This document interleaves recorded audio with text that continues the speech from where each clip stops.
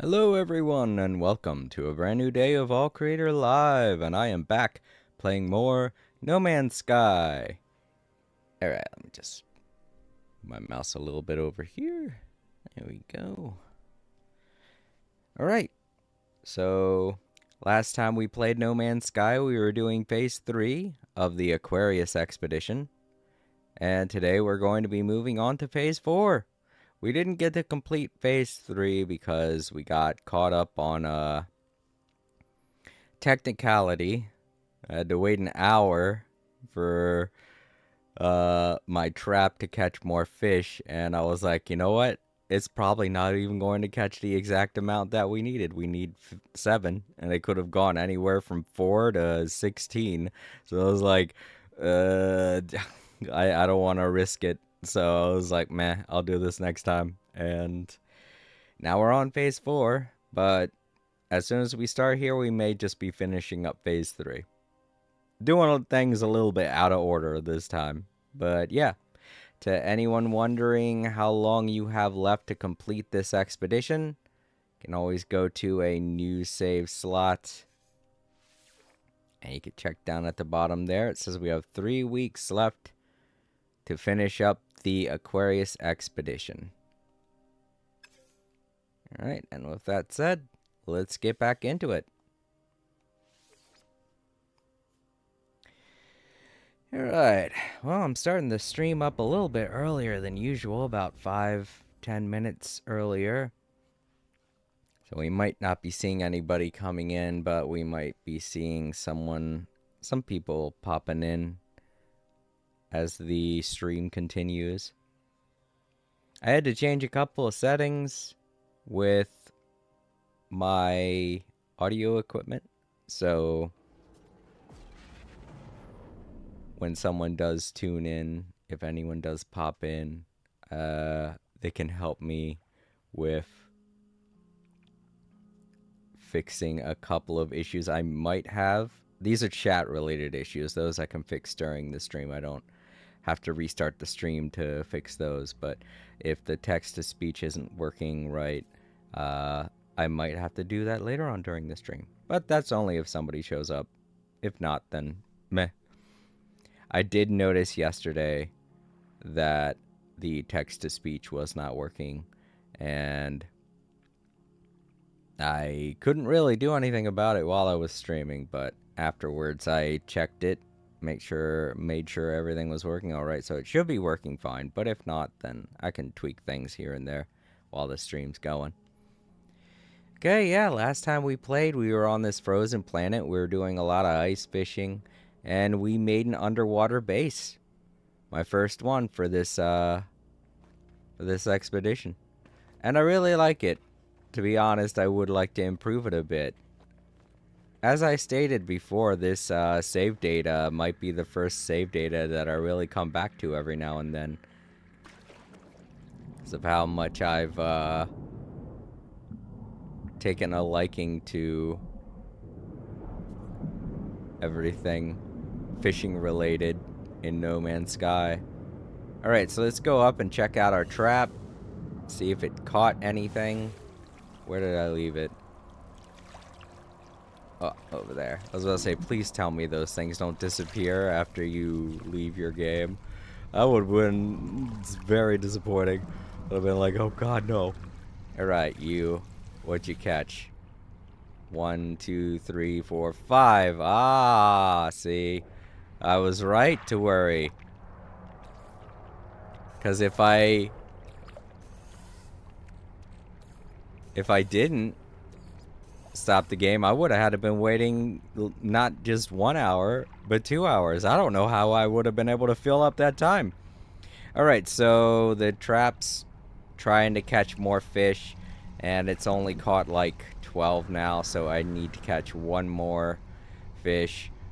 And, you know, we'll just come back to it. We've got lots of stuff to do because we're going to be starting up Phase 4, so I don't have to worry too much about time constraints. Excuse me. Do a little organizing here. This expedition has been a lot of fun, though, I will say. I really do like that Hello Games has been like, you know what, we're going to give them a nice chill. Oh, this is an empty slot. Okay, I need to put something there. I need, next time, I hope I can fill that slot in, because it looks a little weird, you know? Makes me feel like I can put something there, but I can't.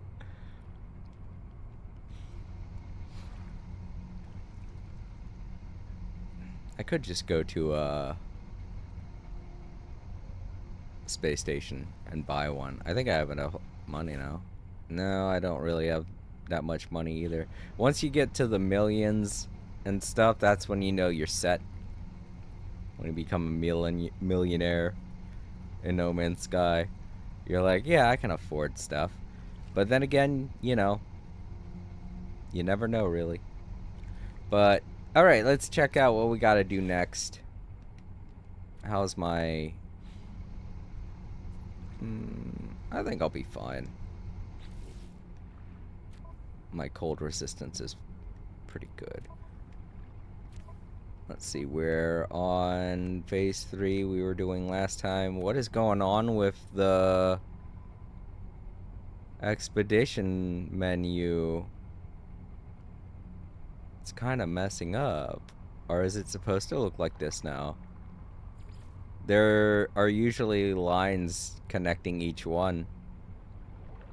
That's weird. Oh well, as long as everything... Oh, right, I forgot. We get some turbulent waves on this planet. Let's get in my ship. There, I feel safe. A little seasick, but safe. Alright, let's get back into that menu. We're still on phase 3 technically. We gotta catch one more fish with a trap. But we can move on to phase 4. And that's gone fishing. We gotta get to the 4th. Oh my, this is actually going to be a bit out of the way, isn't it? I was kind of hoping to catch one additional fish. Oh well. Well, let's see. Gone fishing 4. Reached the 4th angling destination. Call of the water. Land a message in a bottle from an angler. From the angler. In hot water. Land 7 uncommon high temperature fish. Alright, so we're going to have to catch fish in a hot climate this time.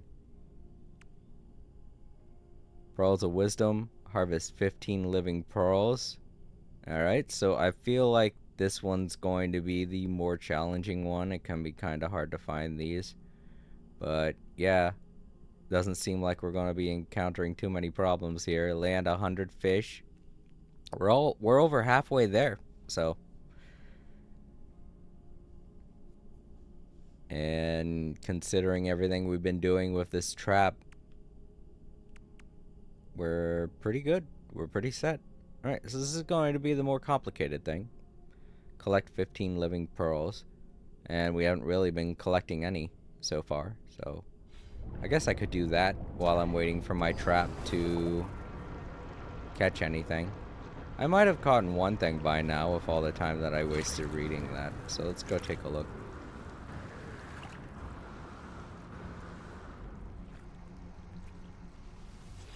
I did! Haha! There we go. Complete.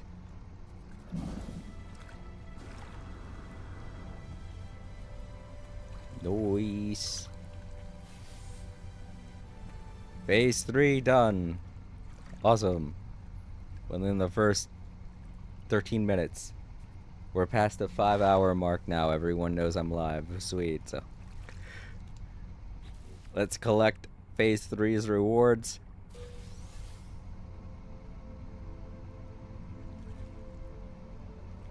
Neat. Supreme suit upgrade. Let's take a look at that.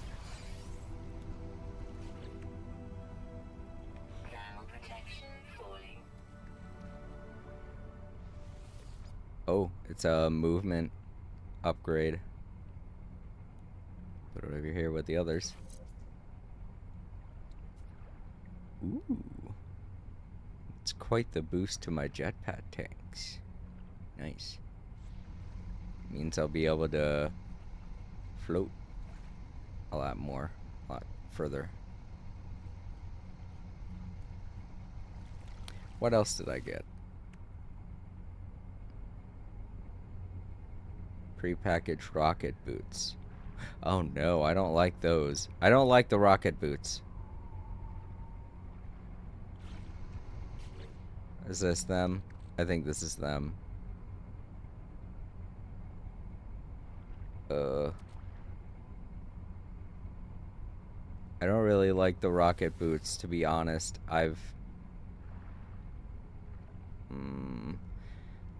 Maybe they fixed it. I don't know. Oh wait, this is... Oh man, this is actually way better. This isn't the rocket boots though, is it?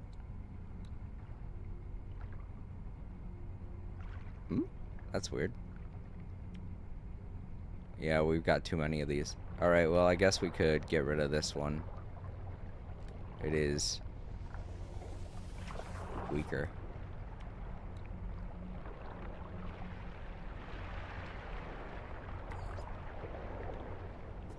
What? Alright, I gotta get back to my ship. Something weird's going on.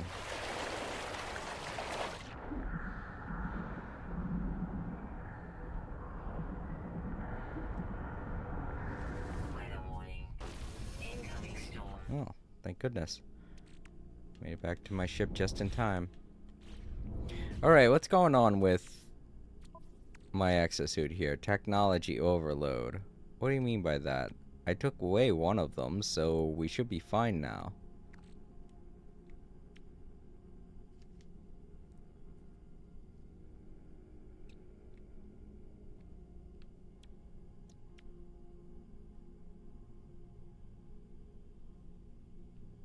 What is this? Let's store it. I don't know what it is. Oh, this is the one we got from the, what's it called?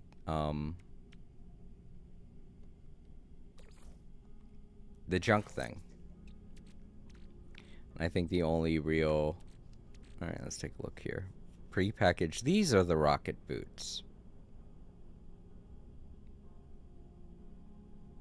Or not? I don't...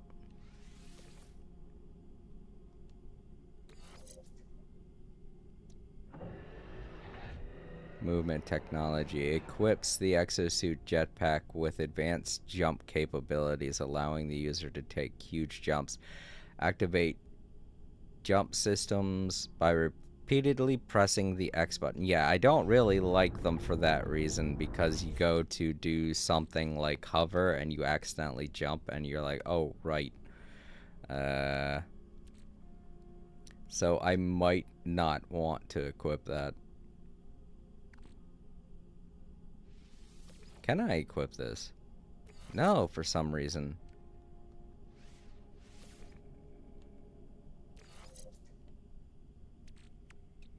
This doesn't provide any additional benefit. Maybe I'll get rid of it, because I don't like it.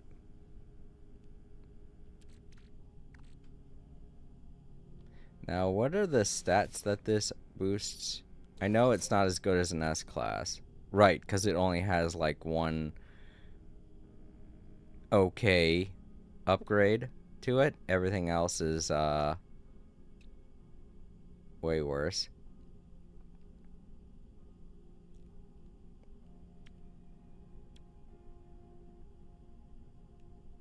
Yeah.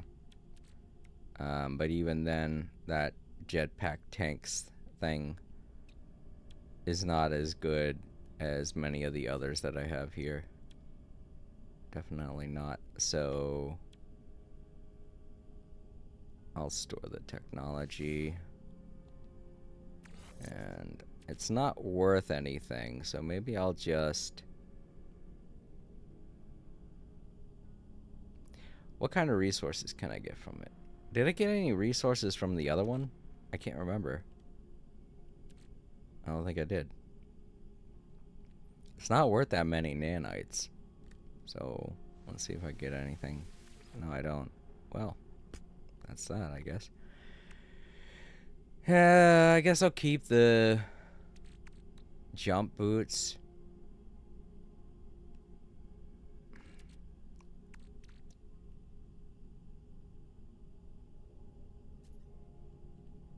Huh. That's so weird. I feel like I should have gotten some, I don't know. Weather update. Storm clearing. I feel like I should have gotten something. But oh well. Oh, I do have a living pearl. I wonder why the uptick hasn't gone up by 1. Whatever. Alright, so that's phase 3 completely complete. Let's collect our... Am I on phase 3?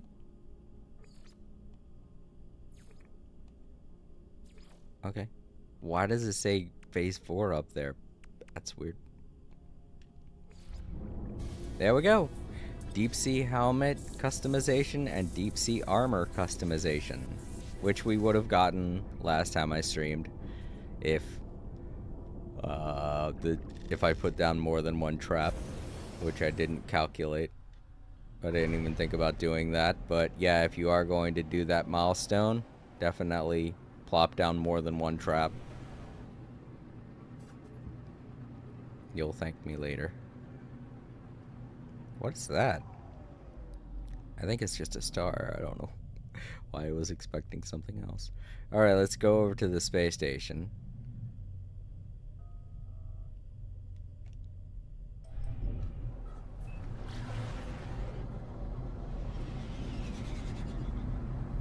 I think I want to go over here for 2 reasons. I know one of them is to get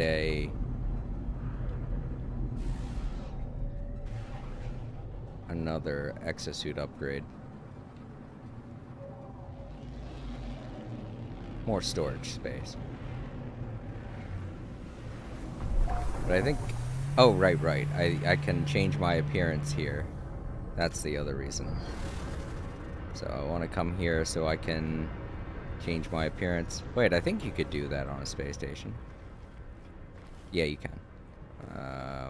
Where's the exosuit guy? Like I said, it's still kind of new to me the way they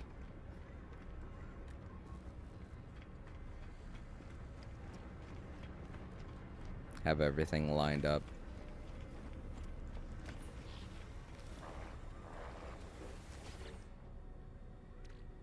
That's exactly where I want it. 50,000 units? Wow, I don't have that much. Screw that then. Alright, so personalization is right over here. I think I said I was going to go to my freighter to do that, but oh well.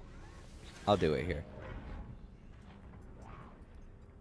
Alright, so we need something for... we got something for... Did we get something for armor? No. Oh man, I didn't mean to do that. We got... head and torso, I think.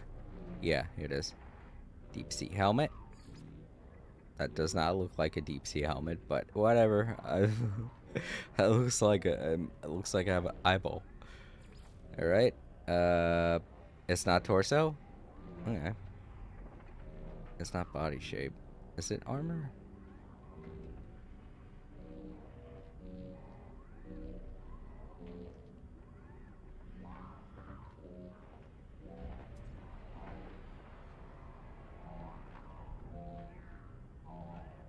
It's not torso.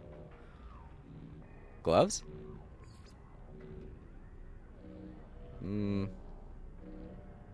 It's not legs or boots. I already took care of them. What was the... Let's save changes. And take a look again. Deep sea helmet, deep sea... Oh, it is armor. I checked armor, though. Oh, 11. I didn't see the 11 at the bottom there. There we go. Why is it blue? We get orange like everything else.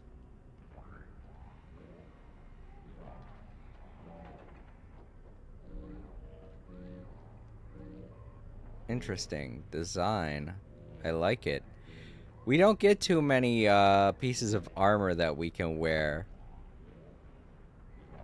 So it's nice to have something different, but I do like it. I might just equip that to one of my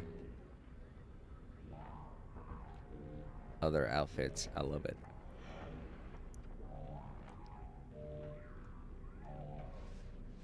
So, okay, there. Now we're looking more like a diver. Yeah, now we're looking more like a fisherman.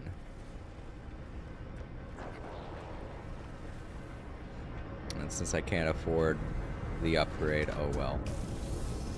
When we go to the next star system. Oh no, that's right, we still have to pay for it. I think the first one is free. All the other ones you have to pay for it. Okay, so got all those upgrades. Actually, let's while we're in a safe area, let me test out the jump.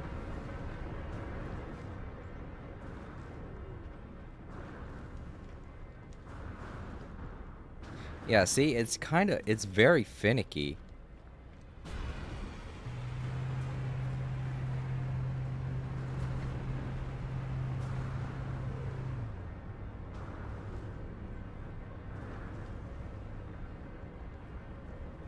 I mean, you can tell when I'm doing it.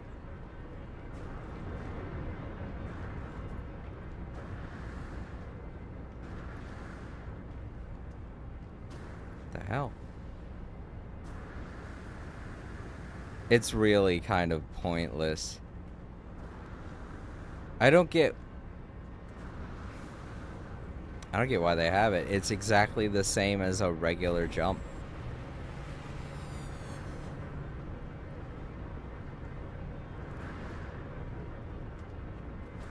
It even wastes jetpack fuel. I don't see the benefit to having it.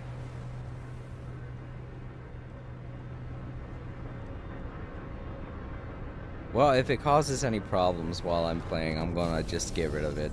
Because I know on my main save, I encountered a problem with it once before, and I was like, I don't like this thing, and got rid of it. I don't think anybody ever has it equipped. It is kind of a pointless upgrade. Alright, so let's... Oh, I still have that fish. I was like, what's that? Alright, well. Let's go ahead and get to rendezvous point 3. No, 4.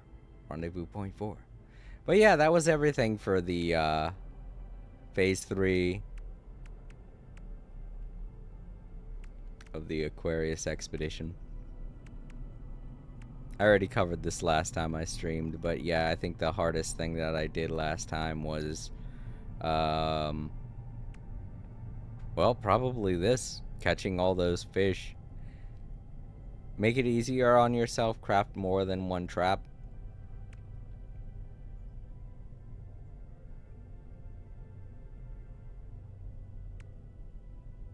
Yeah, this one might be hard if you're not looking to cheat in any way. But I didn't technically cheat.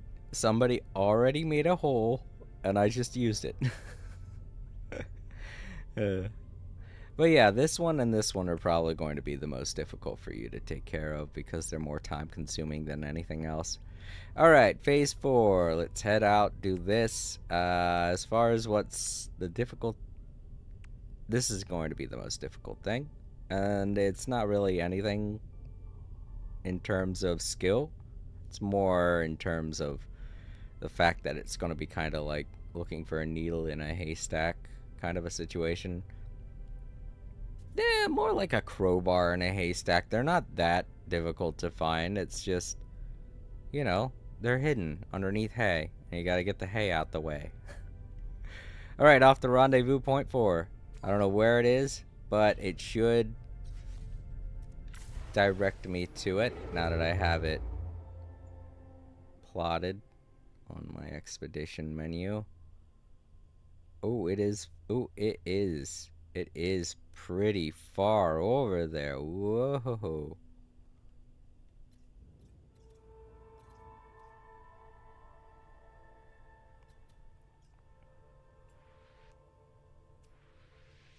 Wait, where am I? I'm here, right? Why is the...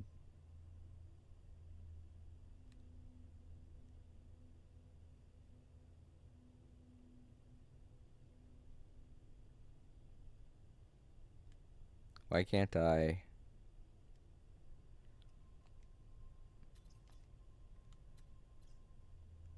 Wait, there it goes.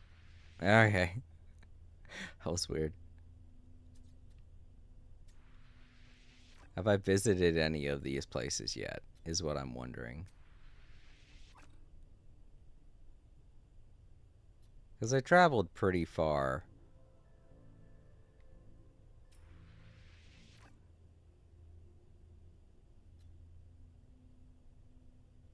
And I really don't know where I've been to yet, so I might have come across.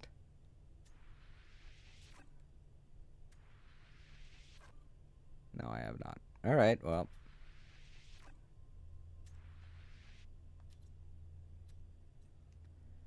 Let's jump as far as we can. Oh, man.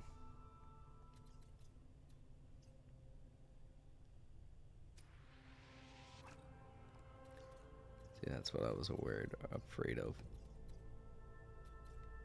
There we go. Get as close as we can. Yeah, well, that threat can go eat a dick.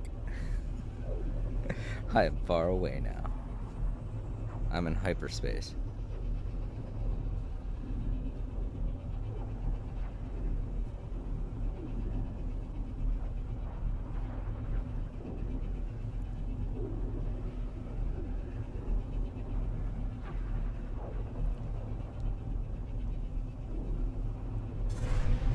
Fugitive starship detective. Oh no. Hostile ships approaching. Where?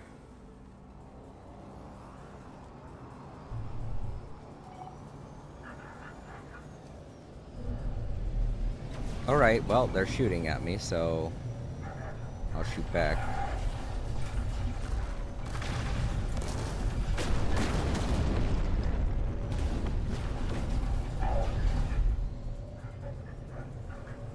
Ooh, look at that beautiful planet down there. Apparently this is also a pirate. So is this. They had no shields.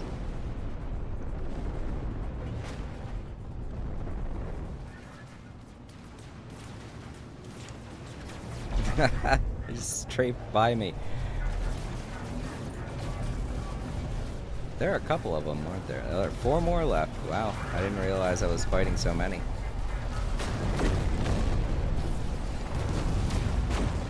Whoa. Where'd he go?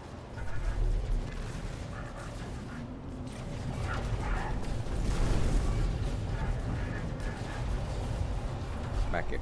There we go. Got you. Where is it? Where is it? Where is it? Oh, there he is.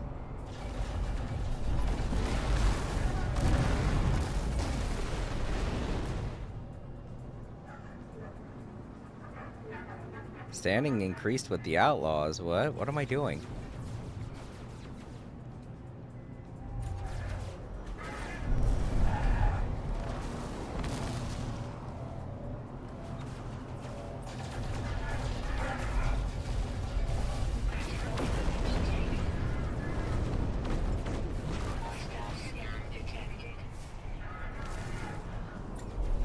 No, I didn't want to do that. I was wondering what I was shooting at. See, this is why I hate space combat. I don't know what it is they're trying to get me to aim at. Shit. I just have to go away. I don't want to fight. I was trying to help those people, and then the one dude just was hiding behind a thing. I think he was like stuck inside of it. I don't know.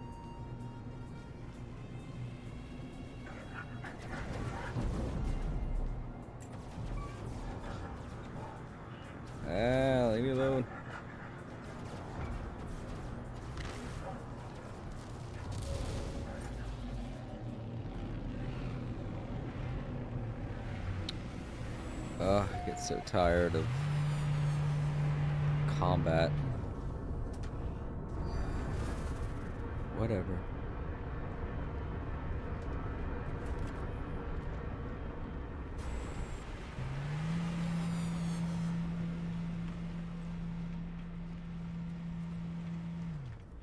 Okay.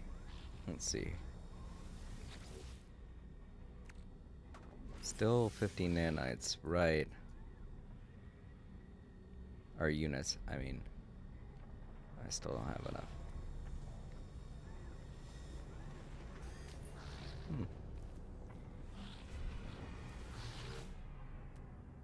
Ooh, that's better than what I got.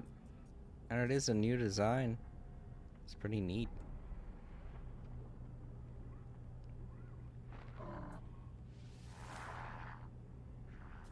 Way better. Oh, you gotta pay for it? I didn't realize.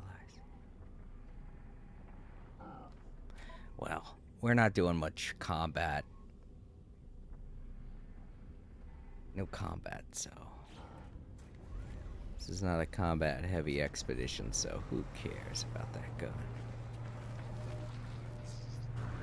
Alright, let's go ahead and jump to the next galactic star system. The people here might not like me, but the people in the next place will. I took out a couple of those pirates. It life for me. It life for me. Okay.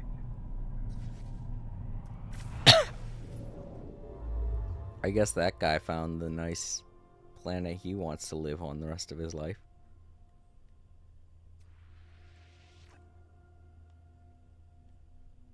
Oh, I'm all out of fuel.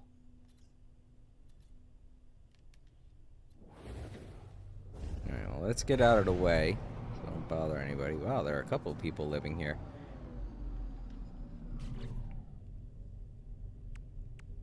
I forget how much do I need to make this stuff. Oh, I know I need antimatter and an antimatter housing.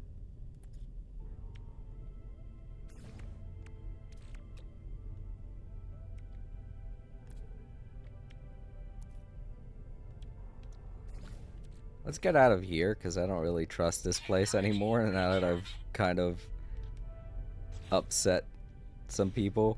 I did some illegal stuff here, so now I've got to flee.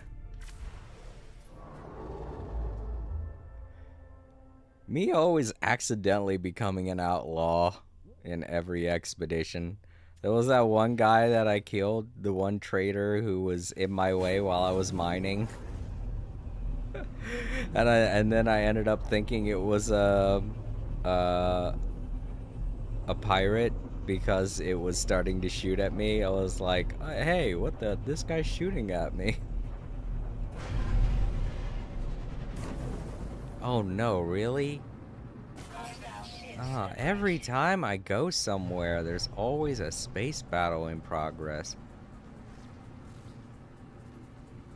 Fly beneath the dreadnought shields.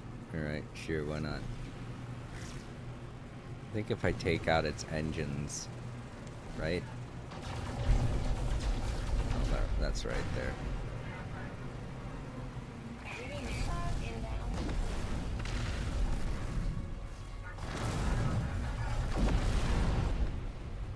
If I take out its engines, that should prevent it from escaping.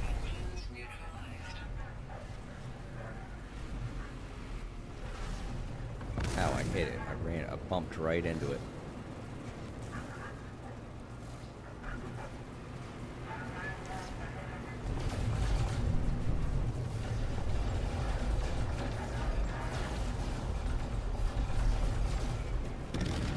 Well, that sucks.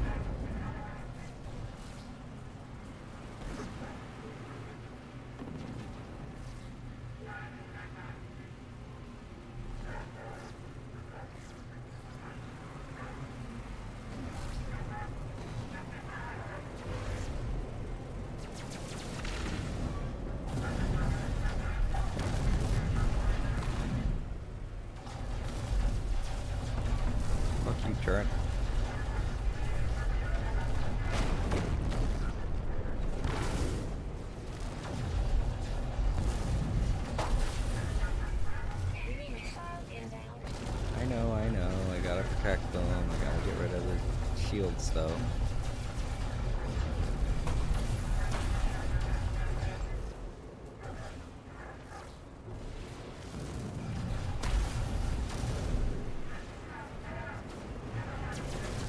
Fuck you.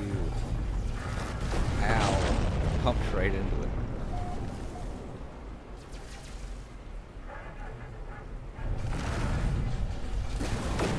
Alright, where's the other? Oh, here it is.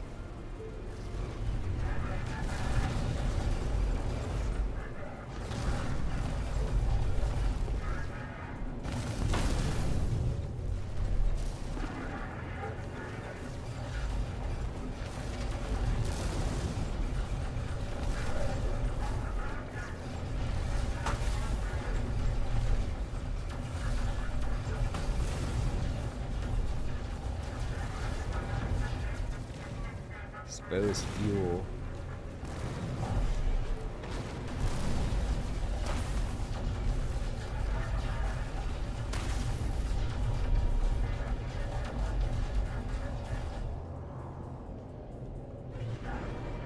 Hostile ships defeated. Is it? Okay. Units received.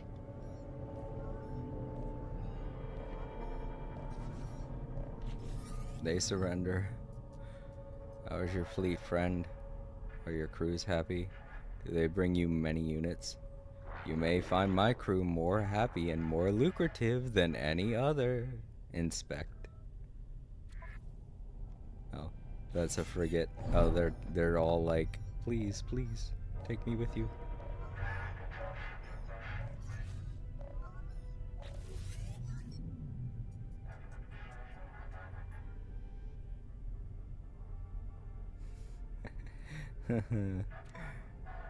Well, I don't have any money. I can't take any of you guys with me, so sorry. Don't mean to be rude. Oh, this one's still functioning. There, fuck you. An extra little middle finger to these guys for getting in my way. Now they can't leave. So this is how you're able to get their frigates. They're very expensive though, so... Hell, I want to take this whole place for myself. Is there a way to do that? Let's, is that a landing area? Seize the Dreadnought. Okay. I did hear that you can get the Dreadnoughts now. So... let's see if I can take it for myself. I already have a freighter, though.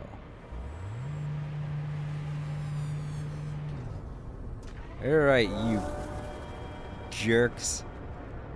You're all mine now. I don't know. What am I gonna do? Just bust in there and try to act tough? Well, they seem happy. They're like, hey, you're our new boss now, right? Wait, is that it? Oh, okay. I thought I was gonna have to talk with someone. I beat you, so you're my prisoners now, I guess. The pirate commander begs for mercy. I may name my price. Seize the Dreadnought, demand tribute. Do I want a Dreadnought ship? Let's take a look at the inside. See what they got.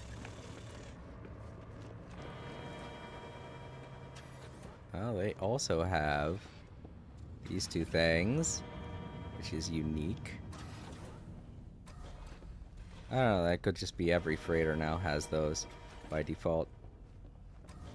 Yeah, they have pretty much everything that my freighter has. So, sure, I'll take it. It's kind of busted up, but I'll take it, if I can. I don't know if it's going to cost me anything. Mine now. Lol. Compare.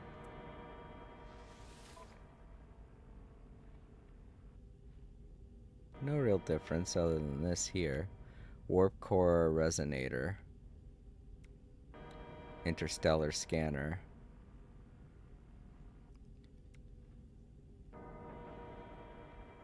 Sure.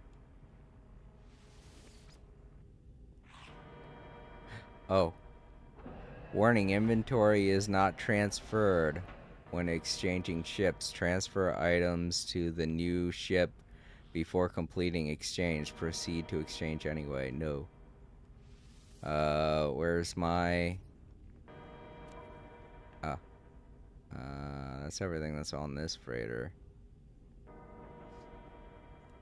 What about my freighter? I thought I had some stuff on mine.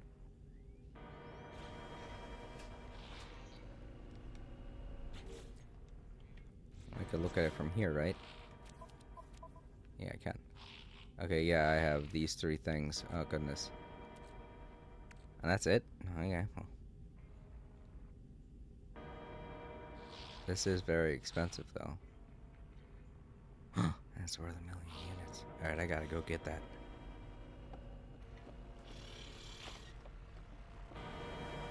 Alright, you guys hold on. I'll be right back.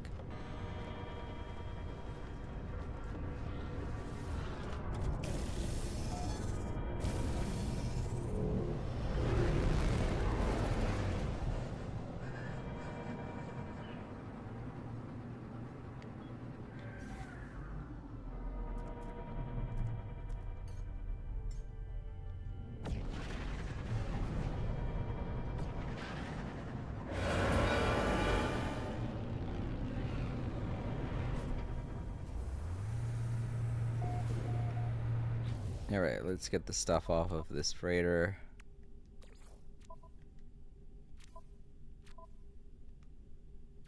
Put on my starship.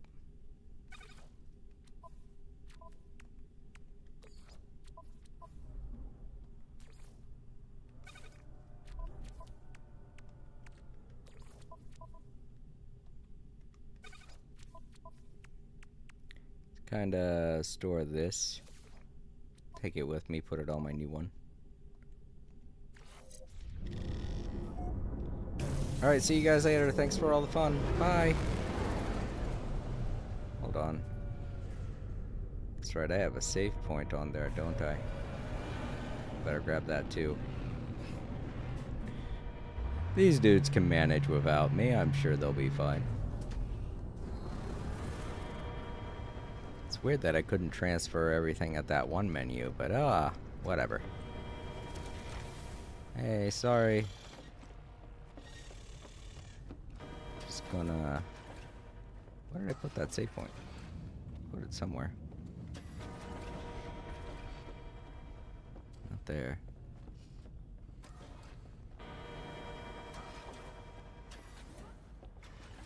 Or did I not put a save point on this one? Am I thinking of another expedition?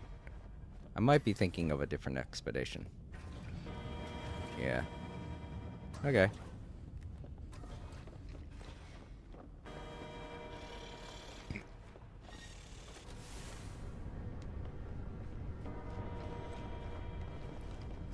There's my ship. Oh, there it is.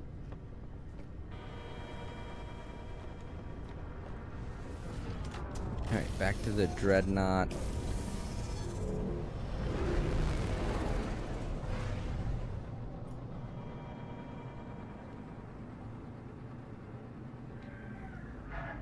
Another exposed fuel rod that I can destroy on it. Which would be funny. But since it's gonna be mine pretty soon, I better not.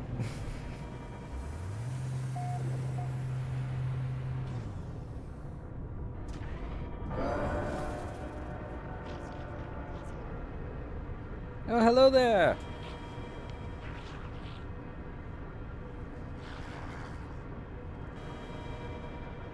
Oh, nice!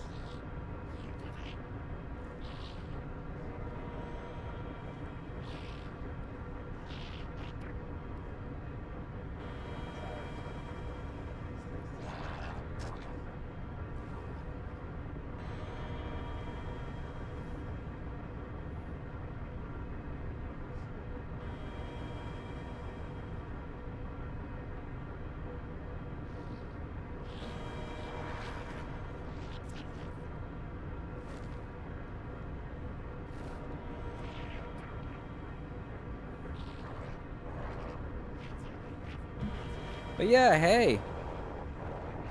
Glad to hear that you had this for several years.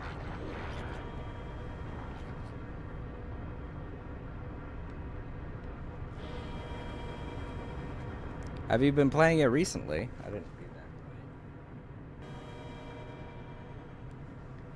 that. Oh yeah, I haven't played Elite Dangerous. I've heard a lot about it. I've seen clips and everything. It looks like it has excellent space combat and, you know, just space exploration in general.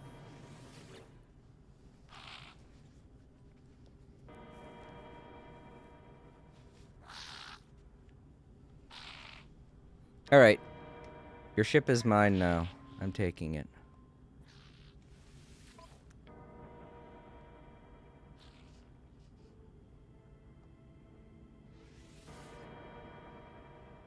Transfer previous.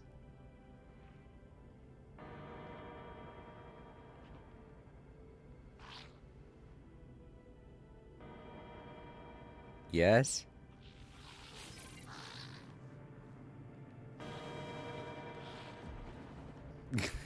He looks so sad. He's like, dang it, we lost.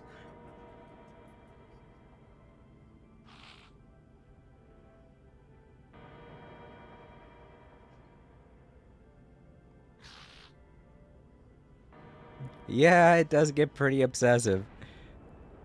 I wasn't a No Man's Sky streamer.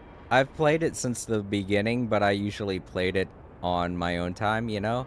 But since they've done so many improvements and they've been keeping up with expeditions and stuff, I've been actively streaming it.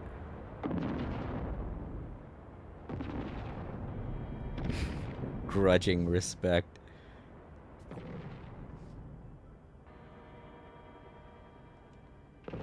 Is that all he's here to do? Just like, alright, I'll just transfer these items for you when I can do that without his help.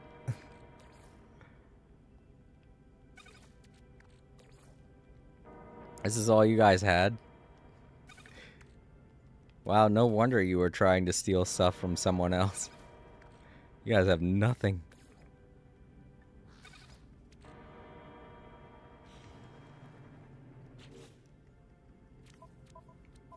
Alright, well, here's our Dreadnought. Class C. Not that great, but still.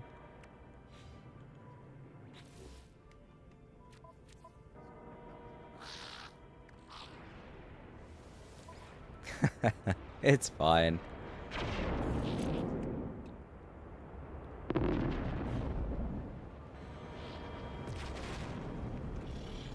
Is there any way to get rid of the red status, though? Because it's scaring me. I don't have a squadron, that's right. I don't have a fleet now anymore. They all just gave up on me. Alright, well, I have pretty much the same interior that I did with the other one, so... Awesome. We're just going to have that warning alarm playing now. I don't know if that's going to stay forever or not.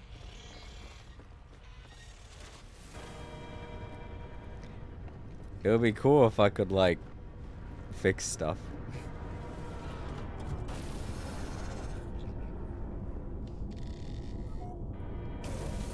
Oh, those? Yeah. Those are some old-fashioned stuff, ain't they? Hostile ships approaching. Really? Why? What did I do? Oh, no.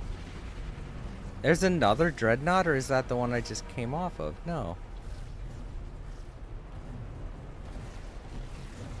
What is going on? I'm just going into the space station. Screw that. Where'd the space station go? There is. There's another Dreadnought. That is so weird. Alright, space station. Where are you? Jesus! Let me out of here. Sorry for all the frame rate drops. Holy crap.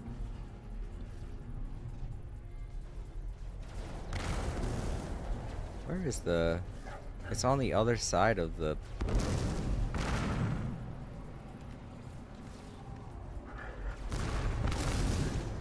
Leave me alone.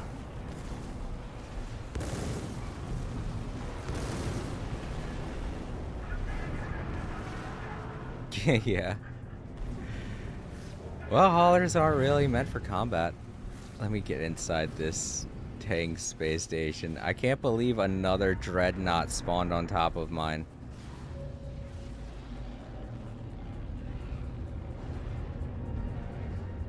Oh, this is an outlaw system. No wonder so much bad stuff's going on. Holy crap.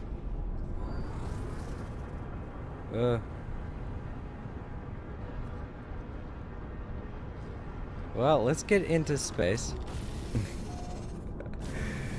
Not really much I can do here. It's no wonder there's so much crime in this system.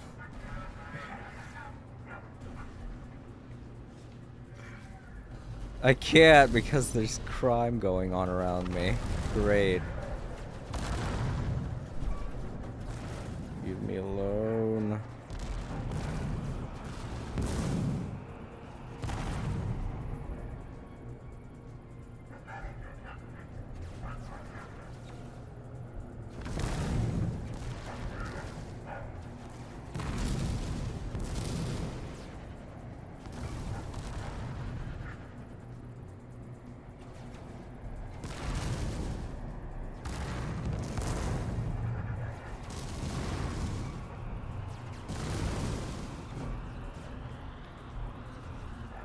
Right. Oh man, I really hate it when they force us to do this stuff.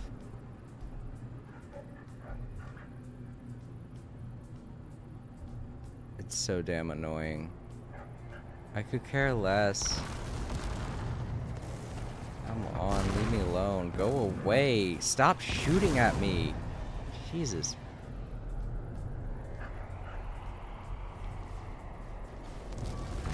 What is it?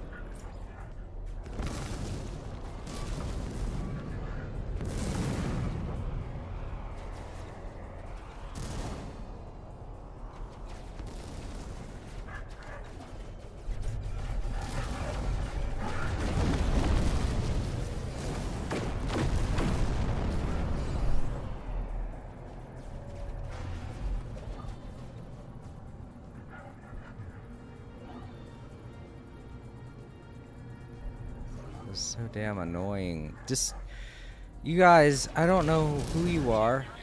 I don't care. Just give up. Let them take all your stuff, because this is ridiculous that another one just spawned right on top of one I just defeated.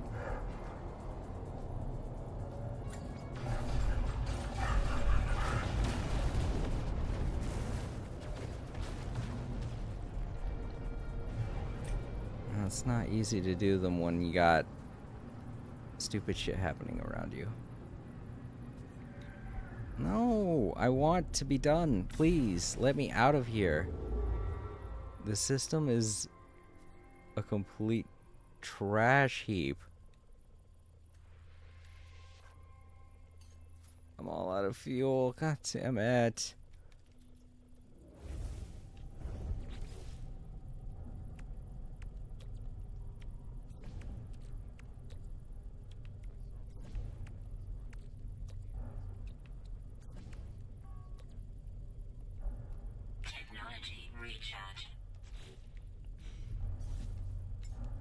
No, what you're seeing right now is absolutely nothing unreflecting of... It reflects on the game not at all. What's happening right now shouldn't be happening. You came in at a bad time, that's all.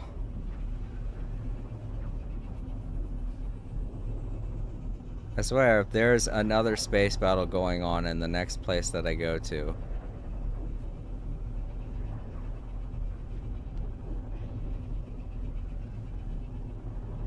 I'm just getting really bad luck with every place that I'm going to.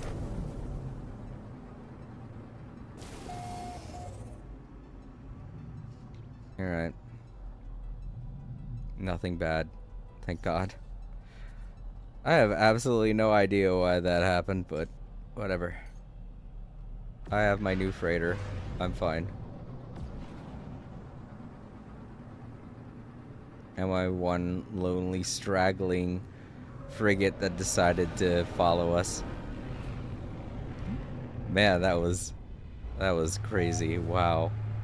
I did not expect to be doing that much space combat in a fishing expedition.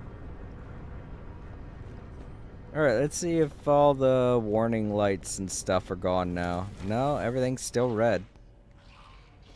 Makes me worry. Oh, I can oh man, I can teleport using my space station with this freighter. That's cool. The other one didn't have that. Hey, this doesn't look like the interior I saw before at all. Oh, wait, that's because I went through the wrong door. I was like, what's going on? I was led to believe one thing, and I got another. Alright, everything is the same. Okay, cool. Good. Let's put a save point in here.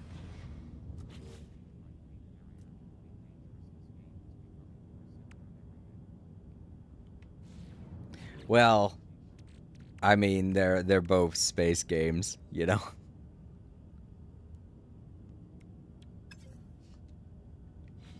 Yeah, I can't find one to save my life. I really wish I was that lucky. Wait, what do I need? I forgot already. Yeah, dehydrogen. I thought that's what I needed. And I can make some. I'll make another one of these. And now I can make a save point. So I could save on my freighter.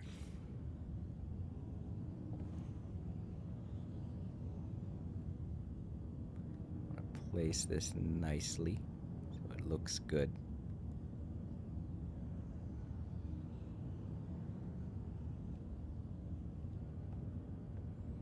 If my character will get out the way.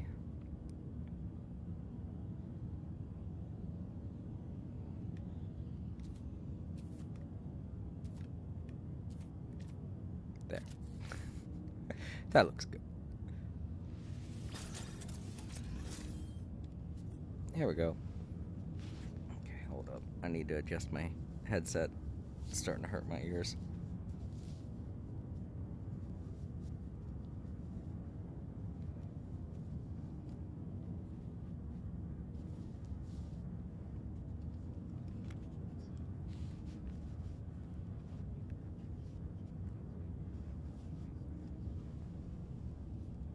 Yeah.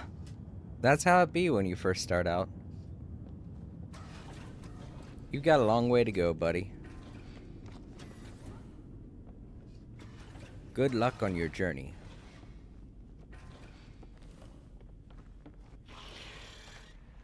But yeah, forgive my rudeness. There was just a lot going on. I didn't get to say a proper hello. But yes, it is very nice to meet you, Doug.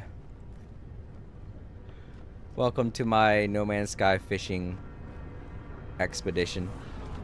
I know it doesn't seem like there's been much fishing going on, but I promise you that's what this expedition is supposed to be about. Relaxing and fishing. I just got unlucky. Alright, let's make more fuel. Or you know what? Now that I can warp with my dreadnought.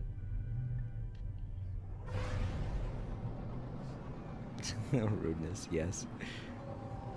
It was very rude of me. You popped in and I was like, hey, how's it going? I gotta fix some audio issues and now I've gotta fight all these space aliens. Now I gotta fight all these space pirates and I gotta take this dreadnought for myself and completely ignore you. I'm so sorry. Where the... I'm on the wrong side.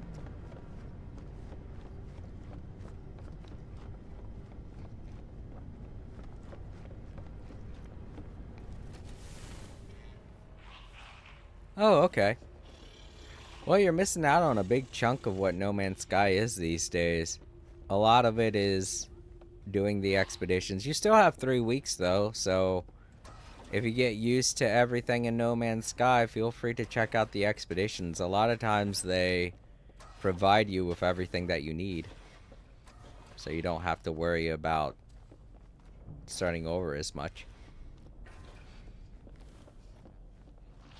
Right. Not to knock any YouTubers, but so many of them are like that. They just yell at the game. I get like that, I'm gonna be honest. But it's only with really challenging games. That's why I tend to not play them as much. And why I'm having this expedition. Oh, my freighter has no fuel. Isn't that just like it is? Well, let's see what I need to gas up my freighter. What does it need? Oh, the same thing that a regular starship needs. Alright then.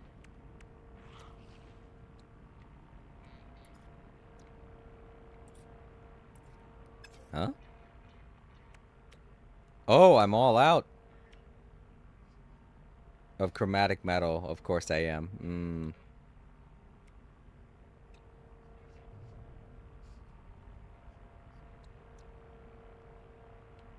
Well, let's see how many of these I can make. That was the only one I could make. Alright, let's get down to a planet. We've got to get resources. Oh, wait a minute. They might be selling some at the Intergalactic Trade Center.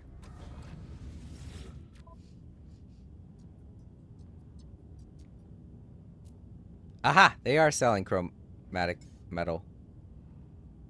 44, that's not that much. I'll take all of it, though, because I'm desperate. You know what? While I'm here, let's sell the one thing that I got. Oh, I don't have it in my inventory. Hold up. It's still on my freighter. I gotta put it in my pocket to sell it for some reason.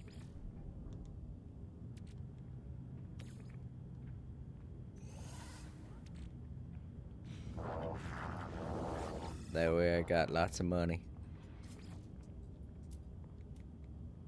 Wait, there it is. Cool. So I think I got about 2 million? Yep, 2 million. Sweet. Now let's check and see what else they got for sale in this solar system. Oh, well, they occasionally have chromatic metal for sale, but not always. Alright, let's see. I have 55 now. I think that's enough for...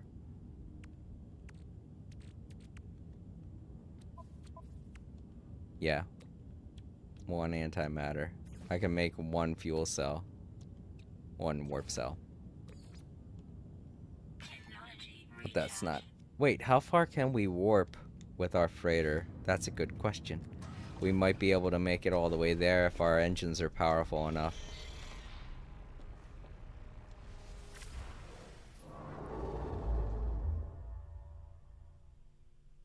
Because I know the engines on my starship are basic, so I think we can. Yes! Alright, our freighter's got some great power behind it. Let's warp. Whoa. This is the first time I'm warping with a freighter. It looks way different. It looks way different than when you're warping with a starship. Now, what'd you say, Doug?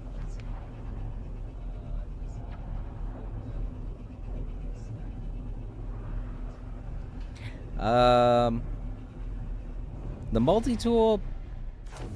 no, I don't think it has any kind of cosmetic upgrades, but you can change its color. No, that's right, I don't think you... I think the color of your multi-tool is just based on how you start. Also, I didn't realize Oh, this is my fishing rod. I gotta change to the gun.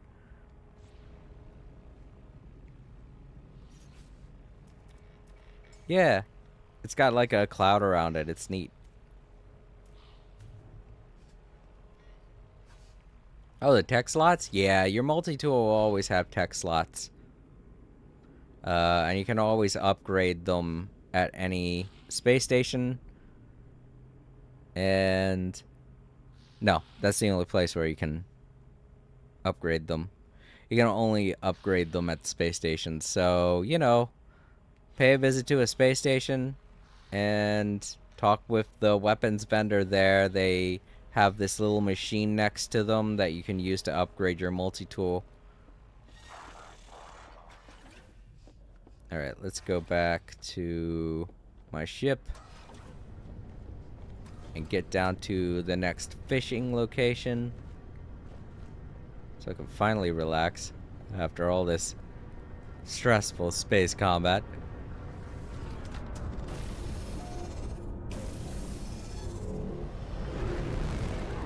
I won't have the added benefit of a base, but with my skimmer, it's almost like having a little base.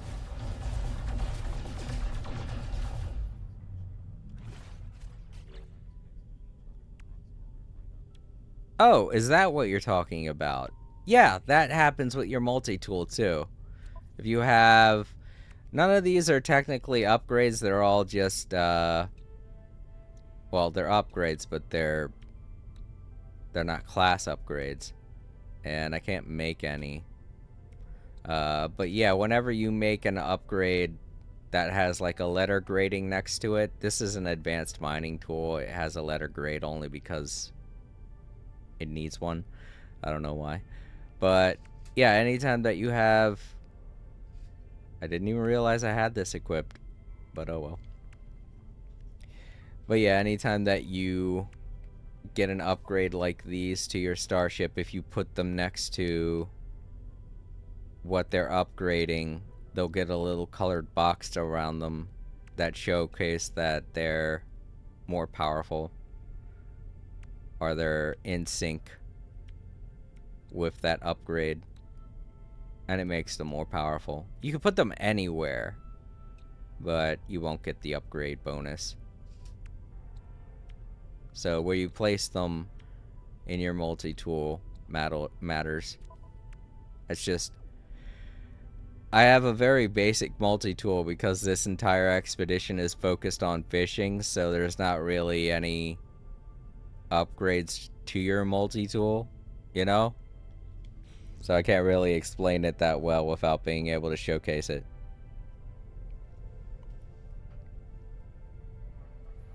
So yeah, it's the same with every upgrading system. It's the same for your multi-tool, your starship, your exosuit, your freighter, your...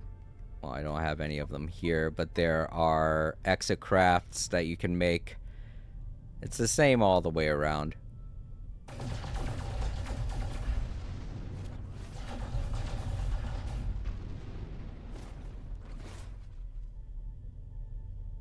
Yeah, it's an interesting system, and it makes inventory management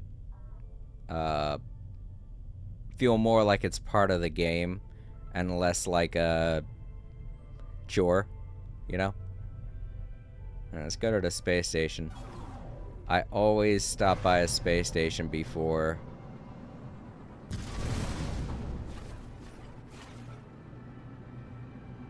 I do anything, because it's always a great place to have to warp to.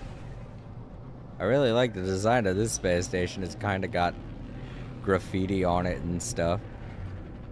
I do like that they've changed the look of every space station on the outside to where they don't look as similar. They have their own characteristics now. It's neat. And I know a lot of people would like more diversity on the inside of a space station, but I honestly can't see me getting around inside of a space station if everything's jumbled up and you have to try and find where stuff is, you know? I'm just like, dang, I can't remember where this is. Yeah.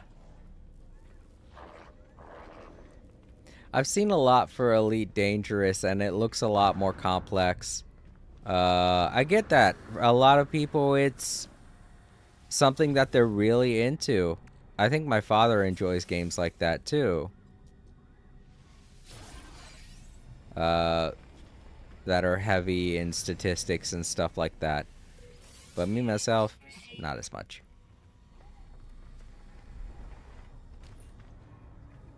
Well, they don't complain as much thanks to all of the upgrades. Ugh, that's a really bad weapon. But, you know, when it first came out, I'm sure you've heard everybody hated it. And I was one of the people that stuck with it. And I'm happy I did. I really love No Man's Sky now. It's the most addictive game that I have.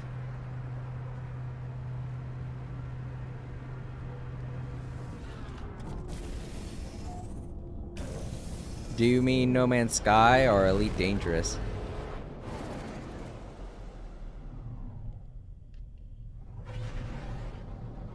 Alright, let's find that next rendezvous point. Right over there.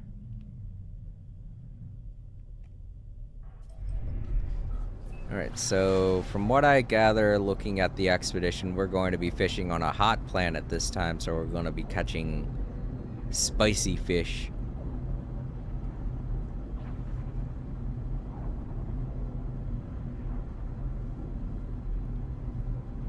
Oh. Well, I'm glad to see that you're getting back into the game.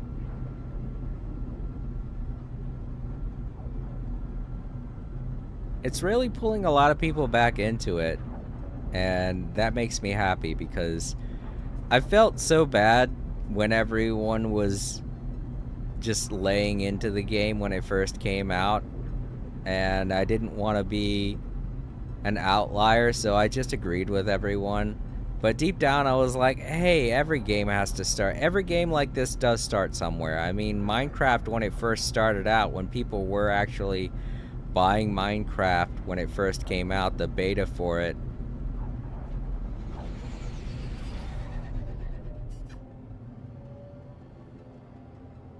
yeah, it feels like that. But yeah, when Minecraft first came out, it barely had anything to it, but everybody, because it was the first voxel game, everyone was going nuts over it.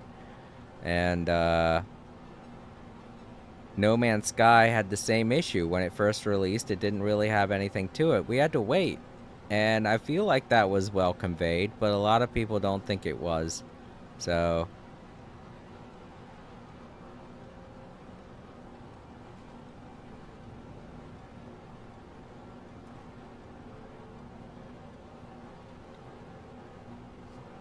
exactly. That's another reason why a lot of people stopped playing it. But me, when I was first playing it, it felt like the most chillest experience for me, and that's why I stuck with it. Because I needed a game to where I could just chill out, and it was perfect for that.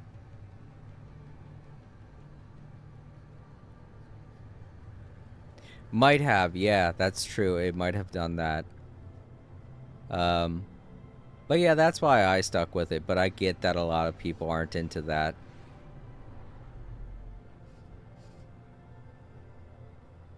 Alright, this is the next rendezvous point. It's literally in the water where I gotta land. I'm lucky I have these engines where I can land on the water now. Yeah. And, the other thing that I was doing besides chilling was I was just roaming around looking for all of the stuff that I could find. I get that a lot of the creatures and stuff, as you continue, all tend to look the same, and I got that, but it was a point of getting there that was keeping me playing the game, you know? After a while I was like, yeah, these creatures are all pretty much the same, but it was the adventure of getting to that point that made it worthwhile. And then after that I was just mostly playing the game to chill out. I'd float around in space, shoot some space rocks, listen to music. It was a very relaxing time, you know? And then every time an update would happen, I'd get more and more into the game. Yeah, we got some dangerously hot water here.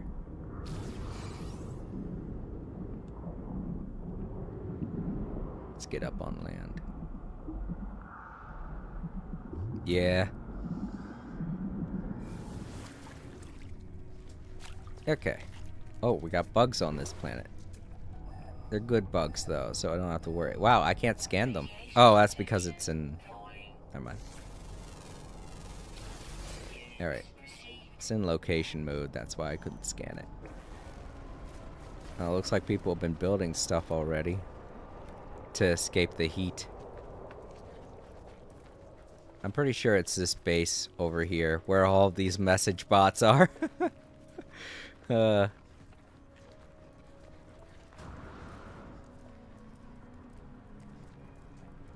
Right, that's something you want to work your... excuse me. Something you want to work your way up to. Alright, this is the place. Let's see what the next...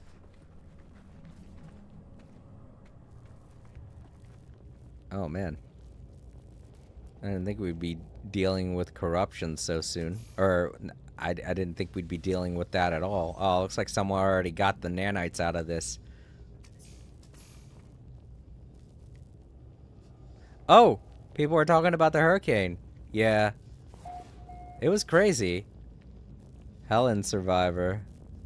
Tennessee. Well, I'm glad to hear that they made it. Yeah, it really rocked the East Coast. I know here where I'm living, we experienced a lot of power outages. Looks like this place has been completely mined. Might as well. Let's see here.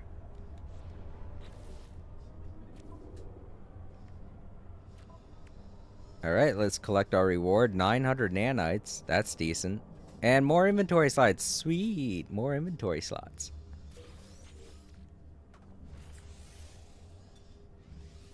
Oh, okay, good. I have a couple friends that live in Florida. I was keeping in touch with them. You guys were hit the hardest. I was at that level 5 when you guys got hit, and that was some pretty messed up stuff.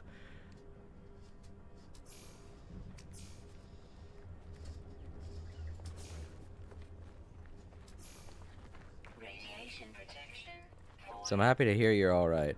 I love how so many of these people got such unique looking starships, but I've gotten such a basic hauler. I'm like, man, oh well. Alright, so this isn't a hot planet, it's a radioactive planet, but just because it's radioactive doesn't mean the fish can't be spicy. Dredge up a message in a bottle. Let's go over to my ship and fish. I want to just sit on top of it just in case a storm happens. I don't know if this planet has any storm systems or not. Brew in on it. Where is my ship? Oh, it's way over there. And I also plop down my skimmer. Oh man, yeah, the water here is way more radiated. Oh, okay. Well, that's good. I just know a couple of friends in Jacksonville and one further north that was around where it hit directly that I was mostly worried about. And I'll pop my skimmer down here.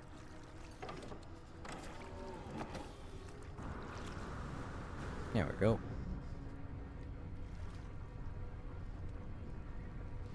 Now that I can, let's put that fish in there. There we go. Our radiation levels are okay. They're going down, but not by that much. And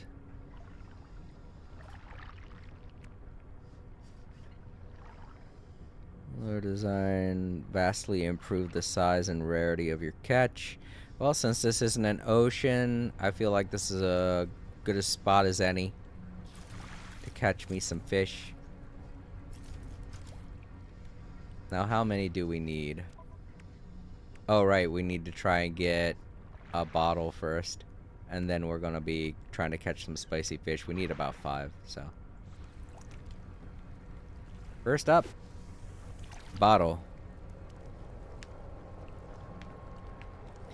Have to make sure I don't have any bait. Oh, wait, I do have bait. Never mind. Let's pull my line back up. Take the bait off my hook.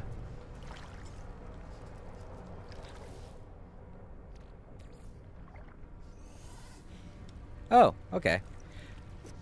Yeah, you're definitely going to be doing a lot of exploring, trying to upgrade your inventory slots. I think the inventory that's the most difficult to find... dang it. I think the inventory that's the most difficult to upgrade is your starship's inventory, because you very rarely get the chance to upgrade your inventory on your starship, so anytime that you get it, treasure it. I honestly, off the top of my head, can't think of an easy way to upgrade your starship's inventory. It's either really expensive or you get really lucky with some of the places where you can find the upgrades. Alright, there we go.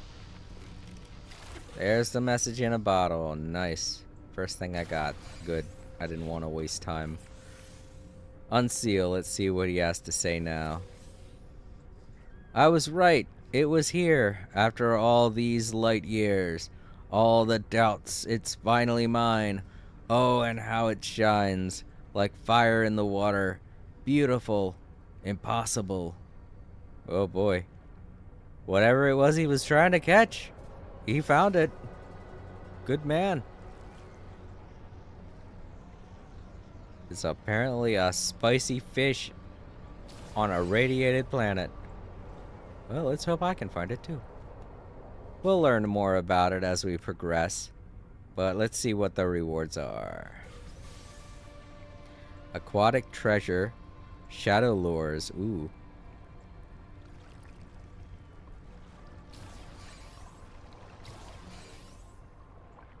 Oh, cool.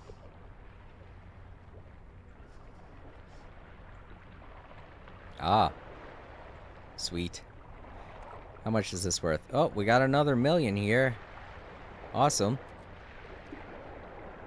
I'll sell that when I get back up to my freighter.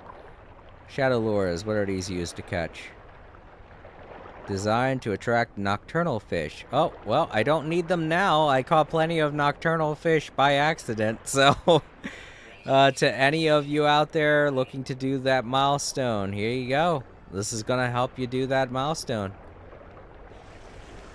You know what? I think I'll put both of those baits in the cold storage because I'm not going to be using them.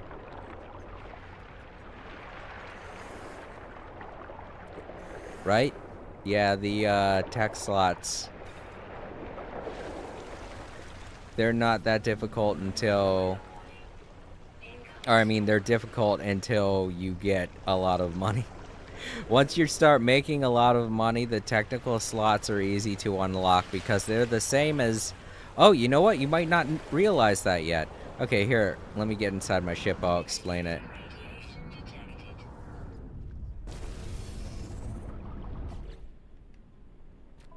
Alright, so when you go to a space station and you already know how to upgrade your exosuit, before you buy another exosuit upgrade, instead click on a technology slot, an empty technology slot, and you'll get to upgrade your technology slot instead of your exosuit.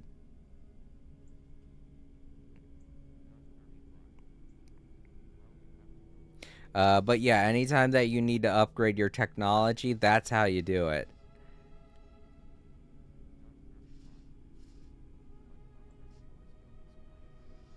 Yeah.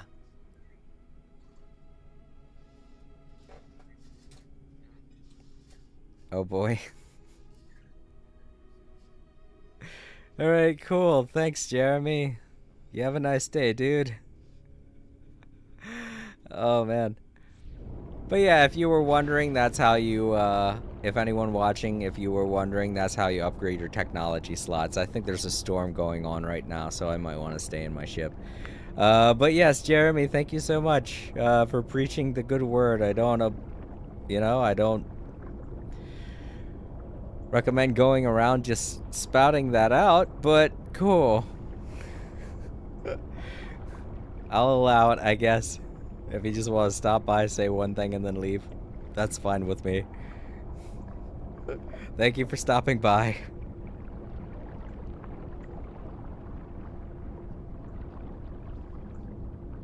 Yes, I am also on Twitch.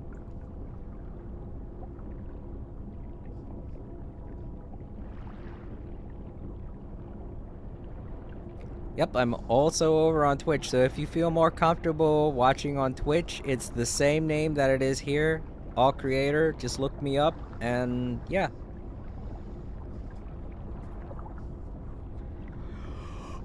Oh, sorry. Wait, is there a storm going on?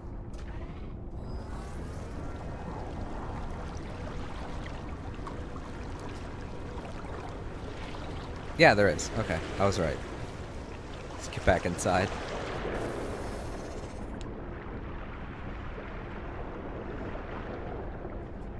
Alright, Jeremy. Thanks, man. You have a good day. Oh, storm's cleared. Just eat some popcorn.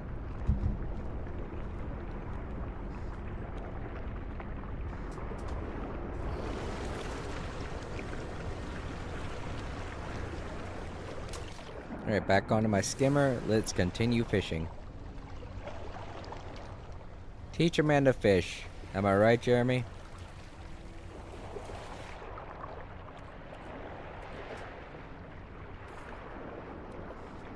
Yes, please do.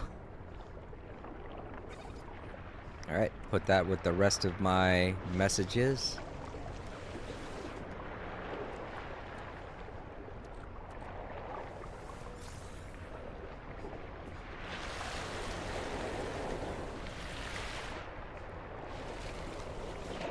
Alright, so the next thing we gotta do is catch uncommon high temperature fish, which I'm pretty sure we can do here on this planet, right? Let's see what it recommends. No suitable scorched worlds detected in this local system. Oh, okay, so this planet is not suitable for what I need to do. Alright, well, let's leave.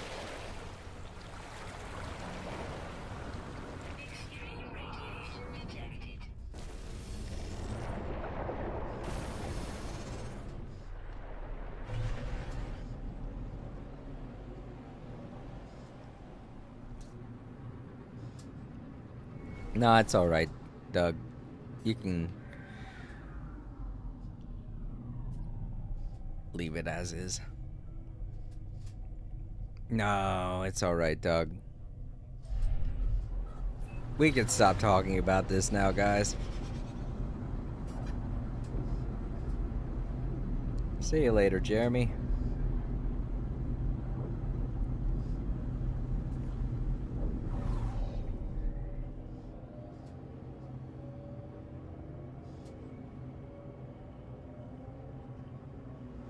Gotta get over there, get more fuel.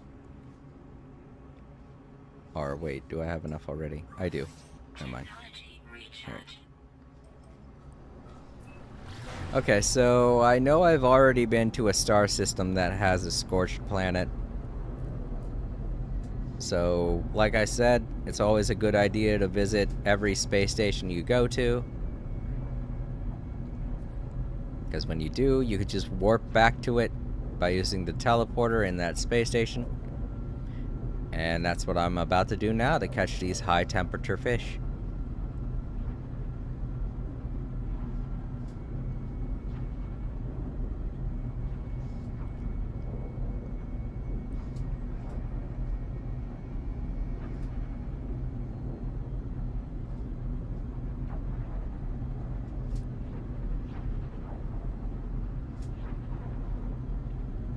Nah, I didn't bother. I realized I have enough fuel, so I'm good. Oops, hold on. Stop trying to go to that guy's base. I want to go to the space station. There we go.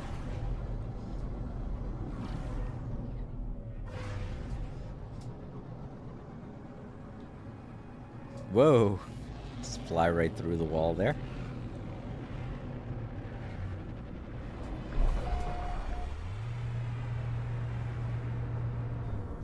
Yeah, that is something fun to do. That's another thing that I always did while I was relaxing in No Man's Sky. Obviously, I don't do it on stream because it would kind of be boring for someone to pop in and see a guy just floating around in space.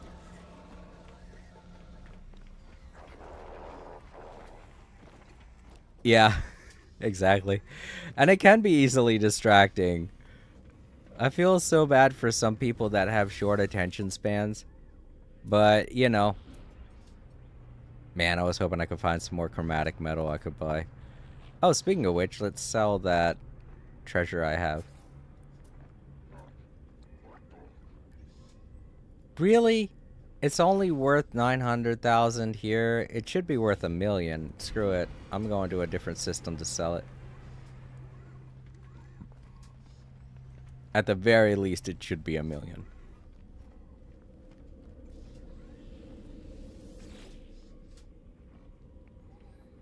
Alright. Let's try to remember where that hot planet was. Clearance not granted. Right. Because that's the outlaw system. Oh, hey, would you look at that? Java woke up and he's partying and knocking over his toys. There you go. I knew he'd get into it. I set up some Halloween toys for Java if you guys want to look up there at the Java cam for a minute. Look at him go. He's having lots of fun with his toys. I didn't see him knock them over, but it looks like he's doing stuff.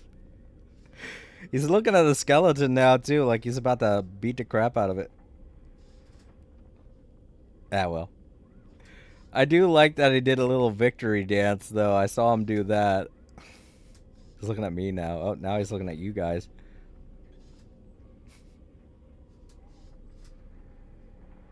I think he's scanning the area. Whatever, he's having fun. That makes me happy. Alright, so I don't know which one of these has... I'm pretty sure Rendezvous Point 3... No, that had the icy planet. Rendezvous Point 2, I think, had the...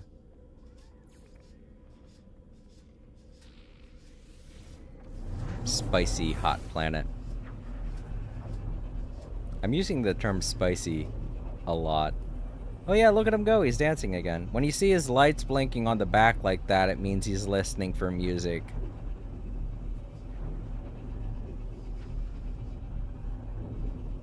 Okay, yeah, he couldn't hear any music. I was wondering what he was doing. I was like, are you trying to dance to something? I'm not playing anything.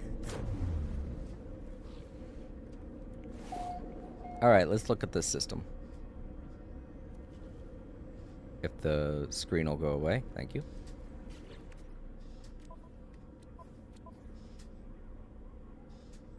I think Aggressive Sentinels, Barren Planet, Frost Planet.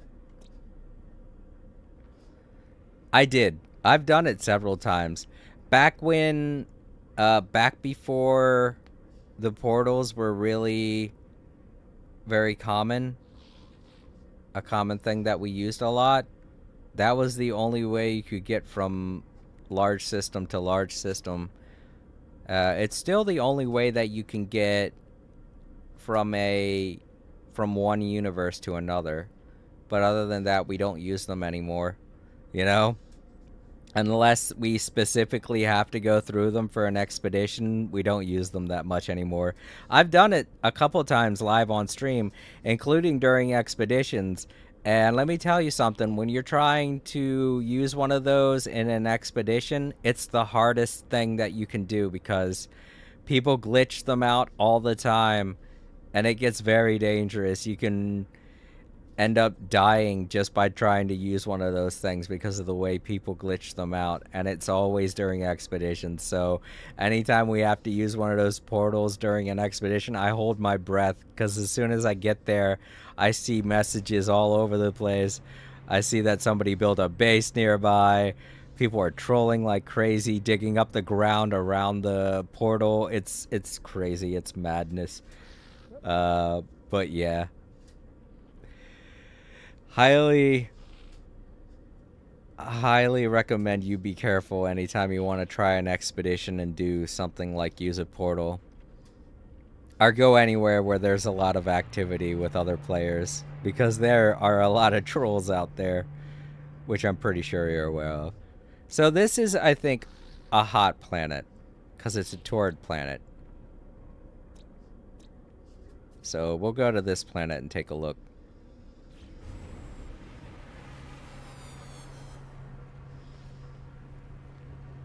It was before we had expeditions, they were testing out the idea of expeditions by doing special quest lines that you got from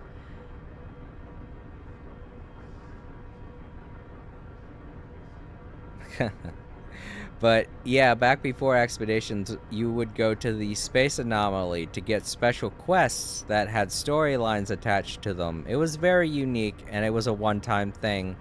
But back then, you had to use those ancient portals in order to get to the locations they specified in the expedition. So yeah, those were some pretty crazy times. I'm sure there are people that have made videos about it, and I gotta tell you, I'm one of the people that had to endure going through those early expeditions. They were trying. They were really, really hard. But it was the first time we really got to do anything community related, and seeing other players running around and doing stuff was just such an interesting experience. Because up until that point, we really had barely any contact with other players in No Man's Sky, so it was fun. But man, was it a headache sometimes dealing with trolls. Alright, let's go to that hot planet and catch some spicy fish.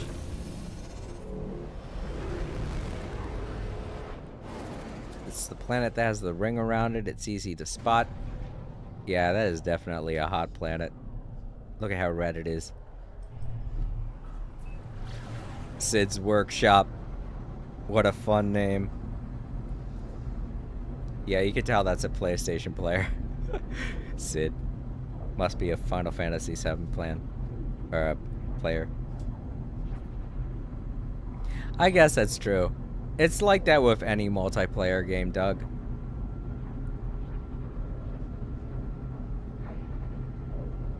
By the way, Doug, how do you like the setup of my stream? It's actually new for my stream. I set all this up last month.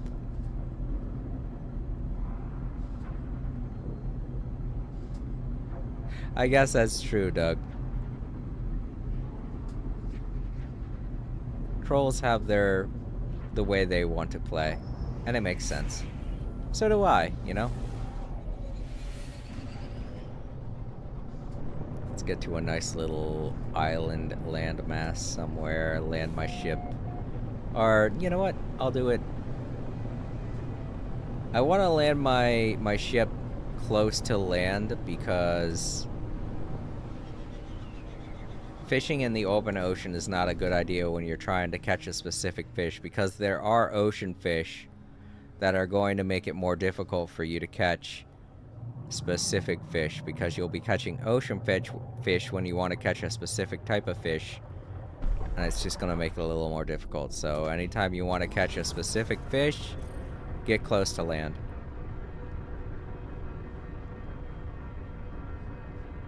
That's true. Alright, let's plop down my skimmer so I have more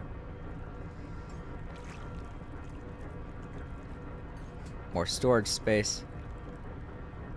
So, put it there. I don't know, I kind of want to get a look at those, a view from those, at those crystals. I'm pretty sure this is a nice, unique view. I like it.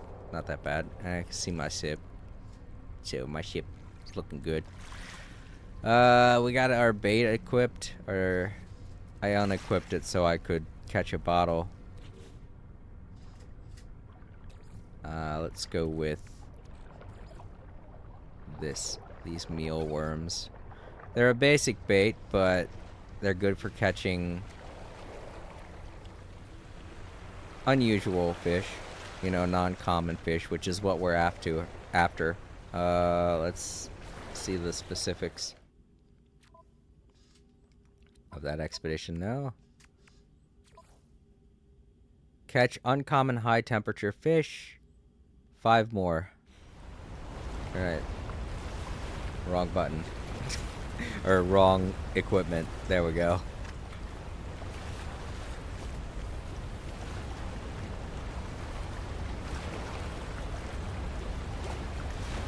Yeah. Right. I'm sorry, I forgot I asked that. But yeah, it's new. I set all this up last month. And... oh, wow, look at that. Medium-sized aquatic to high-temperature waters. Yeah, there we go. There's one. So we need 4 more now.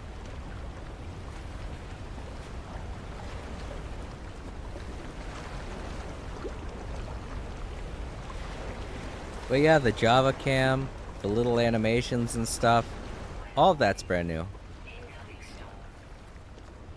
And I'm happy you like it. I worked pretty hard on it, so. Hey, April. There's another rare octopus. It's a hypnotic octopus. I don't think it's heat related. Let's get back into my ship and wait out this storm. My sister just popped in. I want to see what she's up to. Hold up. I'll mute it.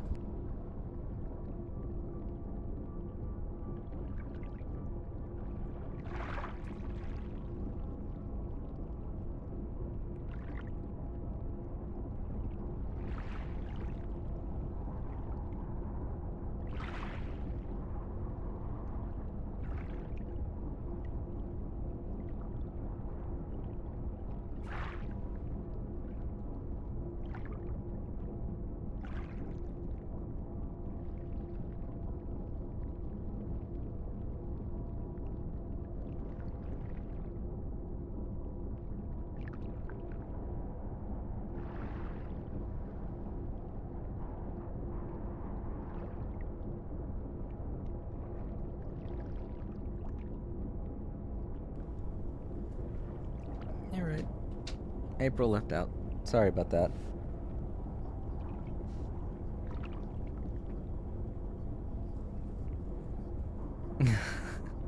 Yeah, don't worry. I mean,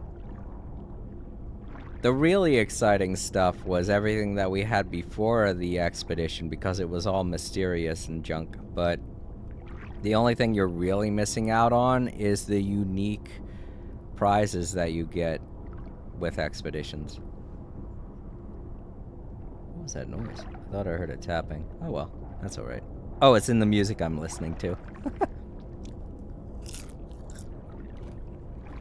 Sorry, I got some popcorn here. I'm gonna be eating it while I wait for the storm to die down.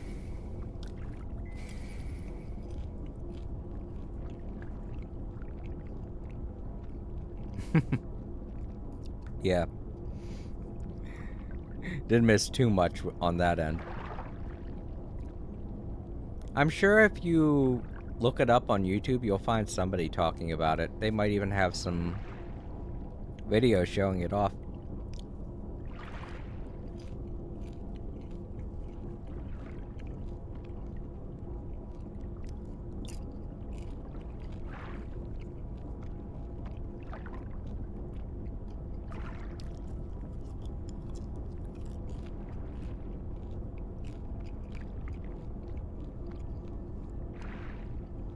Oh yeah, the ships though. Yeah, you've missed some really good ones. There are some S classes that you only got from expeditions. So yeah, I'm sorry to say you did miss those.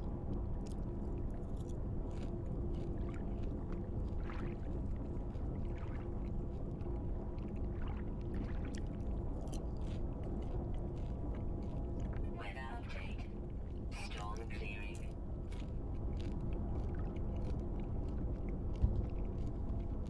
Huh. Yeah, sorry.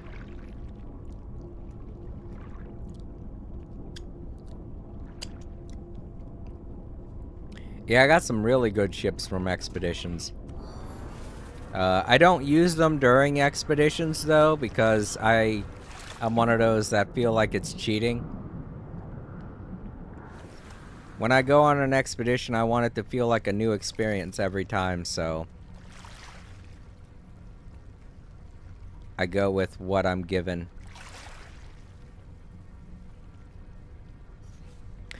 But yeah, if you do complete an expedition, anything that you get during that expedition becomes available to you to use in other expeditions. That's another benefit to doing them.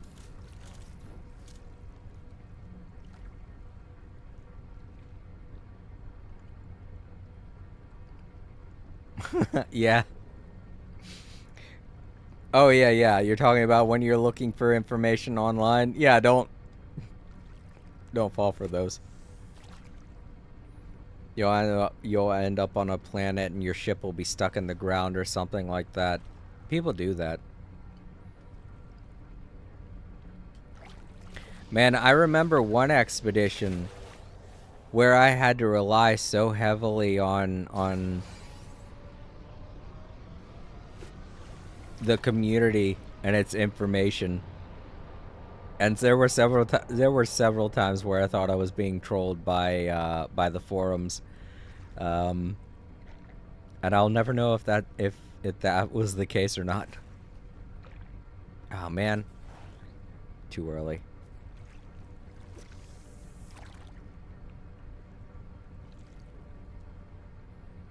But yeah, it really got me infuriated, some of those expeditions I've done, because it's worse than trying to find a needle in a haystack. There are so many planets and so many creatures on each planet. Sometimes trying to find a single one is like, oh, it's so bad. The expeditions can get bad, let me tell you. They can feel like they're impossible sometimes.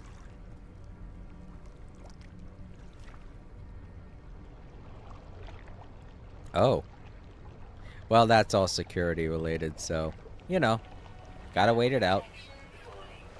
I haven't joined the official Discord. But maybe one of these days I will. Man. Alright, so yeah, catching these spicy fish is gonna be a little more difficult than I thought. Oh yeah.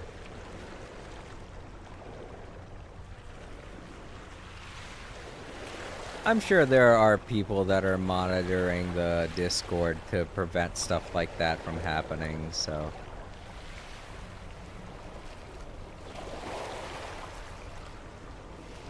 And despite everything I've said... Oh. That's a lot. I didn't realize the community was that big. But yeah, despite everything that I've said, the community is actually a lot less toxic than I make it sound, you know? Me talking about trolls and all that.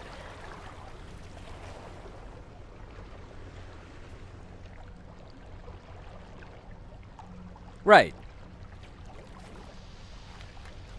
And when you say that, I can obviously tell that you mean that in a personal way, because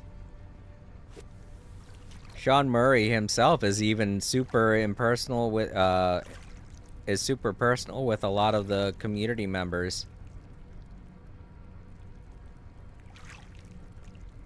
He'll post to Twitter and he'll respond to tweets, all that stuff. He's a great guy.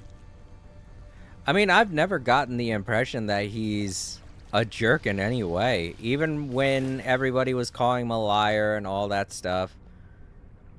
I'm just like, I don't know. I'm like, he's a nice guy. Come on, cut him some slack. So he got a little carried away with his explanation on what No Man's Sky was going to be. He wasn't wrong, you know? It's just, it takes some time to develop stuff.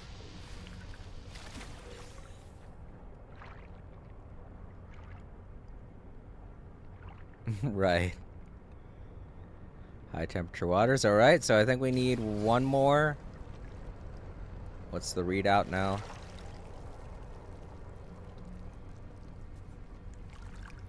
Yep, one more. We need one more spicy fish.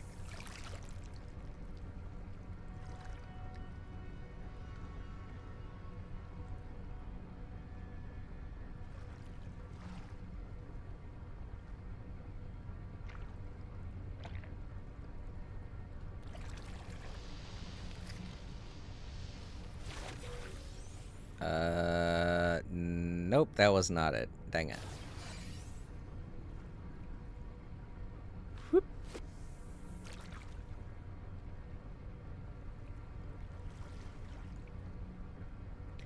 I'm happy they gave me the hazard protection too, because it is really helping out with this expedition. Just sitting here waiting for fish on these ridiculously hot and cold planets could have been a make or break for me playing this expedition, but they give you plenty of power-ups to deal with it, so.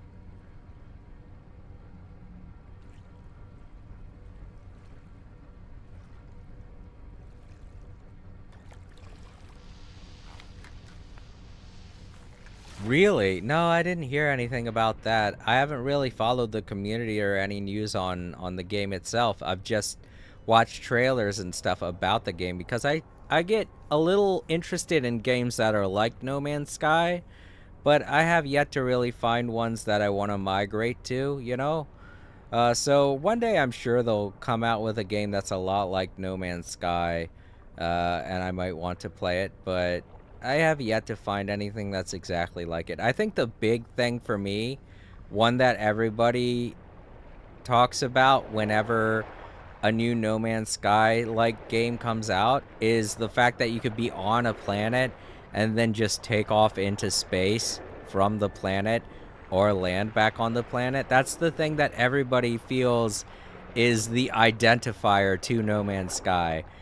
You don't have a No Man's Sky game unless you can just do it without any loading screens, you know? And I have yet to find a game that does anything similar to that.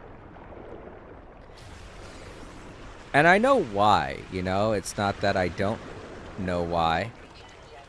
Alright, that should have done it, I think.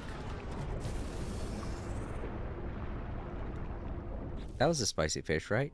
It wasn't? Ah. Alright, well. Let me take a little break in here while I'm explaining this. I know why a lot of other games do what they do. Make loading screens in between landing on a planet and taking off into space. It's because they want a lot of diversity on each and every planet that is either randomly generated or they crafted themselves, depending on the game. That's the reason why. It's because they want that diversity that's making it difficult for them to capture that. I don't really play on PC either. That's the other big thing for me, why I don't play a lot of these games. But yeah, it's the diversity of the planet that's causing that. They want to be like No Man's Sky, but they want their planets to be more diverse than No Man's Sky's planets. But you gotta realize that's the whole reason why you can take off from the planet and not have a loading screen. It's because each planet themselves are biomes, and the system itself is the randomly generated area. Like how when you craft a world in Minecraft, when it's setting up the biomes, You want to think of it like that. Everything that's generated in those biomes, think of it like each of the biomes in a Minecraft server is its own planet. And that's how No Man's Sky works, and that's why you're able to fly from planet to planet with no loading screen.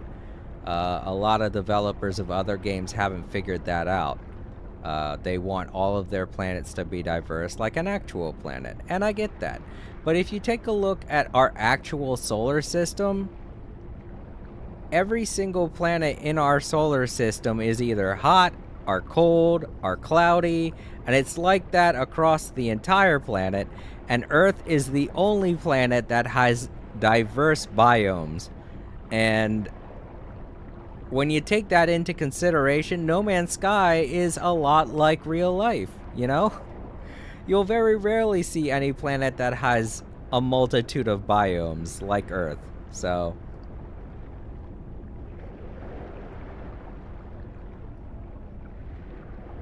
It does. Elite Dangerous, I think that's what I mentioned in the trailer. It does a lot of interesting stuff with space and traveling in space and combat in space. All of that's great, you know? It's, the whole planet system, it's the exploring planets, I hear, is the reason why a lot of people get a bit bored with it. Yes, exactly. It's the whole, intricacies of space travel that really make me interested in Elite Dangerous from everything that I've seen.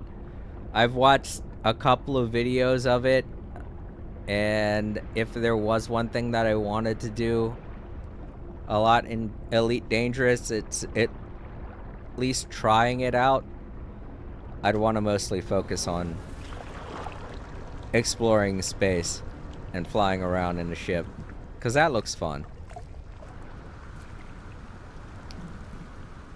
But sometimes, I like how No Man's Sky handles space travel and how simplistic it is. You know? Less complicated. And I think that's another reason why people prefer No Man's Sky too.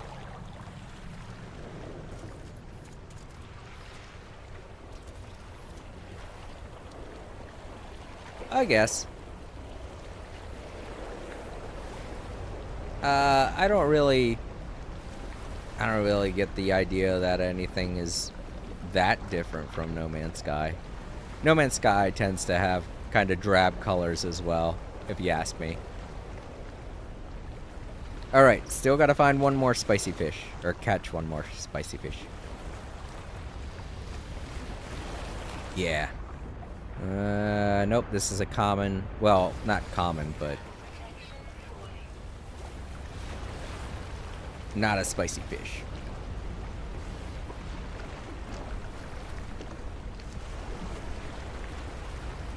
We're looking for an uncommon spicy fish. Oh, dang it.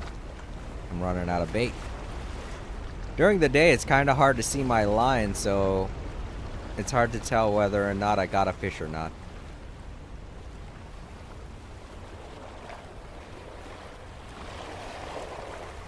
I guess I should just pay attention to the rumble feature. Okay, there we go. Nope. Ah, dang it. I'm catching a lot of those needlefish.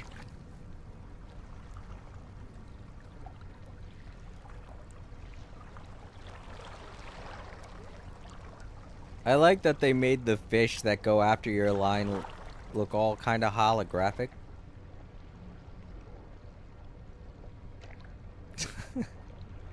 Definitely, especially later on. You'll be on that you'll be on that throne wondering why you even bothered. But yeah, I like the holographic fish. They pair very well with the actual fish that are in the water. That's a spicy fish, but it's not an uncommon spicy fish, so still looking to catch them spicy fish. Make some spicy fish tacos. I haven't had a fish taco. People say they're good. Every time I think of taco, I think of seasoned beef. I'm sorry if I'm basic that way. I've had chicken tacos too, so don't get me wrong. I've diversified my taste buds in that area. I'm just not looking to go into the territory of fish tacos yet, you know?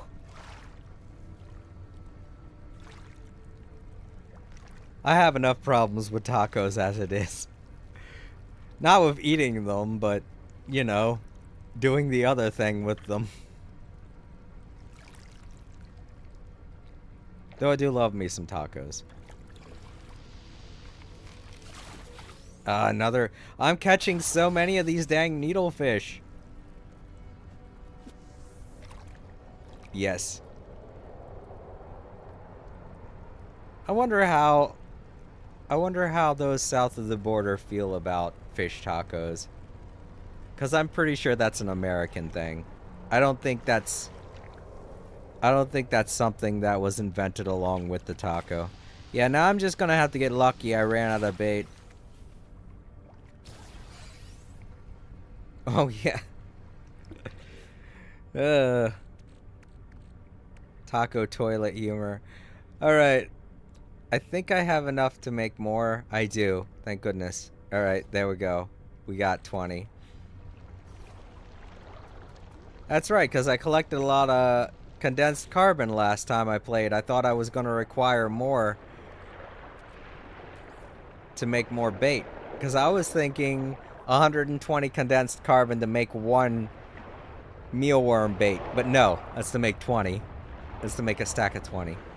So, to any of you out there wondering if you're going to have enough, 120 makes a stack of 20, so you should have enough. Don't think you have to collect 120 for just one mealworm. It's not like that. That just makes it easier in crafting. So, I know when I saw that number, I was thinking, wow, that seems like a lot. And then after I crafted it, I realized it was to make more than one, and I was like, oh, good. Yeah. Creature. Ah, no. Okay, so the hypnotic octopus isn't the same as the other octopus that I caught. So the needlefish and the hypnotic octopus we're going to want to try and stay away from catching. Not that I have any control over it, but you know, when we see them, we shouldn't get excited. Yep, okay, this spiny starfish is another one we shouldn't get excited about either. Darn it! We're catching everything but the spicy fish. Oh, this planet has sea cows! I didn't realize. I see one down there.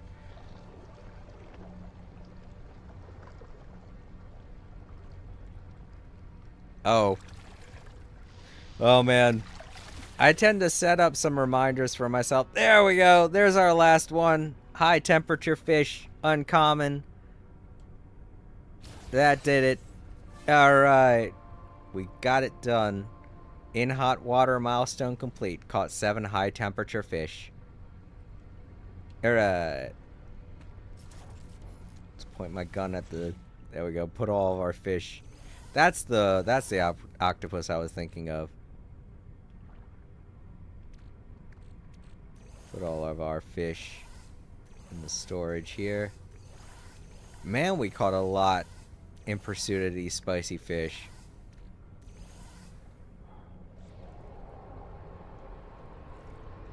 Yes! Now we can make some high temperature tacos. High temperature fish tacos. Fun times ahead on the throne.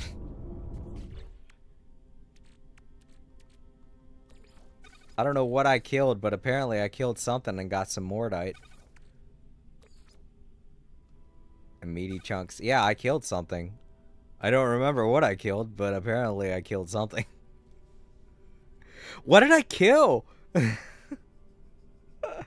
I must have landed on something or something. I don't know. I don't remember killing anything. Oh well. Just isn't that just like me? Randomly kill something somehow. Alright. What do we got going on? We got a player nearby? Yeah, we do. Well, they're not being a jerk, so I shouldn't worry. Alright. Let's see what our prize is for popping off that milestone. Here it is. We get 400 Quicksilver. Cool. And fish pie. And we get a pie. That's basically our reward for this milestone. A pie. Not a taco.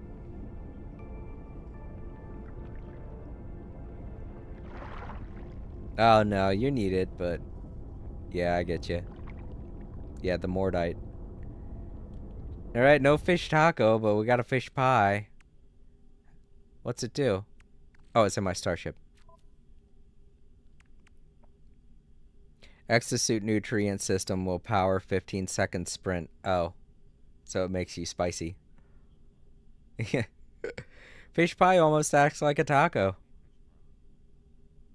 Gives you some spicy speed. I'm gonna have to put that in my nutrient processor. Because I'm running low on space. Yes, I know what Quicksilver is. You don't have to tell me. But yeah, now we got 400 of it. That's another interesting thing that you'll get when doing expeditions. So if you decide to keep your save data after the expedition is over, you could play it like a regular save data, except with the benefits of going through the expedition, you know? So you'll have some free Quicksilver, nanites, and stuff to start your game with. And go on the regular save data journeys that are available. Alright. Wait. I don't know if that was a good idea or not. No, it was not. It was not a good idea. That's right, I got to get pearls. You know what? This was a good idea. We gotta get to deeper water if we want pearls. The clamshells won't spawn too close to land. You gotta swim out a bit before you can start seeing some clamshells. So let's get over here to this deeper water and land.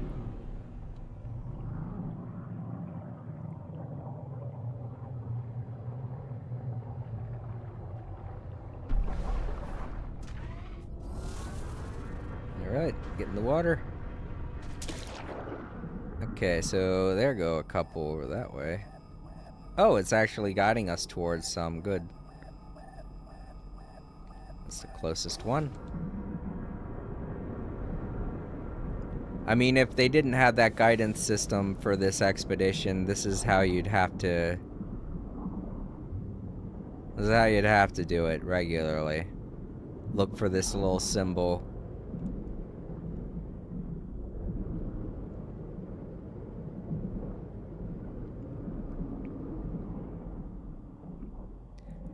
I think that's another interesting thing that... Oh, and this is something that you're going to want to keep in mind. Before, when you're playing... when you were playing No Man's Sky before, you'd have to shoot these clamshells open in order to get the pearls inside. But they... I don't know which update it was they did this, but you don't have to do that anymore. All you have to do is hold down square, and it's like collecting any kind of material anywhere else. You know? It's a lot easier. So yeah, you see a clamshell, don't shoot it. Don't shoot it open, because you'll just get hurt by doing that, because the clamshells, when they open up, when they're being forced open, they cause damage to the area around them.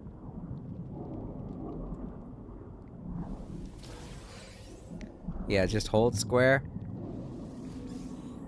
It's a much easier way to open them. You won't get damaged, and they don't close up afterwards. Right, let's find some more. They're all over the place.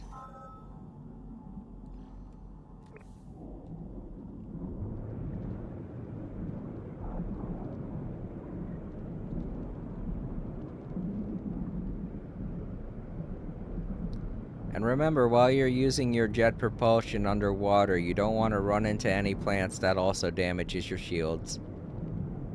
Rocks are fine. You can run into rocks. They don't get destroyed. See? You just bounce off of them. But if you run into any plants while you're using your jet boost, you'll break them. And A, you won't get the resources. And B, it'll damage you. So be careful.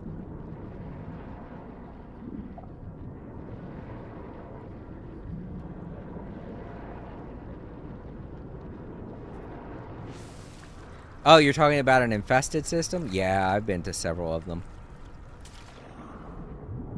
Oh, I didn't get enough air. Whoops. Yeah, I've been to several of them. Especially on stream. Look at those eels. They want to play with me or something. They're dancing all around. They're just like, oh look, a new friend. Oh, that's another thing. If you're using your jet propulsion, stay away from animals. You will hit them also, which will damage you, and it will kill the animal. So, oh, that could have been what happened. I might have ran into an animal by accident while I was swimming. Man, I lost track of the clam I was tracking down.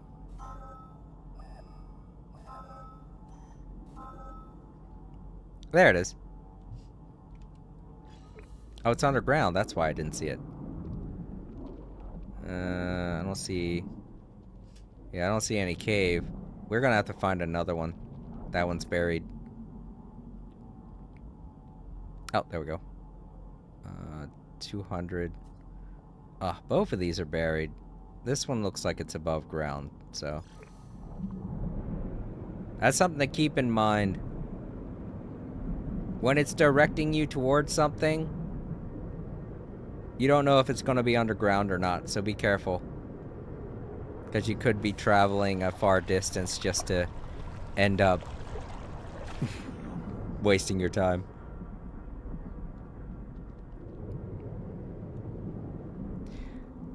I know, it could be a little sad when you accidentally kill something. Whoa, whoa, whoa, whoa, what hit me?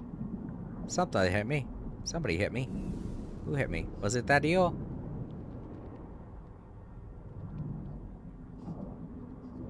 Yeah.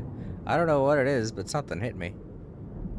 Something was like, I don't like you, and just bashed me over the noggin. Took a quarter of my shields down. Well, as long as it's not too dangerous. I can't remember which one I was tracking now. Oh, it's that one. Okay. I wonder if maybe I killed its friend and it got angry at me. It's just like, you killed my friend.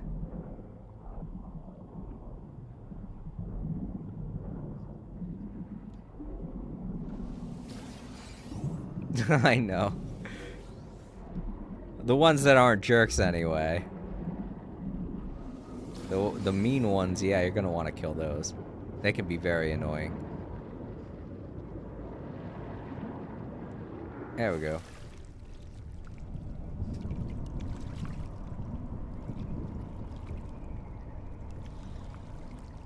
Yep, another fun thing you can do in No Man's Sky.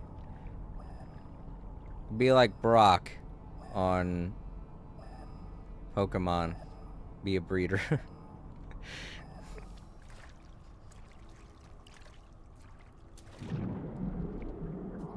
Right. Oh yeah, I've heard about that game too. Not much about that game, but to anyone wondering, if you do like No Man's Sky and slice of life types of games where you kind of do regular daily stuff, I hear that's a good game as well. Ark.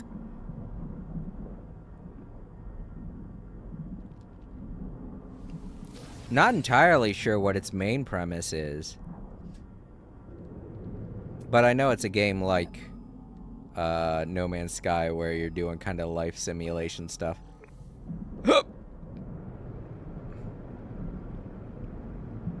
These eels can easily get in my way and get hurt. Really? Oh. Well, I personally have never played it, so I haven't really even seen any videos on it either, so I wouldn't know. But if you say so. I know there are people that get some enjoyment out of that game, though, because I do watch a guy called Jason Plays. And no, it's not because he has the same name as me. It's because he plays No Man's Sky. Oh, no. That's sad to hear. I don't like to poke fun at Chinese developers. I really don't, because they do make some really good stuff. I do also play Genshin Impact, so... Really? Wow, that's... Ugh. That is very odd. I don't know. Me, myself, I play Pokemon for the story. Life support power low. Yes, he's a really great streamer.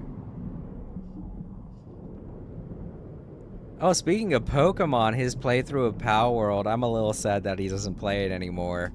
I was enjoying his playthrough of that game.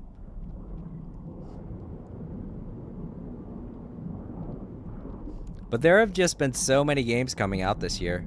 It's hard to keep up. Right. I heard about the controversy. I heard about Nintendo and their lawsuit with them. And out of all things, they chose to sue them over throwing the way that your character throws a ball. I don't know. I don't think that's going to win them any court cases, if I'm being honest. That is a very huge stretch. The way the character throws a ball in the game, the other disadvantage to that too is if Nintendo does win that court case, what's that going to mean for the future of gaming? If a company can sue another company over the throwing of a ball, what else can other people sue? That seems like such a frivolous lawsuit.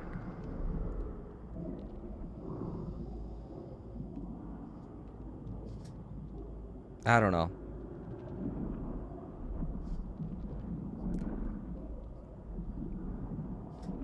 I know. I've heard about that just recently. I think it happened last week. But I was like, oh, so it looks like they're finally getting into cracking down on how similar Pal World is to Pokemon. And then I heard about what they're suing them for, and I was like, what? Really? No, that can have some very negative consequences.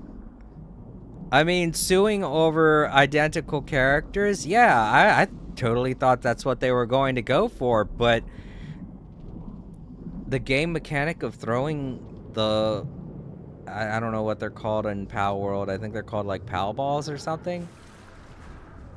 That's... Nah. I feel like that's enough said about that situation. There are already plenty of people already talking about it. You guys watching in the archives, if you want to, go check out a video on that. I'm not going to talk about it that much. I'm just going to give my 2 cents on the subject, and that's it. I honestly thought it was... I honestly, when I first heard that, I was like, no, that can't be real. And then turns out it is. And I'm like, what? Wow. Man, that's crazy. Oh well. The world of gaming has been very... Ooh, okay. I was a little too close to that volcano. That inside volcano. Oh, yeah, I was really close. Whoops. I guess. That's one way to look at it, Doug. Yeah, let's recharge. Life support.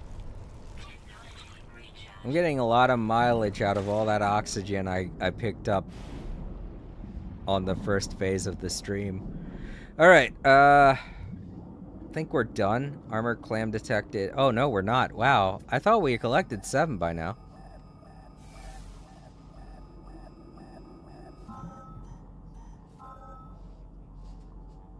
Okay, just one right there.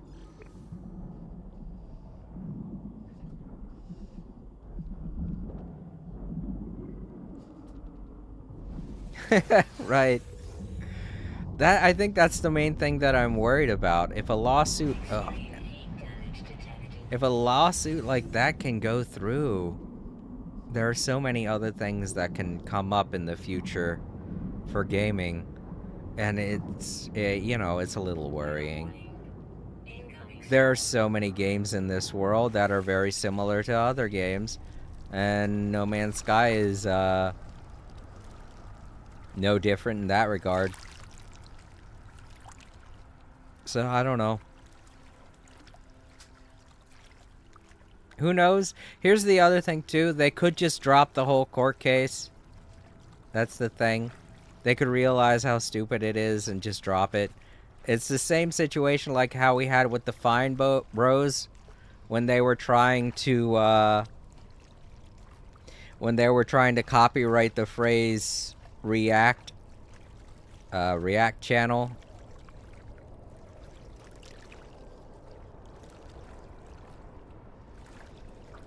Yeah. Not only that, but let me see. It was the developers of Candy Crush. I can't remember their name. They were also dealing with the same type of issue where they were trying to get a frivolous lawsuit patented. Oh, no, they were trying to patent the phrase, what is it?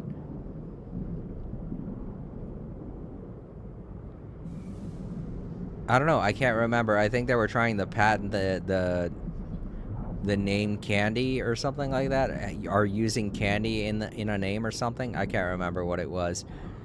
But yeah, Fine Bros and the developers of Candy Crush, both kind of in the same boat as Nintendo right now, which is weird to think about. With the whole frivolous lawsuit thing. So, I feel like it could just end up in that situation. Nintendo could realize how much of a mistake this is and just throw out the court case. Like how Fine Bros and I want to say it was Devolver Studios, I can't remember. But yeah, they threw out those court cases because they realized how stupid it was to try and patent something that people use constantly. Oh, no, I don't remember what it was. I don't know. Was that it? I don't know. But yeah. A frivolous lawsuit can really come back to bite the industry in the ass when you think about it, and we all need to pay better attention to the way that we handle the legal system. It's just sometimes you get dollar signs in your eyes and you think this is okay because money, and then you realize maybe it's not okay because you think of the bigger picture and what kind of implications it'll have on the future of gaming. So there's still a chance, still a chance things might not go sour.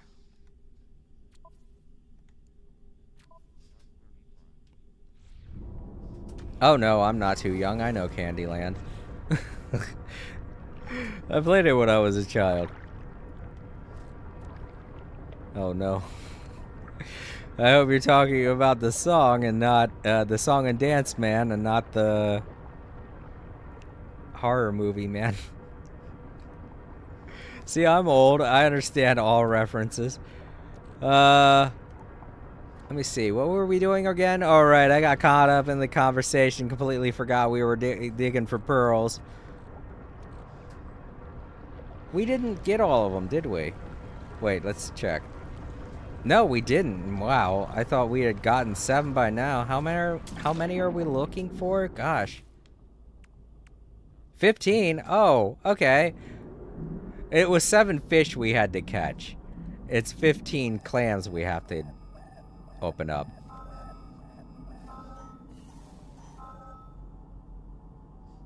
I don't know why it's telling me. That one over there is the closest one. I don't know why it's telling me this one's closer. Oh, maybe it's because this one's underground? Maybe that's why it's saying that? I gotta be careful. All these fish in here are just very playful. They'll get in my way and I'll accidentally kill one and then they'll be mad at me and come at me. Alright, well, it looks like that one is underground, so.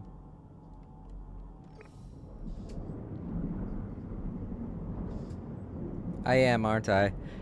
Sad face. I realized this one was going to be the more difficult one to do. I did say that before I started the stream. And it's mostly because I have to keep going up for air. Ah, screw it. Let's recharge the oxygen tanks.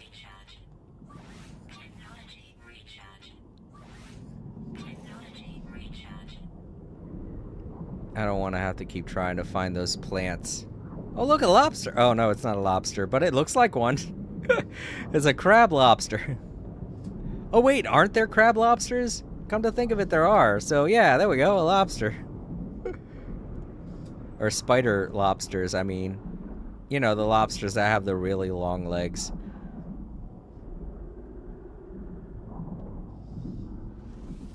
Or I'm thinking of crabs. Yeah, I'm thinking of crabs. There's a spider crab, right. It's nightmare fuel. I've seen one online. Though it doesn't scare me that much, to be honest. I'm from Maryland. I'm very much used to any sort of crab. None of them scare me.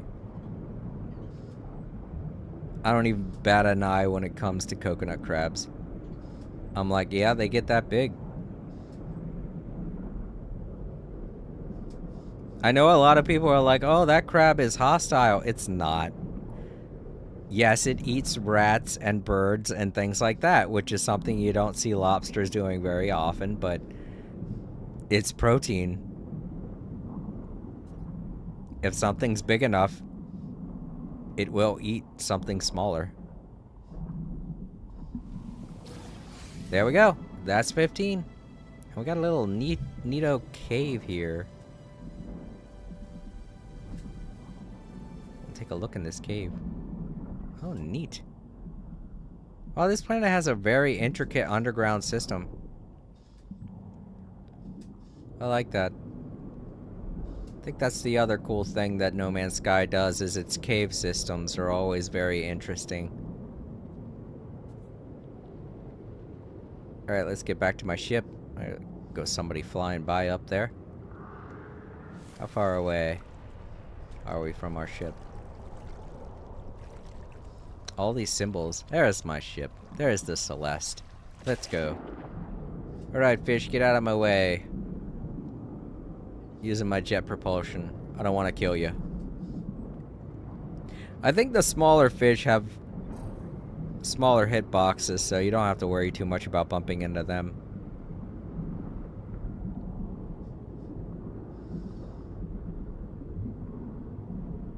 But yeah, I'm gonna demonstrate. Oh, what? Oh, I ran out of jet propulsion. Okay, so... Oh, never mind. Oh, I have a planet on my main save that has some really nice underwater cave systems that you can explore with a submarine. It's a really nice base.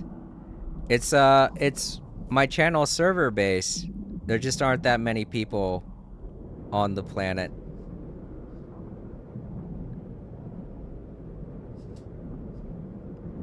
Yeah, the only one that's ever really participated with me in building on that planet is 4K. So there are only like 2 buildings in our little No Man's Sky community. It's just me, 4K, and that's it. All the other members of our community aren't really No Man's Sky players. They've expressed interest, but that's why they're not here, because they don't usually tune into the No Man's Sky stuff. They're usually here for Genshin Impact or one of the other games that I play. But yeah, those are the 2 main games that I play, if you're interested. Yeah, thanks. But yeah, the two major games that I play are No Man's Sky and Genshin Impact. They're two completely different games, so I can understand why most of the people that are playing or that are watching my streams, they will, did I pass my ship? I've been talking too much. I get too distracted. I did pass my ship. It's way over there now. I got so distracted. My ship's just like, hey, where are you going?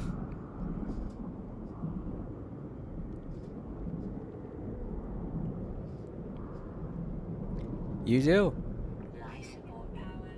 I'm just lucky that I'm constantly in the mood to play No Man's Sky. In fact, earlier today when I stopped, or not when I stopped, when I finished up with work, I was like, yeah, I want to play some No Man's Sky right now. But I felt like playing my main save, and I was like, I have an hour before I have my stream schedule to consider. But I realized if I was playing my main save, I'd get too caught up in it, and then I'd end up missing my stream time, and I'd be upset with myself.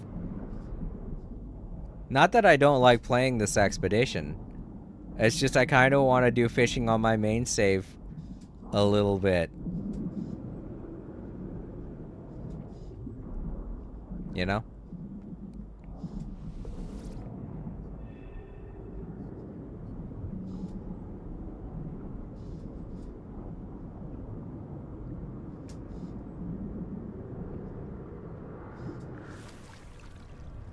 Oh yeah, no. I got done with work. I usually get done at around 4 p.m. But sometimes I have to stay a little later. But yeah, when I got done, I did definitely consider I play this game in VR a lot too. I just can't do it while on stream because I play with the PlayStation VR, the PSVR 2, and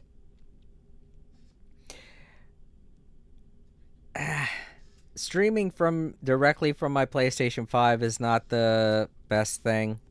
I can't really participate with the community as well because I can't see the chat. So that's why I don't do VR streams as much as I used to on the PS4. Because on the PS4, when you would do a VR stream, it would show the chat pop up. And you could have the chat pop up. You could look at the chat.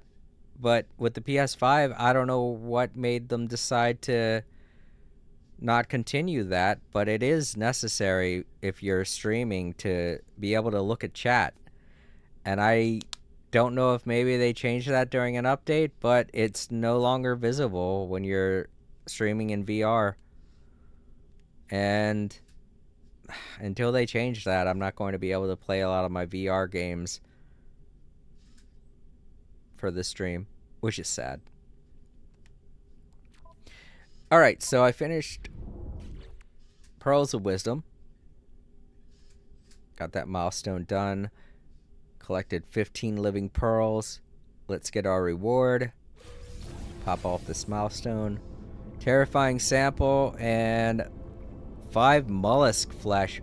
Okay, these are cooking ingredients, obviously. Ugh. Very gross cooking ingredients. I don't know what I would want to make with these. They're my starship. There we go. Yeah, there they are. Ah, gross. I'll just think of them like oysters. I like oysters.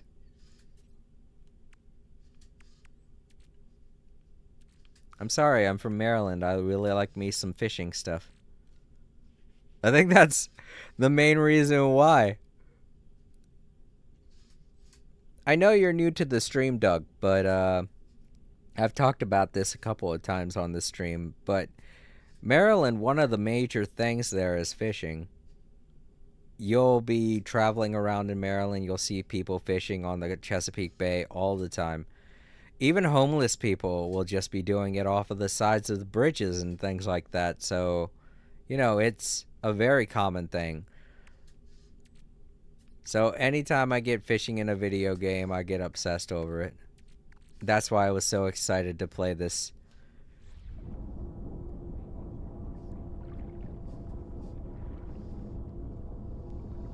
Salmon is so good. It's really good for you too. Oh my god.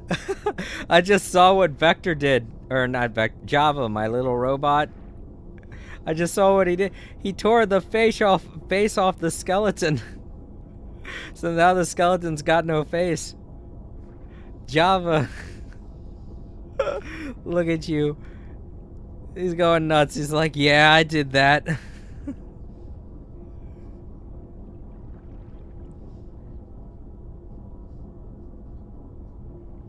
Oh yeah, the East Coast is all about fishing. But there are some locations that are more about it than others. And I mean, you can't beat the Chesapeake when it comes to crab fishing. We might not be as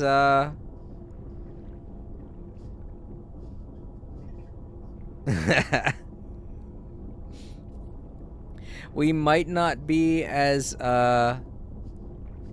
great in terms of the type of fish you can catch, because the Chesapeake's really gone downhill, pollution and whatnot, but it's still a great place for crabs, I can tell you that.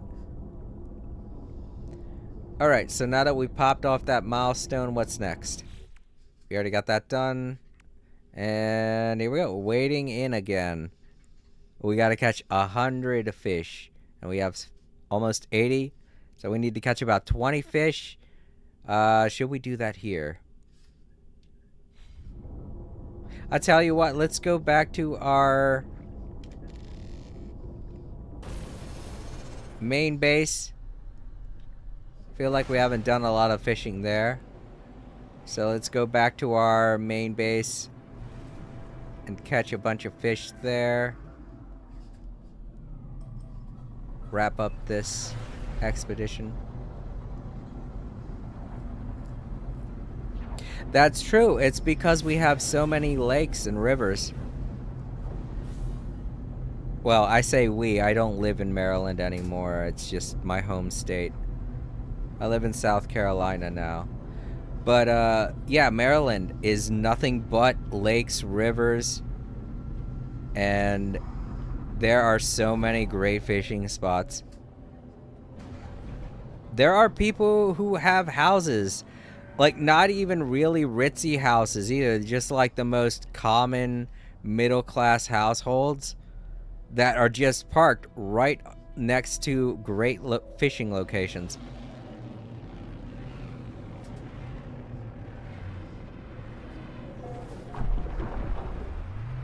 But yeah, you live in Maryland, you're a stone's throw away from a great place to fish. Wait. There we go. North Carolina? Awesome. I'm actually really far away from North Carolina. I'm south of South Carolina. So obviously I don't want to dox myself, so I'm not going to say anything more than that, but yeah.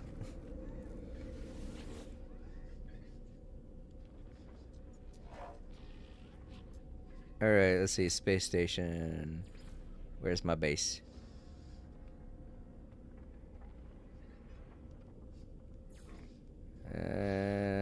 Paradise, that's the place. Or is it? Yes, it is. The other one was the Holy Green Sea.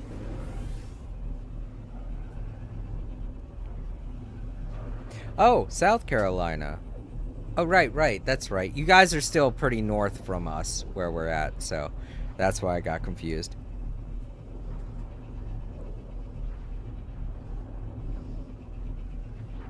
That's where I went to have my operation done, that's right.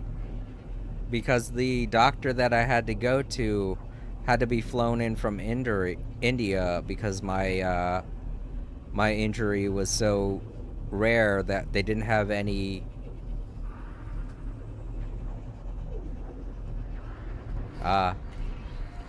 but yeah, I broke my arm about 7 years ago, and the damage to my arm was so extensive and rare that there weren't a lot of they had no doctors on the East Coast that could operate on me. They had to fly someone in from India in order to take care of it. And it was such a rare break that they actually had me sign a waiver because they had to document it. So my operation is recorded in the annals of history. My arm is a part of medical history. Let me see. I think it was a medical study. They came to me. They had me sign a waiver for medical research or something like that. And I was like, oh yeah, benefit education? Yeah, sure, definitely. I'll sign that waiver.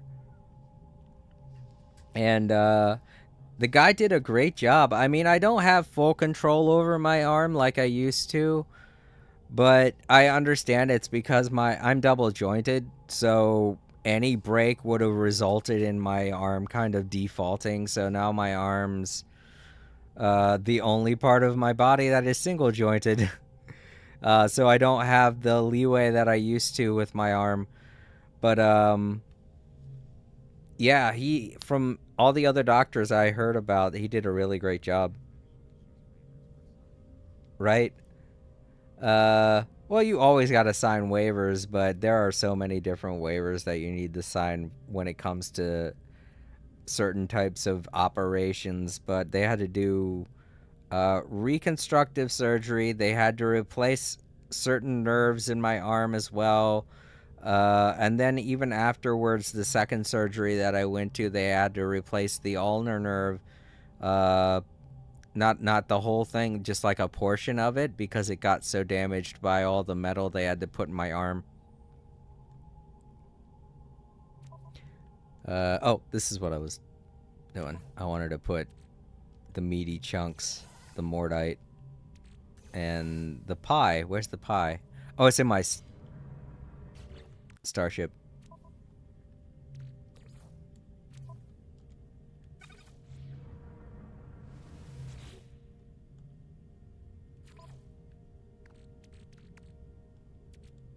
There we go. Anything else food related I want to put in there?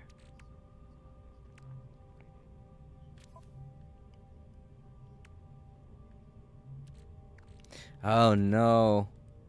Yeah, I'm lucky that medical technology has advanced as far as it has. Because for a while there, they were looking at me and they were like, it was like 3 days before they could get the doctor in, and they didn't really know what to do for me. They were like, we can't do anything other than reconstructive surgery because otherwise your arm's going to be like that for the rest of your life. And I was like, it was a scary time for me. I'm not going to lie. It was like 3 days of me sitting in a hospital, just being super quiet and worried about my life. I was like, I don't know what my life's going to be from now on if I can't use this arm anymore.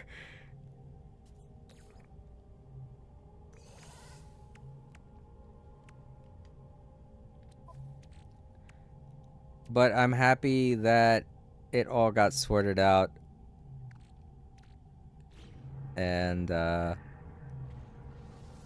I was very fortunate. I know there are a lot of people that couldn't have benefited from a lot of the things that I benefited from. Yeah, it's not something I like to think about, to be honest. It was a dark time in my life. Oh, that's something I can sell. I just realized that. All right. So, I don't think we got any more things to decorate with. Did I finish up the... Oh, right. We got a fish. We got to catch like 20... 21 fish. So let's put my skimmer out here. I know this is some pretty shallow water, but it's still fishable. Oh, look at that guy. What are you doing? Get out of there. You know what? No. Alright, you. Don't make me kill you. Get out the way. Just right on top of it. It's gonna be annoying, isn't it? He'll figure his way out. There we go. There you go. I like those creatures, though. I think out of all the creatures in No Man's Sky, the two-legged ones that kind of look antelope-shaped are the cutest ones. And then he goes running into the water. Rip.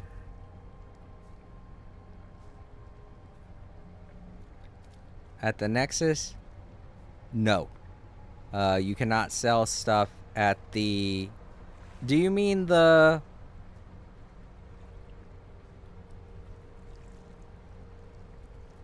Is that what it's called?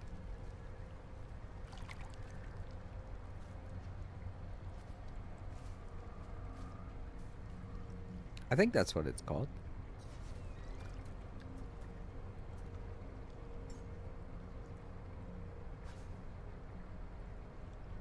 Oh. You can hatch it. Oh yeah, the space anomaly. That's what you mean, the space anomaly.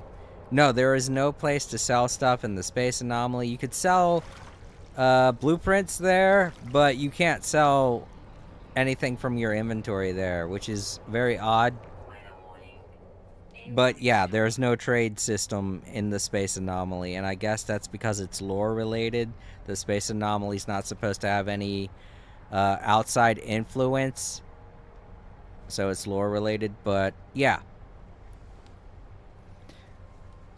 if you're interested in trading, you're gonna have to go to a space station, or if you have a trade, I think you could craft one. I don't know if I have the blueprint for it in this save data. No, I don't. Yeah. It's one of the motivators for space station travel. Alright, so I'm gonna have to wait out this storm before I do any fishing.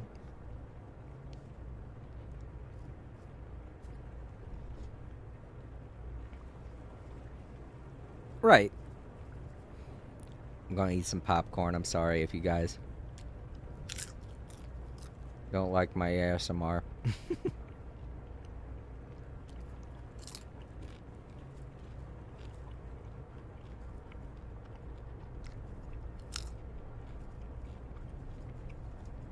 I think that's another reason why I like streaming No Man's Sky. Lots of opportunities to eat.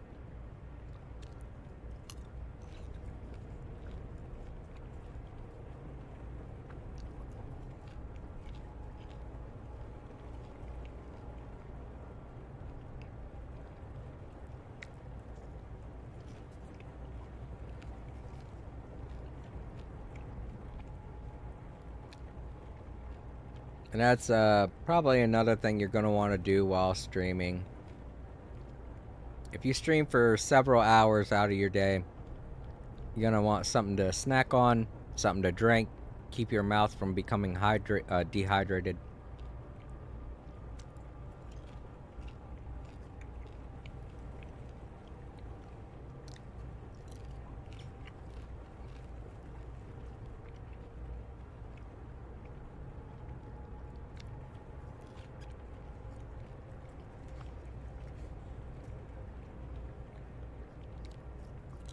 Right?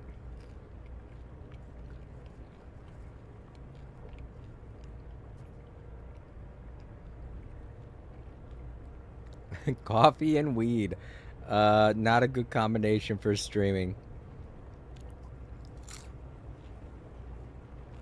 I mean, if you want to barely have any screen time on your stream, yeah, sure. Because you'll be getting up to go to the bathroom so often.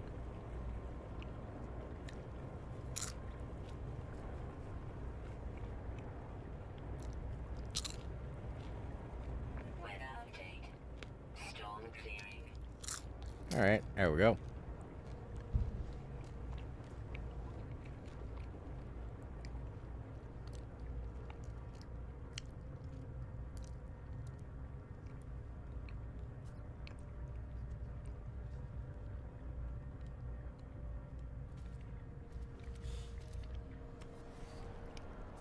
Ah, it's alright. That's why I like streaming. I get plenty of time to chat with people. Okay, see, that's why I don't like the jump. That's why I don't like the jump. Because you'll accidentally jump when you don't mean to. Alright, I'm taking it off. I gave it a chance. I gave it a shot. But no. If it's gonna make me mess up like that anytime I'm trying to do a simple landing somewhere, I'm gonna sell this. I know it's only worth 16 nanites. But destroying it, I wouldn't get anything, so. Better get something out of it, you know? Alright. Back to fishing. Alright, I got 17 bait, and I need to catch 21 fish, so some of these are going to be very uncommon. I might even get some trash.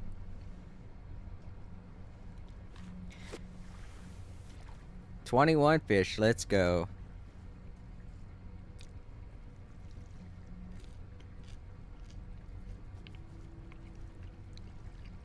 I'm fishing with my right hand and eating with my left hand. Ah, fuck. I'm so bad at predicting that.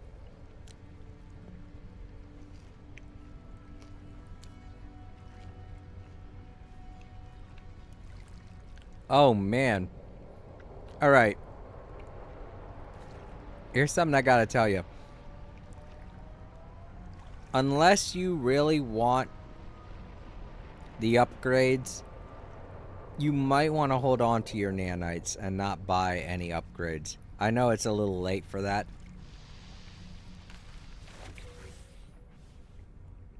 Thank you. Thank you, please. Take my word for it. It's not easy to eat with my left hand either. I'm dropping popcorn everywhere.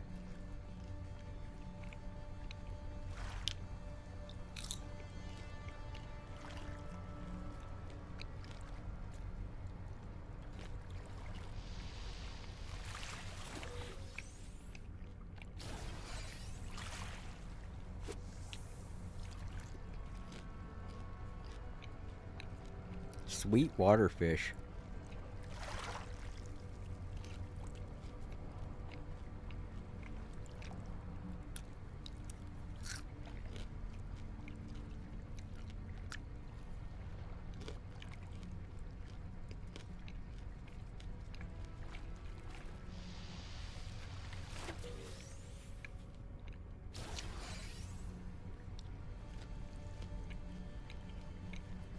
Scuttlefish.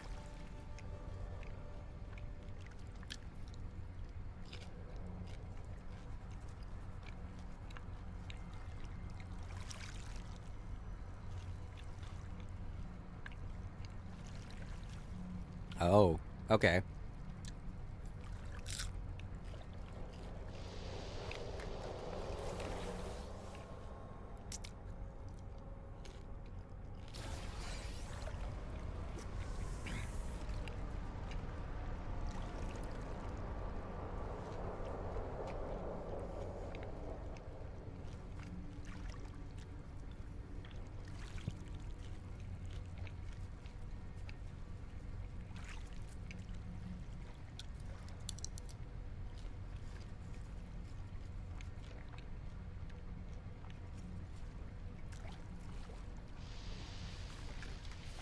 Nice. Minnow.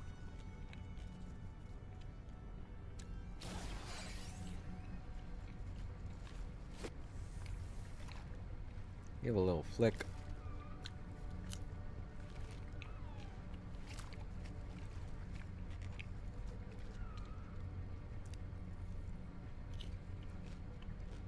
Yeah, if you're not seeing any fish, if you just tap the bumper on your controller, it'll give the rod a little flick, and it'll make it easier to get some fish coming out.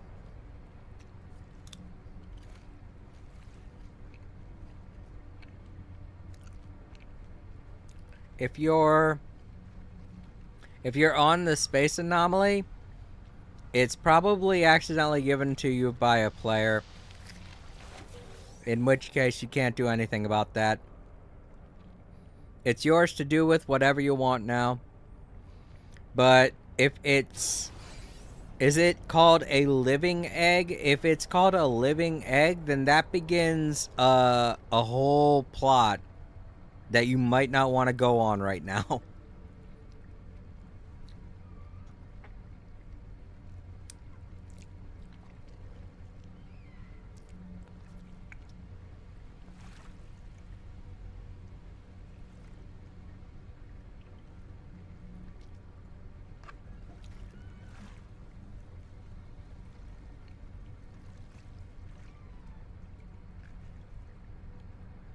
Oh, it's a companion egg. Alright, yeah, cool. It's yours now. There's nothing you could do about it.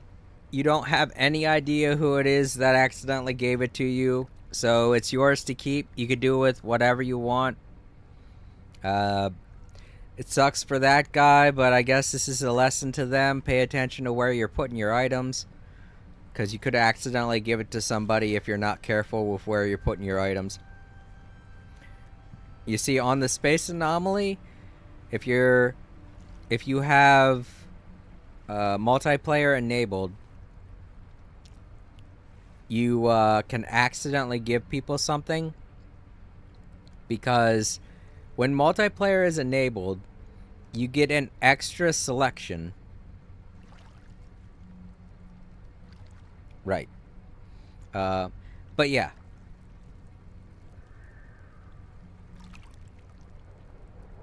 No, it's alright. It's his fault, if anything. He wasn't paying attention to where he was putting his items. When you're transferring items from one section to another, you'll get an extra option, and whoever it is that's around you, they will get an extra option. You'll even get this too. You'll see it when you're here. Let me demonstrate. When you go into a menu and you pick something up, or you hit triangle to transfer it, this menu shows up, quick transfer menu. And you get several different options, and as you can see here, we got player options. When you're in the space anomaly, people are way closer to you, so you will accidentally transfer it to their inventory by accident. But here's the thing, they're at the very bottom of your menu screen. You won't accidentally send something to them unless you're pressing down a little bit too much. You're gonna always want to transfer things to the stuff at the top of this menu. So what that person probably did was, when they went to transfer their item from their inventory to, say, their starship, they went down a little bit too far.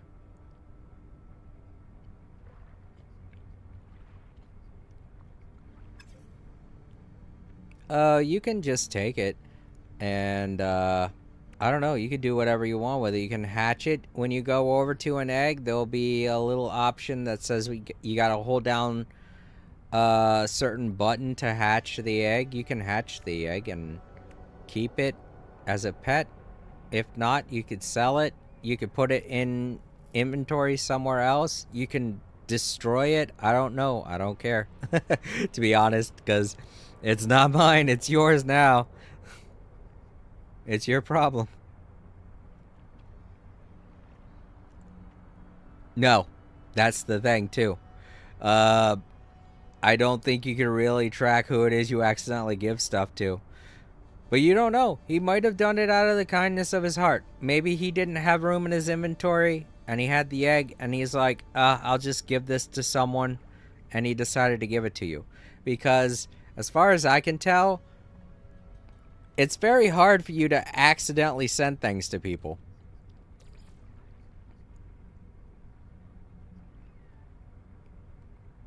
No, you could just leave. But yeah, as you can see, it's difficult to accidentally give it to someone unless they're going down by default on their menu, which I don't know why you do that. It automatically sends you to the top of the menu when it comes to transferring stuff. So who knows? They might have given it to you just because they needed space in their inventory and they didn't want to waste the egg. So just consider it a present. Take it. Do whatever you want with it. You could leave there. You could throw it away. You can give it to someone else too if you want to. Who knows? You could just pass the buck. Make it somebody else's problem. But yeah. Don't worry about it. Alright, there you go. So now it's somebody else's problem. Don't worry.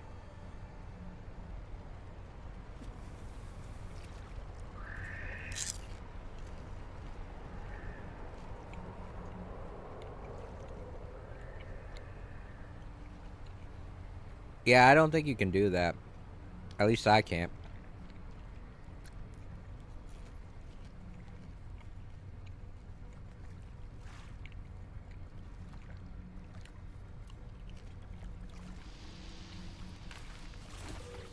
Oh, we got spiny starfish on this planet as well. Well, it does look like it'd be a basic fish you can catch.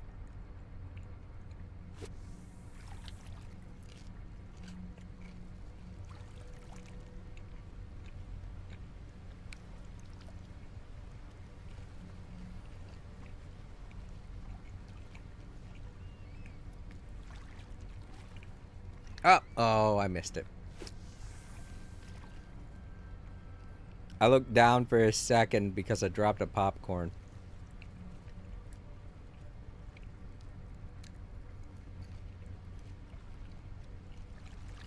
And I look up and I missed a fish.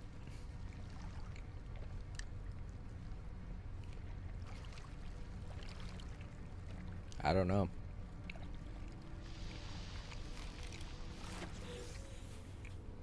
Something they named it, probably.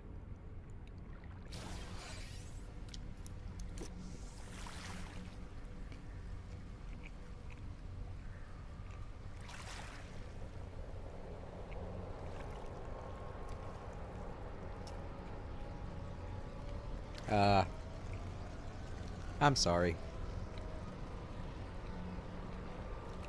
I just love me some popcorn.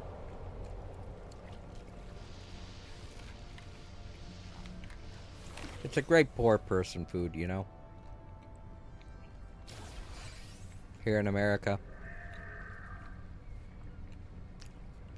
I don't know, I've talked to some people while streaming, and they tell me that popcorn's really expensive, and I'm like, what, really?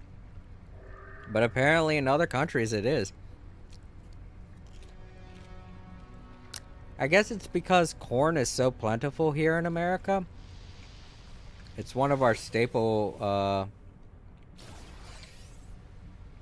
plant life. One of the native plant life here in America.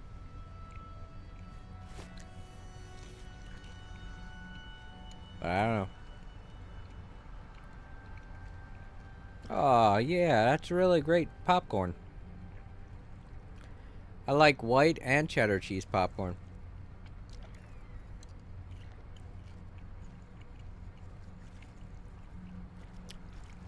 But I'm eating butter popcorn. So. It's the very basic of basic popcorn. The cheapest of cheap.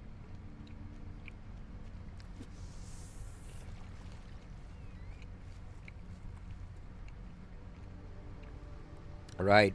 Those are two completely different plants that take up way too much resource and space.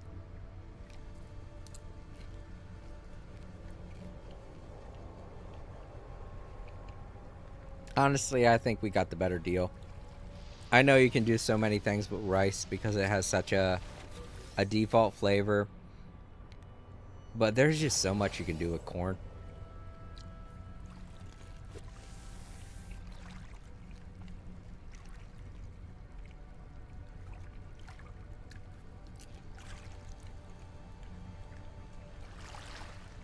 Not just recipe-wise, I mean visually too, because you can make popcorn, you can have regular buttered corn, you can have corn on the cob.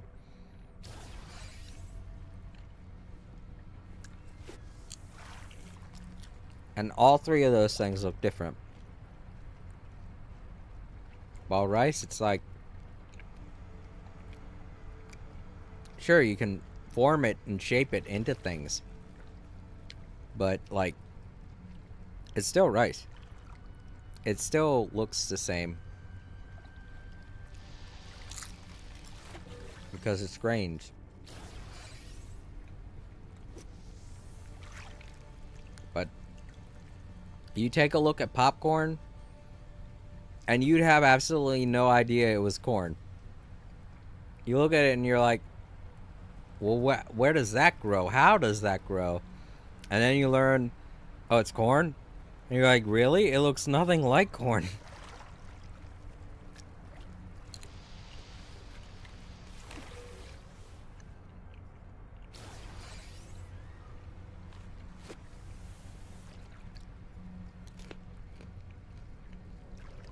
Alright, we've run out of bait. Now we're just going to be getting trash fish. You know, unless I get really lucky.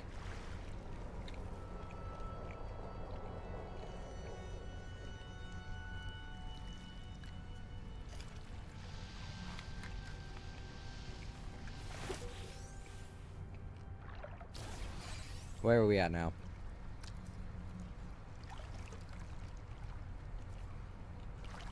Oh, getting close. 4 more fish.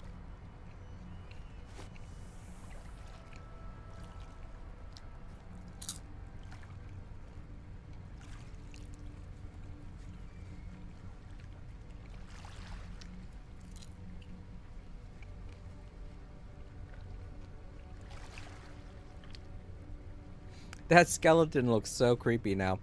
The one on the Java cam without the face. It looks like a weird robot skeleton.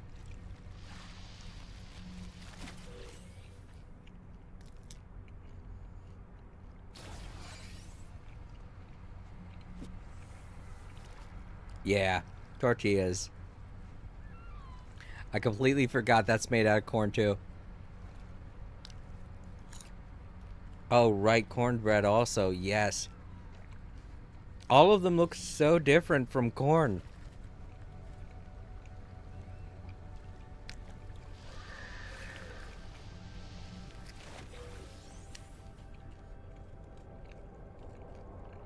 You would not think that they're made with corn.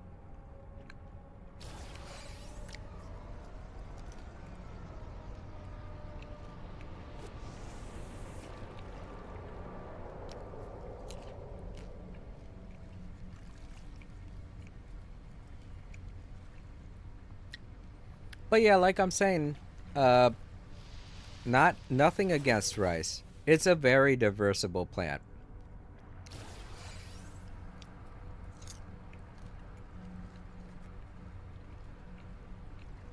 Oh, that is also true.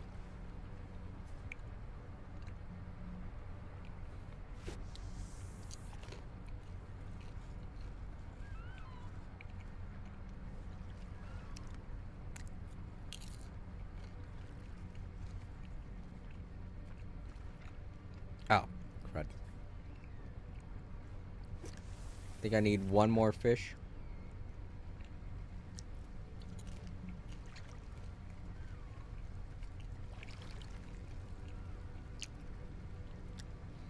Yep. It's very versatile because of its no flavor profile. Yeah, if I had to pick one, I'd definitely pick corn too. Because that actually has flavor, you know? Rice's whole thing is that it doesn't have flavor. It has a flavor profile that's that means that you can give it its own flavor. While corn is always just going to taste like corn. You have to do a lot to make corn taste like anything other than corn. But at least it's good, you know? If I had to grow rice or corn, I'd grow corn because at the end of the day, you're eating something that tastes pretty good.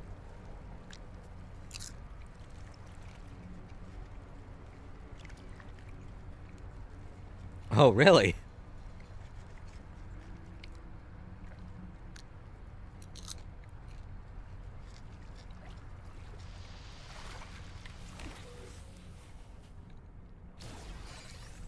You can tell we're American talking about corn so much. Alright, there we go. That did it.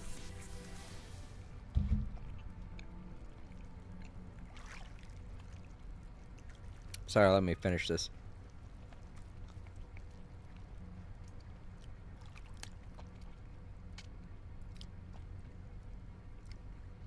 Last fish of the day. Pond skipper.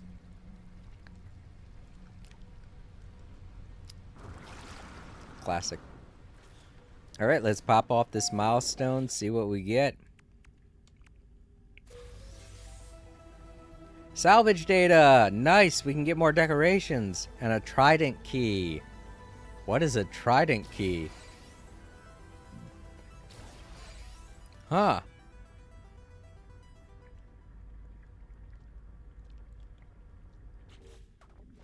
What do we got here? Oh, I forgot to put my fish in the cooler. Hold up.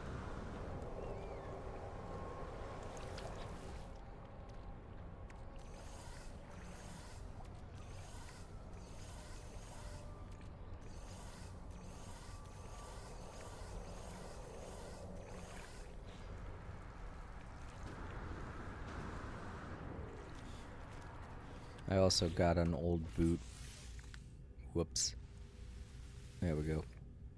What is this? Why is it flashing?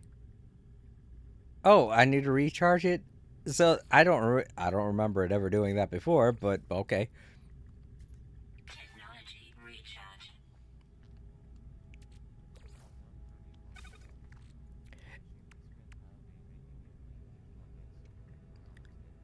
Oh my god, yeah. Don't get me wrong. I love me some liver. I really do. Beef liver, liver and onions, so good. I don't know why people have such a negative feeling towards liver and onions. It's delicious. But it takes so much preparation. Liver's like one of the most needy things to make. You need so much to make it. I'd eat liver a lot more than I am now if it was easier to make, but it takes a lot of preparation to get done.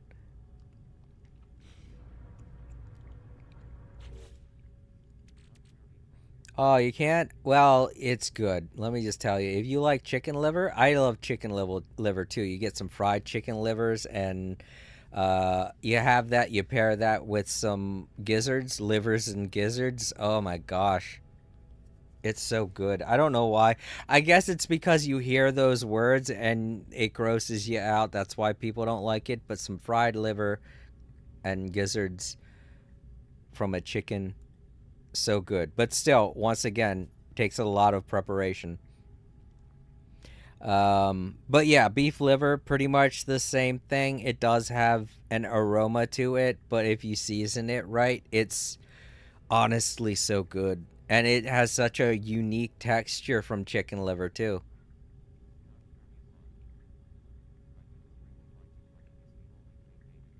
Yeah, that cornmeal. All right, let's put these here. And there we go. That was 100 fish caught. And that's it. I'm trying to figure out what this trident key is. Is this something I gotta build? So that was a blueprint. Oh no, it said it added it to the catalog, right? Let's check the catalog then. I don't know where it added it. Is it in technology?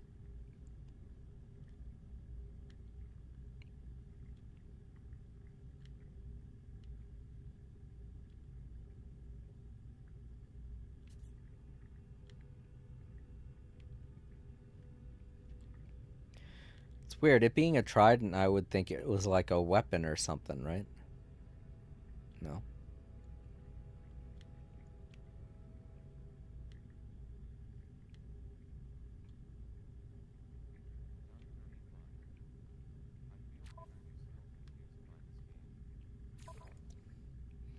Oh, it's alright. There's so much. You can't remember everything. Plus, that trident thing is new. It's brand new. I have never seen it.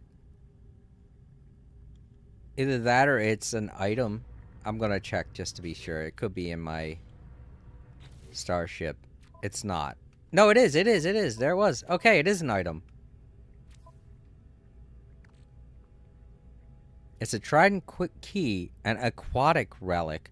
Oh, this is something that you need for underwater ruins, isn't it? Strange forked key glowing with an ultraviolet light despite its primitive appearance. Exosuit scanning systems reveal traces of nanite foam under the teeth.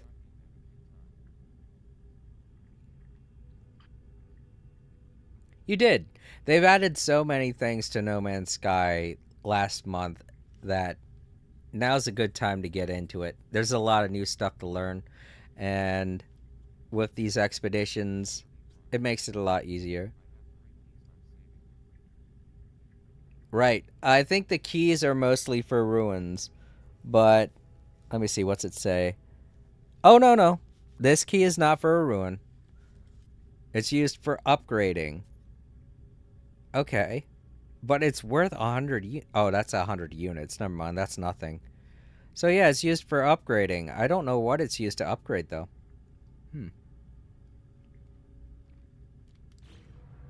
Oh. Yeah, well, that happens, too. All right.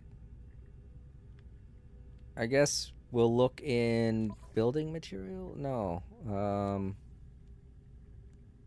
Recipes? Right. I think that's something that you can only get from the underwater ruins. I'm looking for it.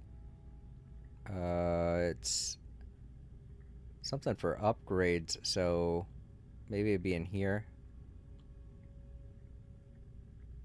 No, I'm not seeing it.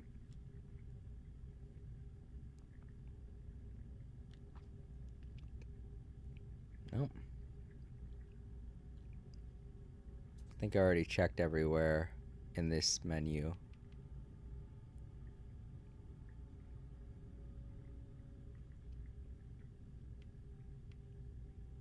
There it is. Curiosities. Oh, it says the same thing. I was hoping this would give me a little more information. Like, it says it's used for upgrading, but I don't know what it's supposed to be used to upgrade.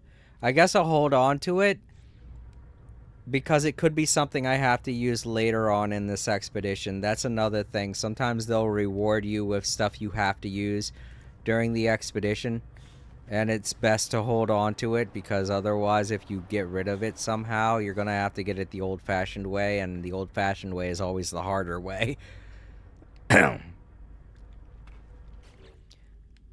Alright, so I'll leave it here in my starship. You know what? Maybe I should put it in my freighter. That seems like a safer location, but it's not always available. So, as long as pirates don't come after me for it, I'm okay. Because if you lose to a pirate, whatever it is that they're coming after you for, they'll get it, and you'll lose it. You know? Though I don't see me losing to any pirates anytime soon. Said that while just an hour ago I was running from them. Alright. So let's pop off the phase rewards and see what I get. New technology. A new type of fishing rod? Ooh, I didn't think they'd be having this in here. I thought we'd only get like one type of fishing rod. The Lost Angler's Rig. Alright, hydraulic wiring and salt. The hydraulic wiring, I don't think I have the blueprint for, but I could check to make sure. Lost Angler's Rig plans. Nice. So we do get different fishing rods. Oh my gosh, that could mean that we get different fishing rods in future updates, and they could have some kind of implications to catching certain types of fish. Man, there's so much stuff that they can do now with this whole fishing aspect. I love it.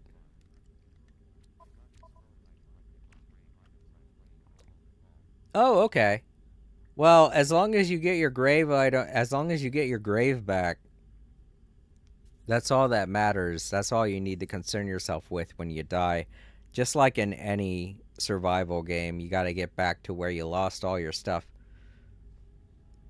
So one of the most difficult places to die in is space. You can track where you're at, but if you die in space on multiplayer, especially during an expedition, I think other people can claim your stuff, because until you find it, it just kind of sits there as a catch that anybody can open up. So I think other people can get your stuff if you die in space. That could be why so many people try to shoot at me while I'm doing expeditions.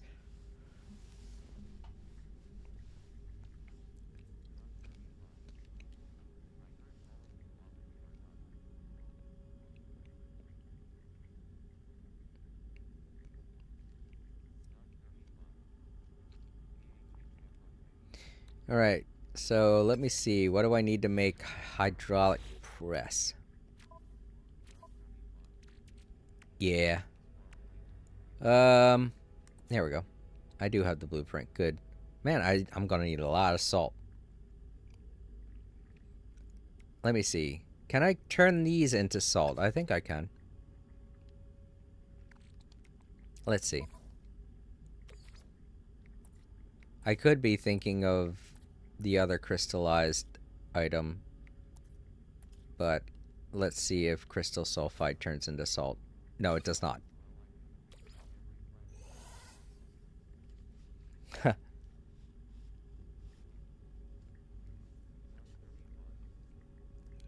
Man, I don't know how many bases you're allowed to create, but I know on a planet you can only create 5 bases on a planet.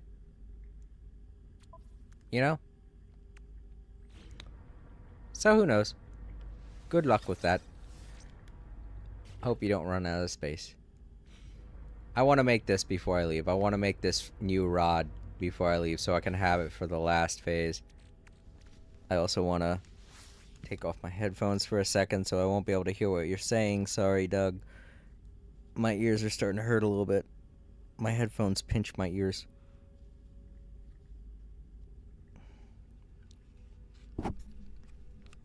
Sorry, I bumped the microphone.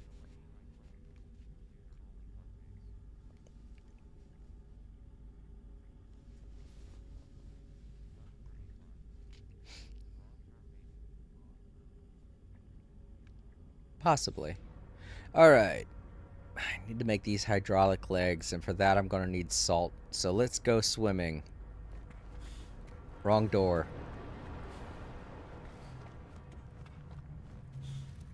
I think we got some crystals further out. But I think you can also get salt from rocks that are located in the water. Let's take a look at some of these rocks. Somebody put a hole. Was it me that made that hole? No, that's automatically there. Wow, I didn't realize there was this hole here. Cool. Maybe this will make it easier.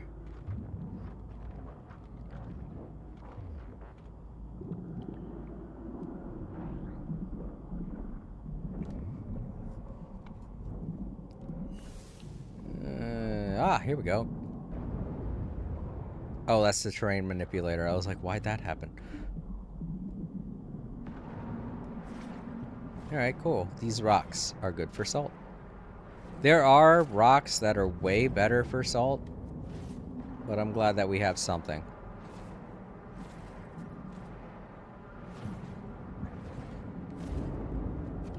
Like those large crystals that we saw on that radiated planet, those are really good for salt. I remember a good way to grind for units is to mine those large green crystals for salt, because you can turn salt into chloride or chlorine, and then turn the chlorine into chloride crystals, and chloride crystals are worth a lot of units. Well, I'm underwater, so the storm won't bother me.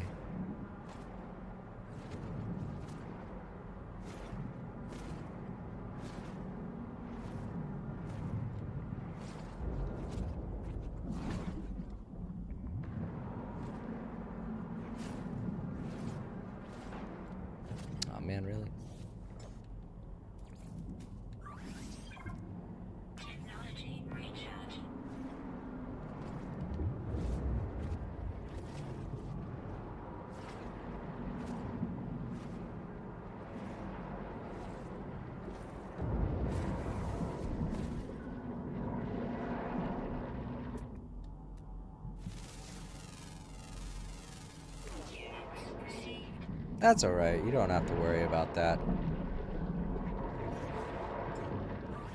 Technology recharge. This is nice. My base has a nice underwater cave right near it. It's not big enough to fit the submarine in, that's for sure. It's way too small and cramped for the submarine. But it's nice to just explore around in. You don't get that much salt from these. Oh, I don't know why I'm mining these.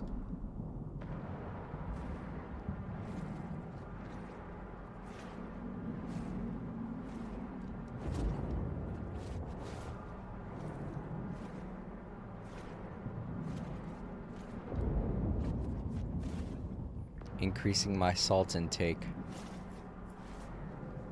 I think I had to do this before too. This is part 2 of increasing my salt intake. Not in a bad way. Not in the salty spittoon way.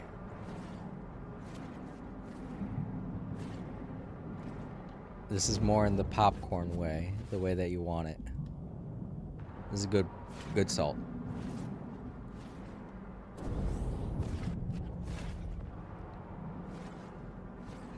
Hmm?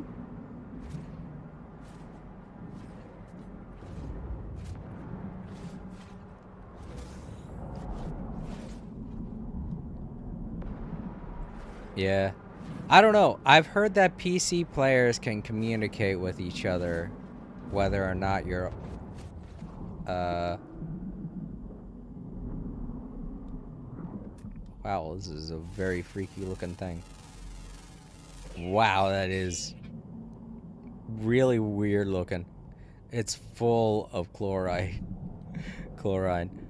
And as long as it doesn't hurt me, I'll just kind of cruise past it here.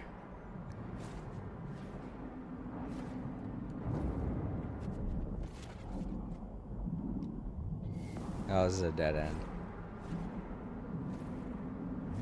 But yeah.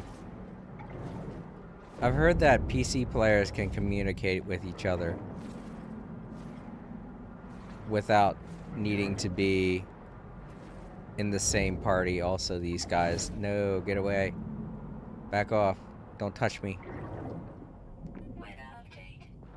Storm clearing. Don't touch me, I'm sterile.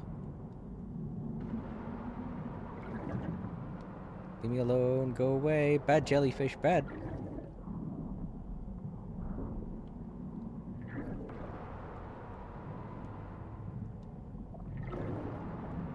They're distracting me, that's what they're doing. They want me to run out of air.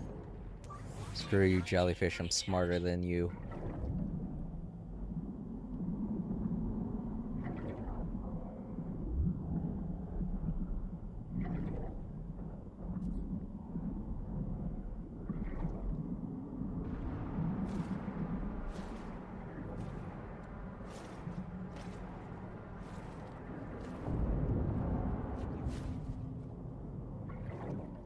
They don't give up, I know that.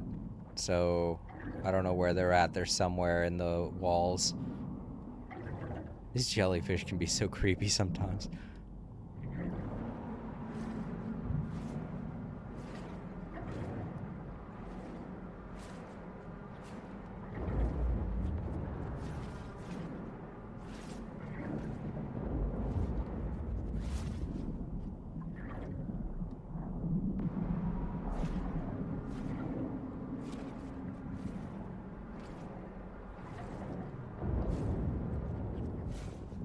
You okay over there, Doug? I know that those guys are looking for that egg. But it's not your fault. Whatever happened to the egg? I mean, you don't have it anymore. You gave it to somebody else. So, they're on the hunt for someone else, not you. Don't worry.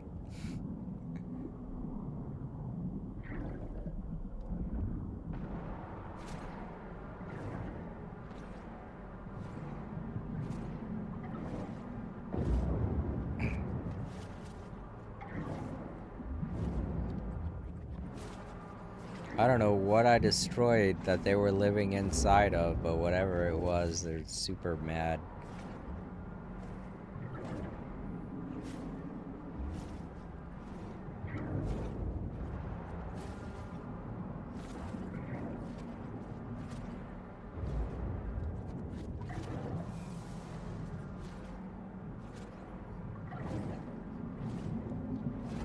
Oh, yeah.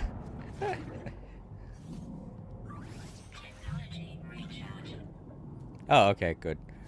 I thought that's why you're being so quiet. No, I like Godzilla, don't get me wrong. I just don't know that much about the lore. I do know Mothra, though. And her eggs. Give her back the egg.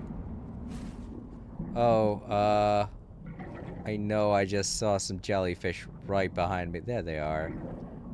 You know what? I'm going up to the surface. I feel like I've collected enough salt now.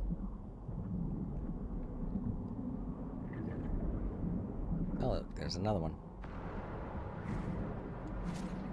Just get these before I go.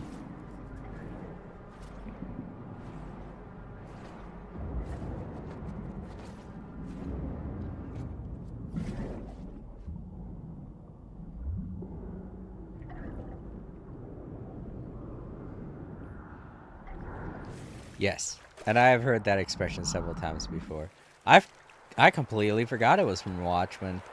I had to look up several things about it because I was like, where's that from? And I realized it was from the Watchmen movie and the comic book series, which I didn't know about. I thought that, let me see. The first instance, from what I researched, the first instance of it being mentioned in like a movie, I think it was. Oh no, that's right. That was that's why I remember. Okay, that's why I was researching it. In there's an old cartoon series based off of a movie called Ace Ventura: Pet Detective, and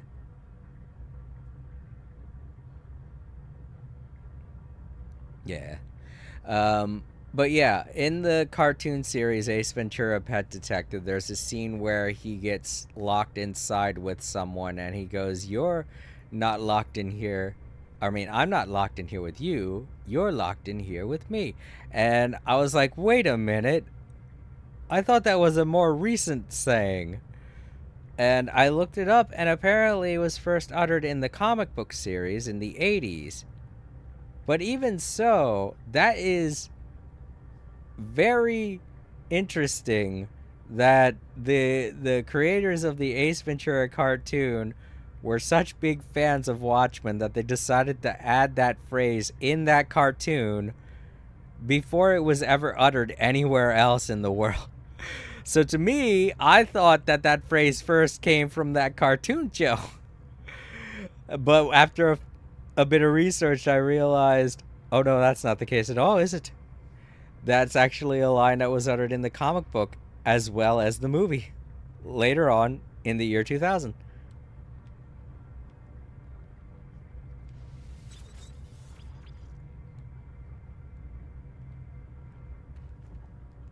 Might have been. There are a lot of cases involving that, like the whole saying of the definition of insanity is doing the same thing over and over again and expecting different results. That's been said several times throughout history, and a lot of people quote it from that game. What is it?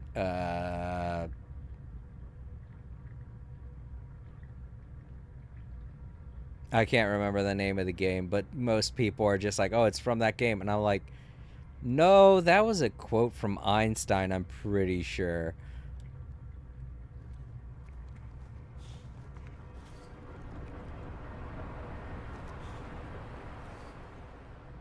Yes, it is an obvious thought as well. But then again, Einstein wasn't necessarily the word, the end all be all in terms of ideology. Like, that whole sentence can be misconstrued it can also be debunked. So, I mean, yeah. Alright, so we got... Where's the salt at? I mined so much salt. Where is it? This is it. Why does it have such an element name like that up in the corner there? I completely forgot. Alright, so we got lots of salt. Let's make those... Let's see what else we need to make those 2 hydraulics. Hydraulic arms. Hydraulic wiring, whatever it's called. Carbon nanotubes. See, these more advanced ingredients require several other ingredients to get done. And now we gotta go destroy a bunch of trees. Sorry, Lorax. I'm gonna make you mad. I should also try and get some carbon while I'm out here. Crystallized carbon. Grab this because I like it. That's true. Plus, he wasn't the best at math either, if you've heard. It was one of his worst subjects in school. Okay, let's see. We also need condensed carbon. So let's look around for some of that. Well, I don't see none. I mean, I can always make condensed carbon, but I would rather get it from crystals. It's a lot easier. You get massive amounts from the crystals. Oh, wait. Get something else from this tree. What else? Condensed carbon. I'm glad I scanned it.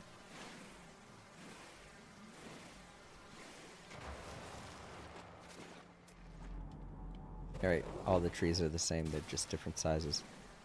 Okay, cool.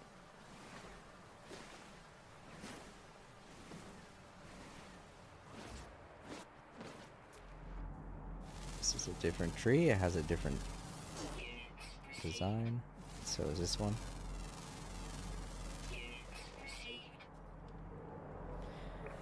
But yes, Einstein. Very interesting guy. I don't know. If I had to pick historical figures that were influential to society, yeah. If I had to pick a historical figure from the 18th century into the 19th century that was very influential to our society, I would probably pick Samuel Clemens more than Einstein.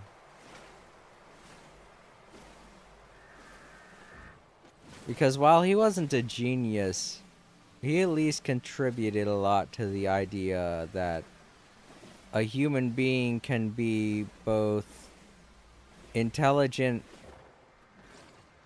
in terms of creativity. Because when you think Einstein, you think somebody that's a genius because of learned knowledge, you know? Meanwhile, you think Samuel Clemens, you think somebody who's more streetwise, somebody that's intelligent because they were creative.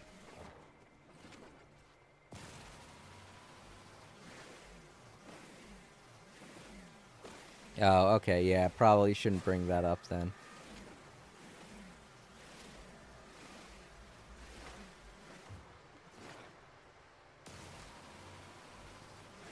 But yeah. Plus, I wasn't saying that to mean, like, any character in history. Right, his author name.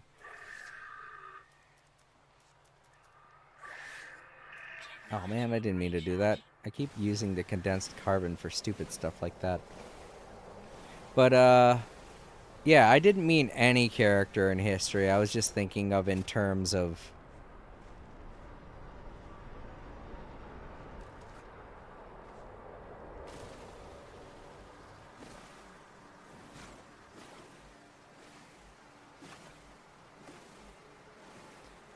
But yeah, I was thinking more in terms of in the world of what people think of when they think of an intelligent human being. That's what I was talking about.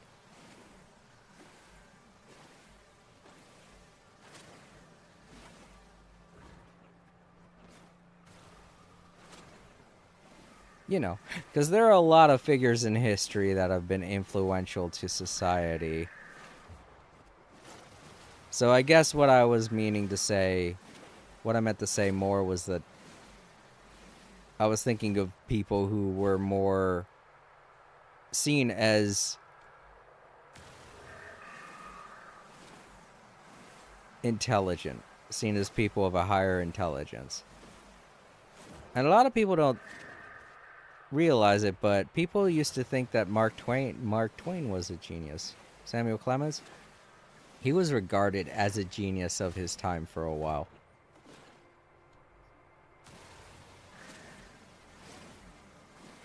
No, see, that's the thing. There's a lot of people feel like there's a fine line between philosophy and brilliance and being a genius. That's why so many people thought that Socrates was a genius.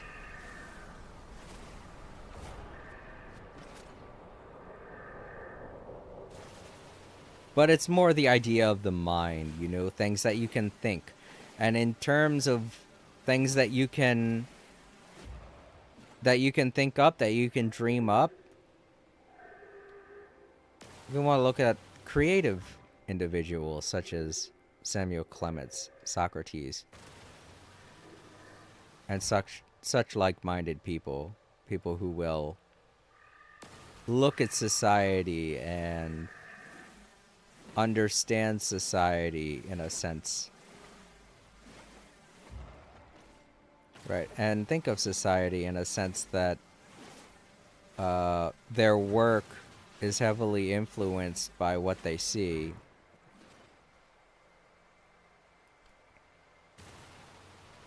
Alright, I'm a bit too far away for those.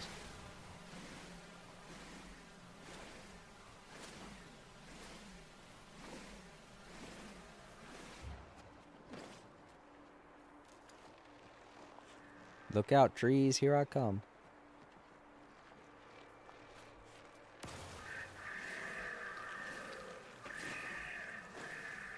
I'm standing a little bit too close to a dangerous plant, aren't I? Yeah, I guess. Just kill you. Out of here.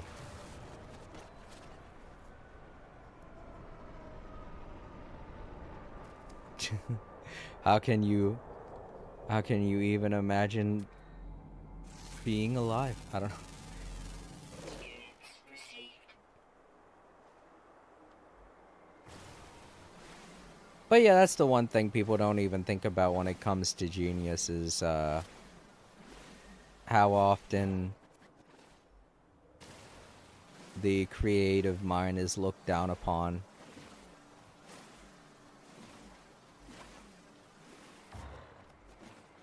When basic human knowledge all comes from the imagination.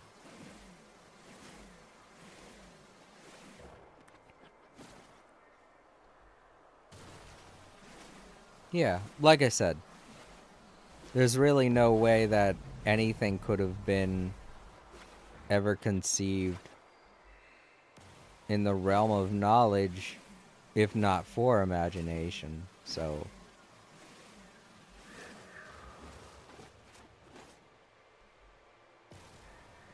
I'll take that bush too. I don't mind.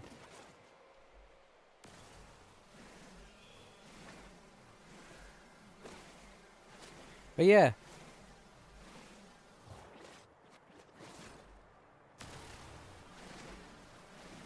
Einstein was a pretty smart guy. But he had a lot less to say about humanity than Mark Twain did. I mean, certainly throughout their lifetimes. Einstein grew more opinionated towards humanity later on in his life.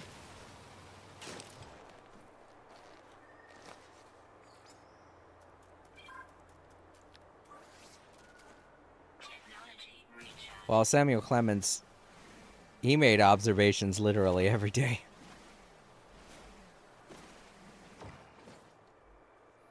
Oh yeah, no, don't get me wrong. There are people out there that have no benefit in ever considering anything other than what they're going to be eating tomorrow.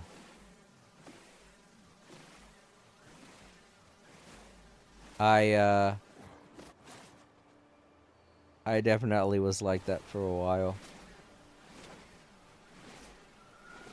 I don't complain about it at all, but I do have 2 jobs and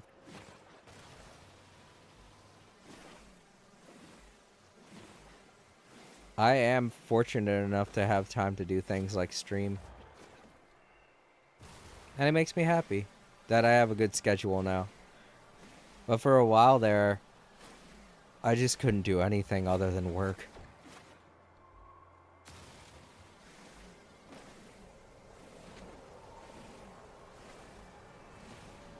I've said this a lot during my No Man's Sky streams, but it's really all about how patient you are.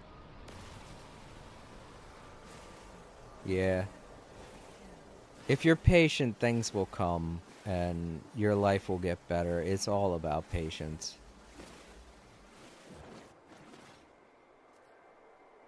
Life can feel like such a horrible thing to live, but if you're patient, things get better. Alright, let's get rid of some of these bushes. The trees aren't yielding that much condensed carbon. I'm starting to run out of the trees that yield condensed carbon. Oh, that's a rock. Never mind. Wait! Oh, I didn't know what the other material was from that. Man, that's a tiny plant. Shouldn't bother anyway. It's gonna get destroyed in a split second. That means it's probably not going to yield that much of anything.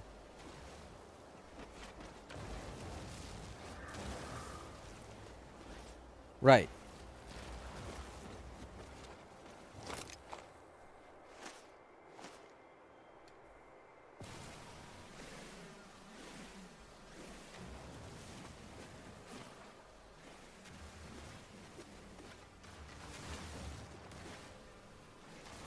That's a condensed carbon from whatever that is. What is it? I can't tell.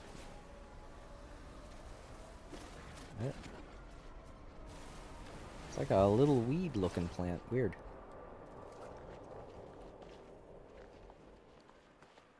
Wait, where's my base?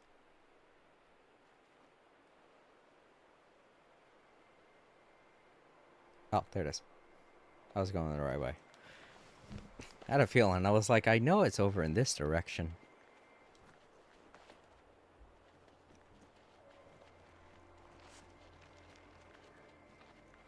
Give me your oxygen. Ow! What? Oh, did it blow up that soon? Or am I just close to another one? Oh, I was close to one of those. Ow. Ow. Oh, these jerk plants. You know what? Screw you.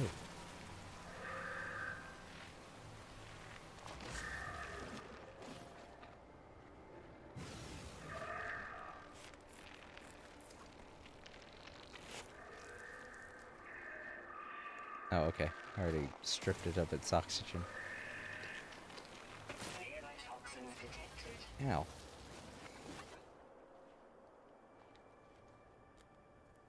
That's a very unique thing for it to say.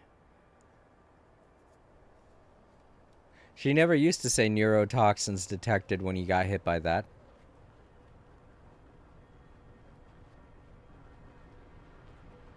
I don't really think there's a difference between that and getting injured regularly, but hey.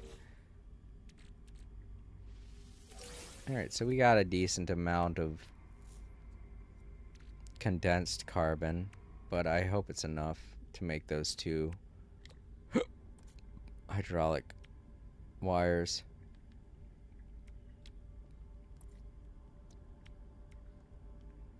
Alright, 2 carbon nanotubes.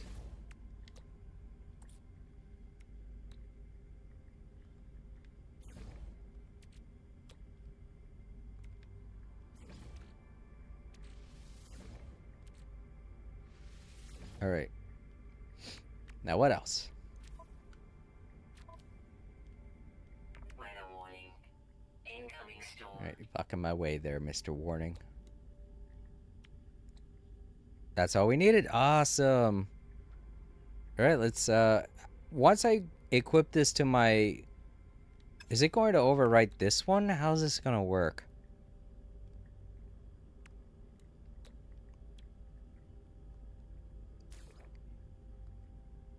Uninstall fishing. Oh, I have to uninstall it. Alright, alright. Well, I don't have any bait on it, so that's good.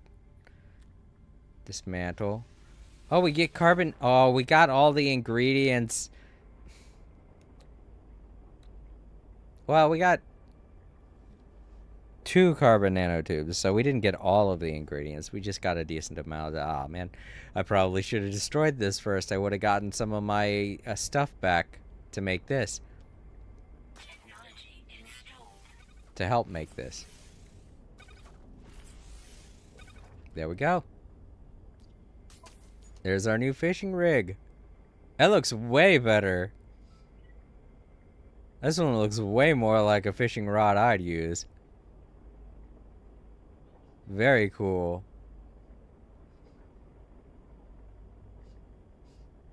Love it. I hope it makes it easier to fish. Alright, let's look at my inventory. I think it got all messy because of everything. I do have these nanotubes and this... So I have enough stuff to make another save point. I don't know. I might need one. I've already created several though, so I don't really need any more.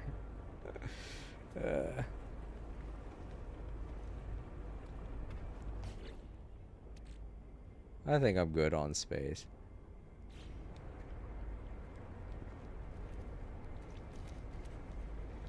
Alright, cool. Let's go up to my freighter. Oh, there's a storm. Let's get to my ship. Rain, rain, raining. Oh no.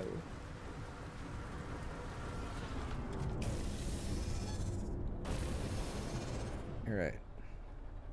I can't see because of the rain, but I think I'm facing the right way. Yeah. Whew. Space.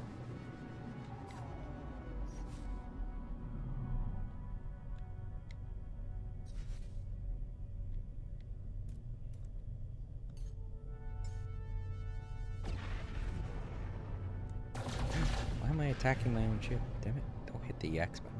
Do those save points work? Yes, they do. I actually prefer them to the other save point because the other save point creates a beacon and that just clutters up your hub by having too many beacons on the screen.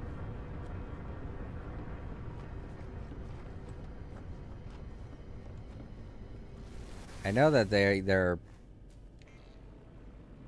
called save points, but they don't really act like save points, you know?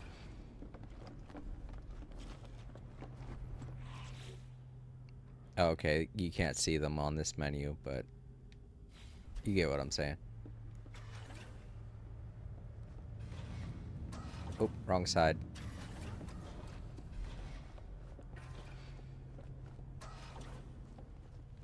Oh, you know what? Yeah, I gotta sell that one thing that I have, don't I? Where is it? Oh, this is buy. Yes, you can. Actually, that save point that I was looking at in my base, that's been there since the beginning of this expedition. So you can make permanent save points. You can even pick them up and carry them around with you and save in other locations.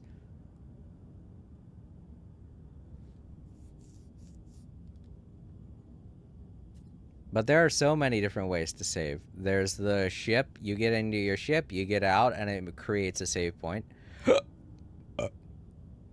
You go onto a space station, that creates a save point. There are several save points scattered around a planet as either beacons or antenna or uh, any building has like a little antenna near it. You click on it and it saves your progress. So there are so many different ways to save, but that save point that you can create, you can pick that up and put it anywhere and save anywhere you want to. All right, where's the thing? Ah, here it is. This is what I wanted to sell. Units received. Yes, yes. The auto saves, they are different from your regular save. So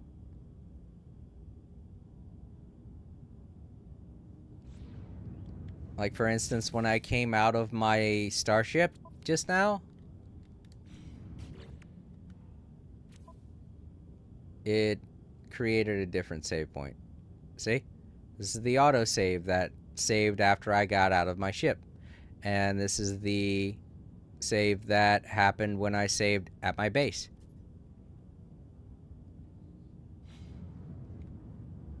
So yeah.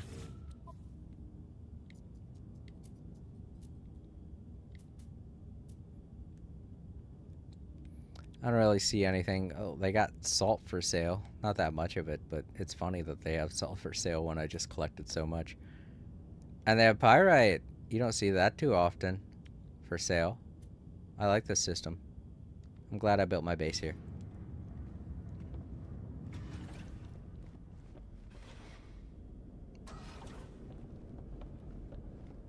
Yeah, let's save.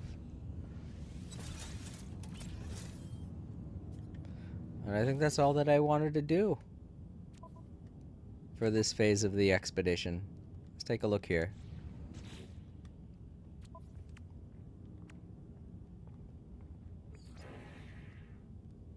Yep, both phases complete. Alright, well that was phase 4.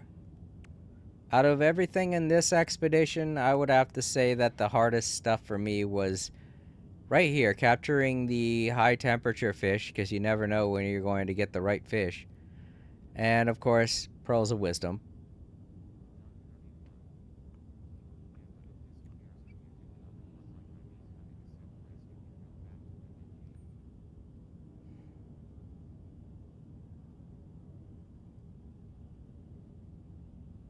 I don't know what you mean, Doug.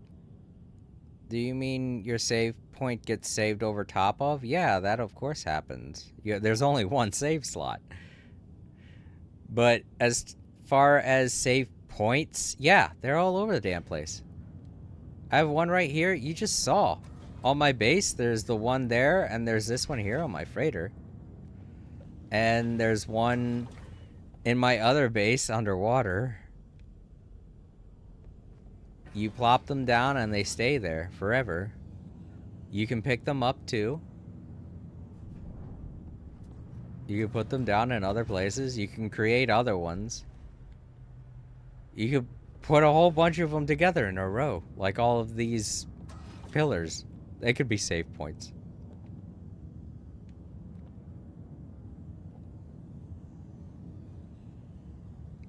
I don't know what you're getting at, Doug. I don't know why.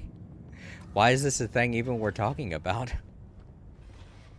They're save points. Who cares?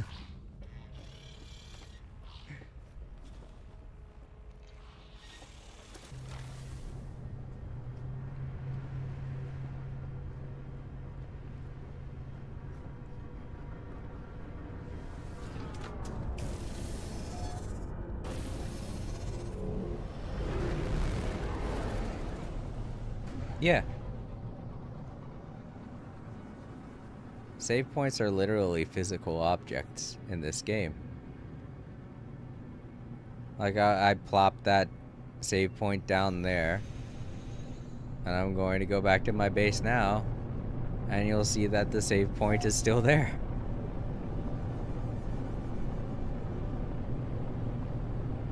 And if I want to use it, then I'll use it. And it'll override my save data.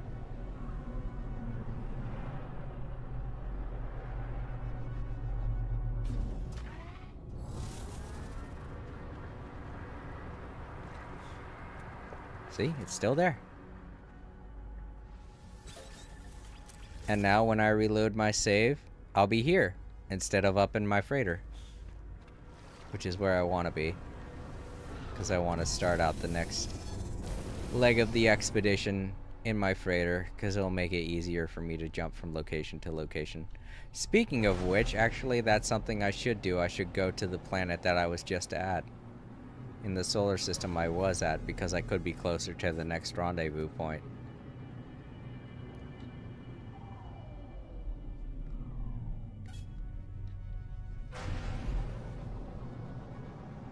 Yeah, you can. I know it sounds weird.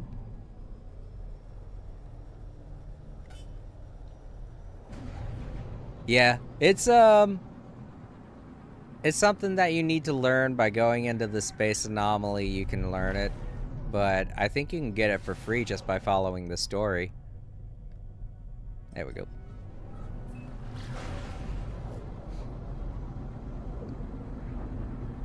But yeah, there are two different versions. There's the one that I use all the time. And then there's another one that has like an antenna sticking out the top of it. It's a save point and a beacon. And what I mean by that...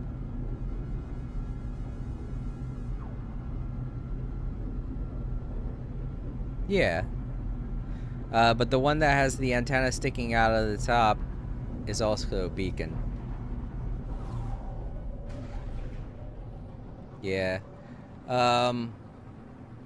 What I mean by it being a beacon is that when you plop it down, it has a marker that gets placed on it so that you can find it anywhere in the solar system.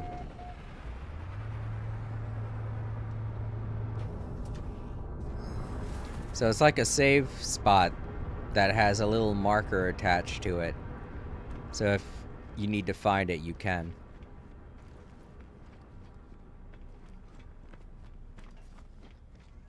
If you pick it up, it's okay. You can plop it back down. If you hold down R3, you'll pick it up, and it'll be in your inventory as a single item. And if you need to put it back down, you just go back into your create mode and make it again.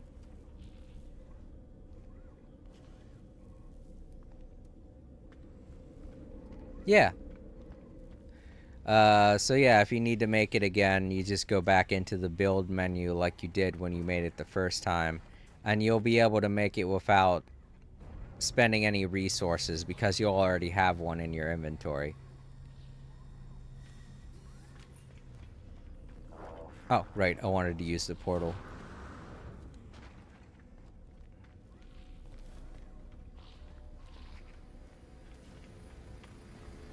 When it's in your inventory, if you pick it up and have it in your inventory...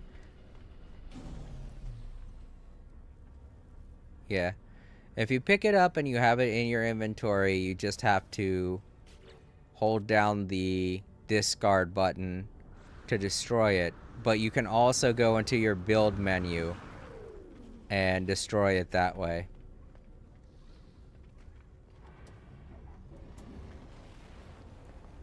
If you destroy it, that won't reset the save point, because technically the only way that would work is if you could save after it was destroyed, which you couldn't do because it doesn't exist anymore.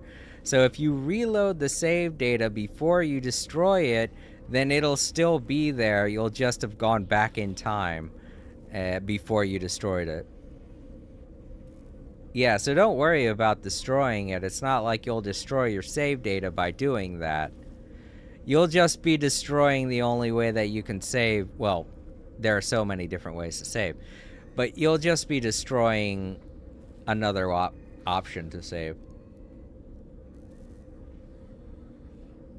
Yeah, so go ahead and destroy it. It's totally fine. Just make sure to save in another way after you destroy it. Because otherwise, if you reload your save data, you'll just be back where you were before it was destroyed. And you'll have to destroy it again. And everything that you did after you destroyed it will have to be done again, you know?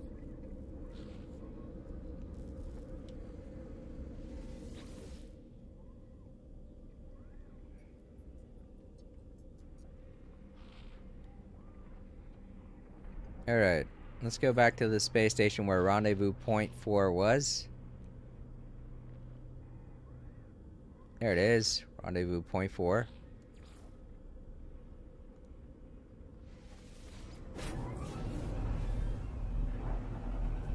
Right, if you want to, but then that one will be there. But if you don't have, if it's a case of you want to put it in a different spot, then you don't need to destroy it, you just need to pick it up.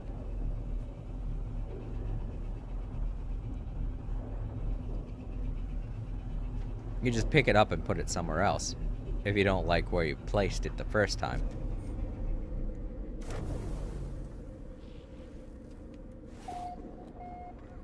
Here, I'll demonstrate in my freighter.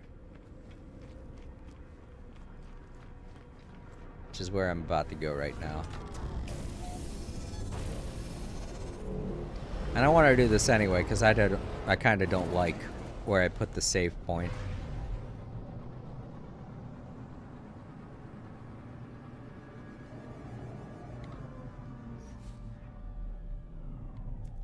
Alright. So if you don't like where you've placed your save point, let me go into my freighter.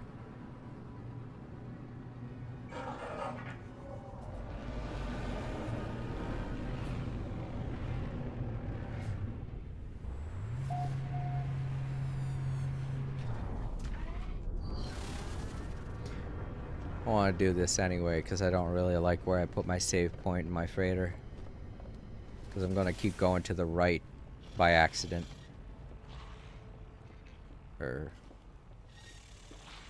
Right. So you want to get rid of your save point or change its location. All you gotta do is walk up to it, hold down the pickup button, whatever it displays as the pickup button, and you'll pick it up. And now it's in your inventory.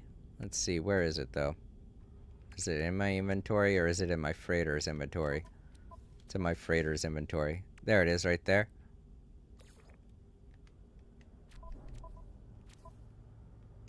Now it's in my inventory. You'll pick it up, it'll be in your inventory, and then you go to the location where you want it to be.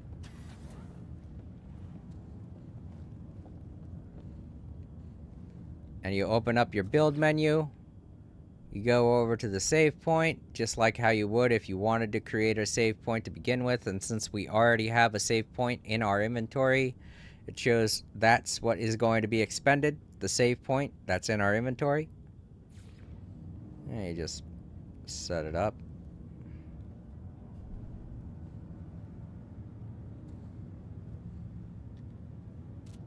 And there you go. That's all you have to do. And if you want to destroy it, easiest way is to go into the build menu. At the bottom here, you'll see edit placed parts. I hit the square button. I don't know what it'll be for you, but you hit the square, and then you hit whatever the delete button is, which for me playing on the PlayStation 5, it'll be L2. I'm not going to press that. I don't want to delete it. But when you delete it, you'll get your materials back, and you'll be able to craft it anywhere you want again, because you'll have the materials in your inventory. You know, unless you spend them on something else. But if you want those materials back, that's the best way to get them back, is by destroying the save point. So yeah, we're in Rendezvous Point 4 system now. And I don't have to worry about traveling so far next time we play. Get out of the way, you. I don't know who you are, but you've been kind of standing in my way.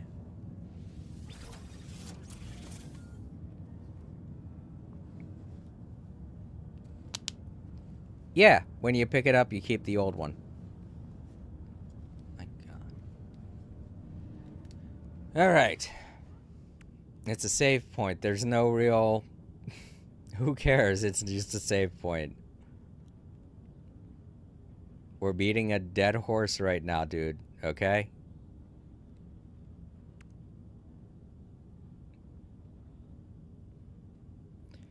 Okay, so out of everything in phase 4, the things you're gonna have a problem with are in hot water and pearls of wisdom. Those two obviously are difficult for different reasons. Hot water is difficult because you have to catch specific fish, and the specific fish you need to catch might not show up. Pearls of wisdom is difficult because get rid of this. Pearls of wisdom is difficult because harvesting 15 pearls in the water can get kind of risky. It gets kind of difficult when you're trying not to run out of air, and traversing a long distance underwater will be difficult to do that. You'll have to either keep going up for air, recharging your oxygen tanks, or trying to find those kelp sacks to re-energize your oxygen tanks that way.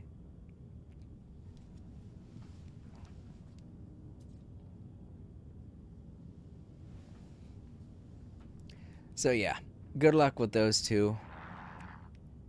If you're not that good with fishing, this one might be the more difficult one for you to do. All the other things, very easy. This is just find location, go to it. This is fish without bait. This is fish at night, and you get, from this expedition, shadow lures to help you catch the 3 fish that you need. This one's not that hard either. You just need to catch 3 fish in deep water. So, go into the middle of an ocean and fish there, and you'll be good.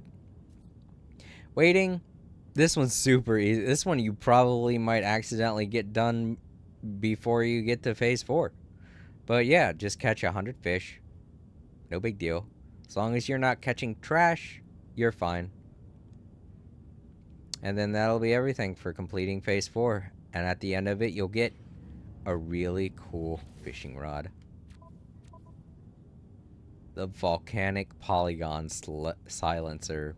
That is a mouthful. I'm just gonna call it the Silencer. It kind of looks like a gun. So, great name for it.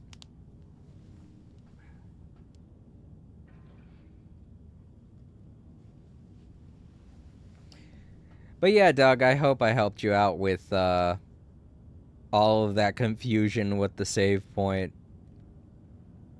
It's just a save point, dude. Don't worry about it. It's no big deal. You don't even have to have it. Like I said, it is something you get later on, but it's not necessary because you can save anywhere.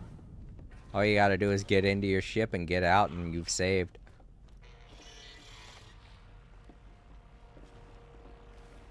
So, I want to go over to the space anomaly really quick.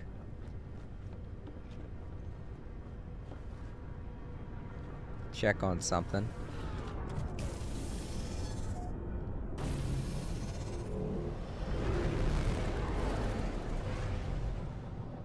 Gotta get away from my freighter before I summon the space anomaly.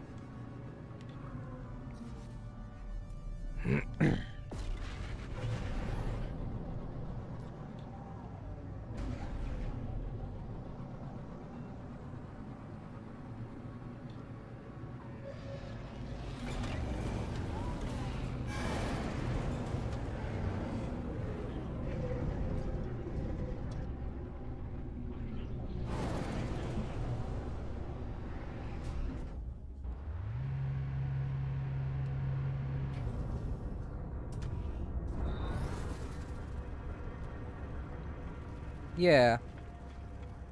But like I'm saying, it's not necessary. I'll show you where you can get the blueprint for it.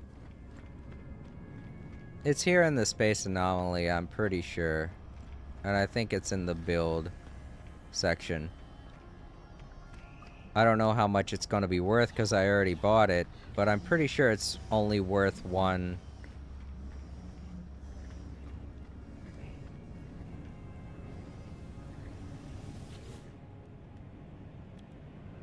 Alright, yeah, it's in this menu. You're gonna have to get the save beacon first, which you should get automatically by doing the story mode. But afterwards, that opens up these menus.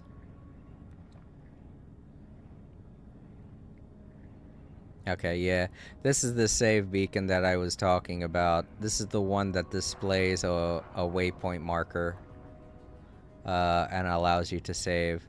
A lot of people will use this, but I don't like crowding up my hub with waypoint markers. That's why I like using this one right here. I think it's even cheaper, isn't it?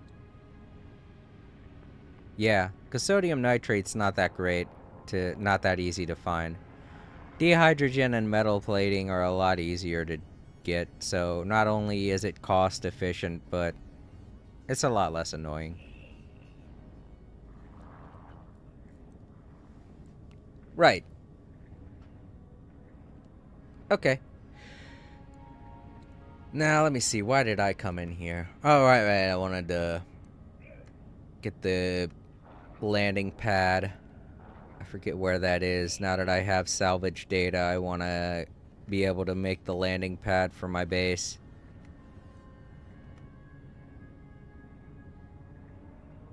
Because I'm kind of tired of landing out front. Not parking.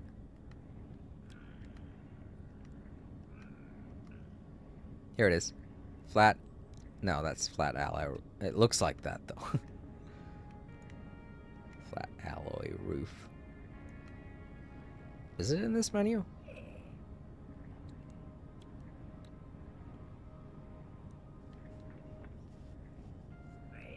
Here it is.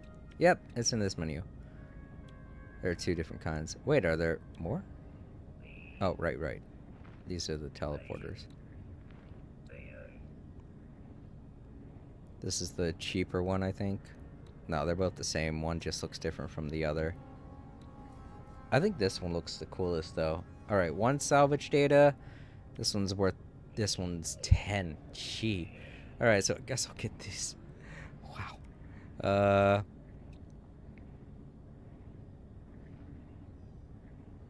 I have to research something else first. Oh, I haven't researched this? Oh. Weird. Well, I want this anyway. I can put this on my base as well. There we go. Kind of costly, but I wanted it. Now question is, do I want to get this? Yeah. For some decorations.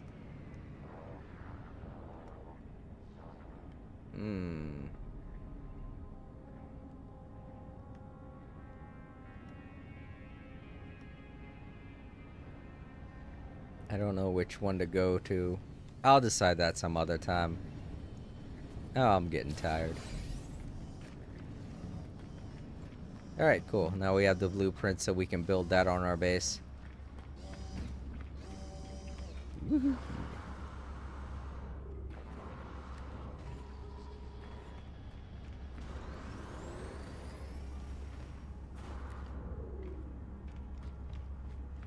Alright, so lots of information and guides given to any and all who will listen. So if you're listening, I hope this helped you out. To anyone watching in the archives, as well as you, Doug. If you ever do plan on doing this expedition, I hope you have an easier time of it now that I've helped you out with Phase 3. And if you want, you can always check back at Phase 2 and 1 if you need any info on doing those.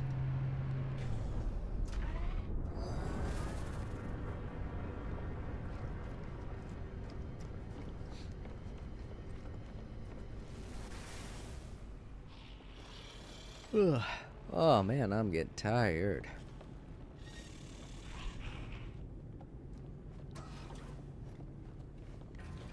I do like that we have one of these. So this is my new appearance now. I think this is it for that you can get appearance-wise for this expedition. I think this is the first time during an expedition where I changed my appearance before the expedition was over. Alrighty, no problem, Doug. I'm sorry, I get really sleepy sometimes and it gets difficult for me to explain things. I hope I did my best in explaining how these save points work.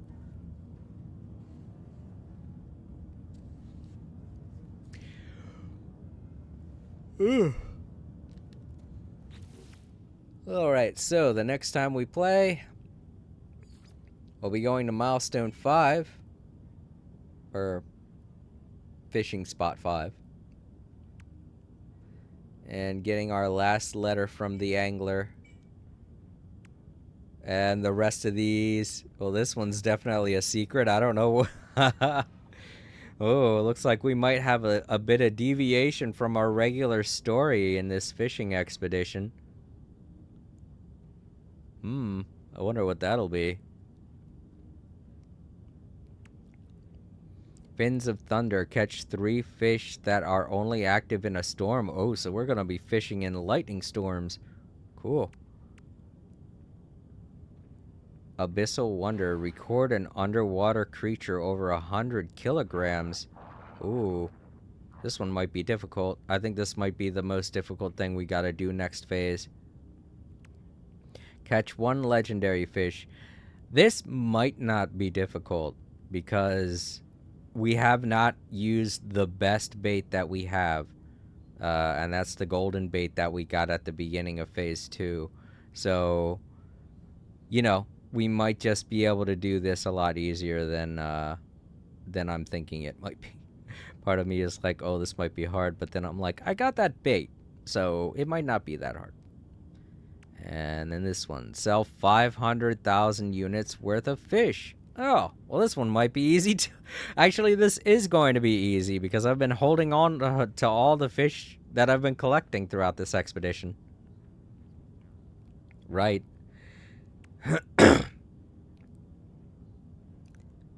And then phase 5. We'll get a new title, Aquarius decal plans. Oh, more decorations for our base. Good. Aquarius banner. Oh, the Aquarius banner will just be a banner. That's not going to be decoration, but we'll get one more new decoration. That's neat. Okay, cool. So, out of everything, this one's going to be the most difficult. And I'm not looking forward to doing that next time.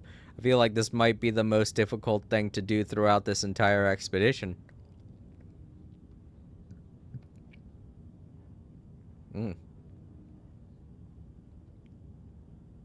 You get deathly cold ice cream from this. Yum. And who knows, this might be difficult too. I don't know. But if it's story related, it's probably going to be hand-holdy, so it might not be that difficult. All right, let's save.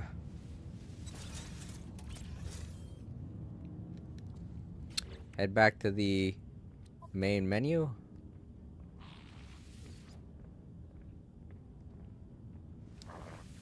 All right, there we go. All right.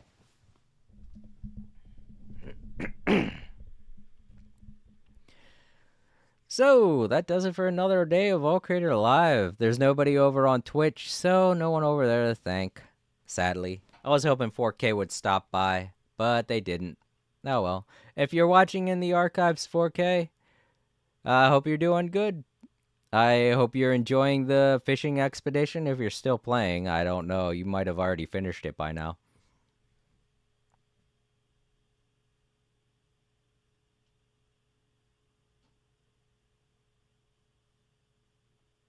Alright, and over on YouTube, I want to thank you, Doug.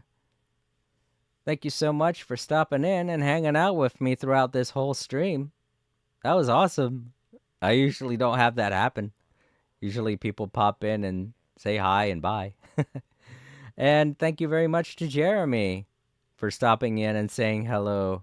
And nothing against your faith or nothing like that. I myself am a Christian, but you know, to anyone watching in the archives, that's not a good idea to just pop in and start spouting out religious stuff.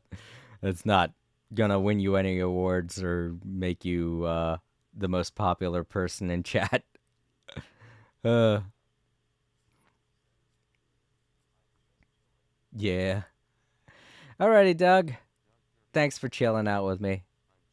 I like to consider my streams to be pretty chill, so if you enjoyed what you saw, I hope to see you more in the chat. That'll be cool. All right, so we also have a new subscriber I want to thank. Let's take a look here.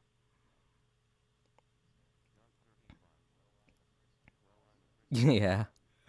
But yeah, like I said, you didn't pop in here and start saying religious related stuff. So just kind of warning those out there. Like Jeremy. Probably not a good idea. All right, so I want to thank Nitwits World for subscribing. Thank you so much. I hope you enjoy my content. I realize you enjoyed the playthrough of The Legend of Zelda Wand of Echoes. I'm going to be doing that again next week. And speaking of next week, that's when I'm going to be streaming again, next Monday. I will be working this weekend at my night job, so I won't be able to stream because I'll be asleep for most of the day. All right. So that does it for another day of All Creator Live. To those watching in the archives, don't forget to leave a like, comment down below, share the video, and subscribe if you have not already.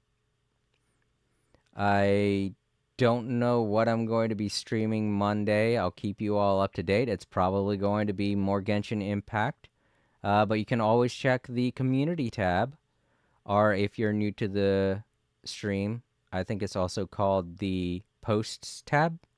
If you have not subscribed yet, it'll be called the post tab. So over on YouTube, check the community r/post tab for more information as to when I'm going to be streaming and what I'm going to be streaming. You all have a great day, great night, depending on where you live, and I will see you all later. Good night, everybody.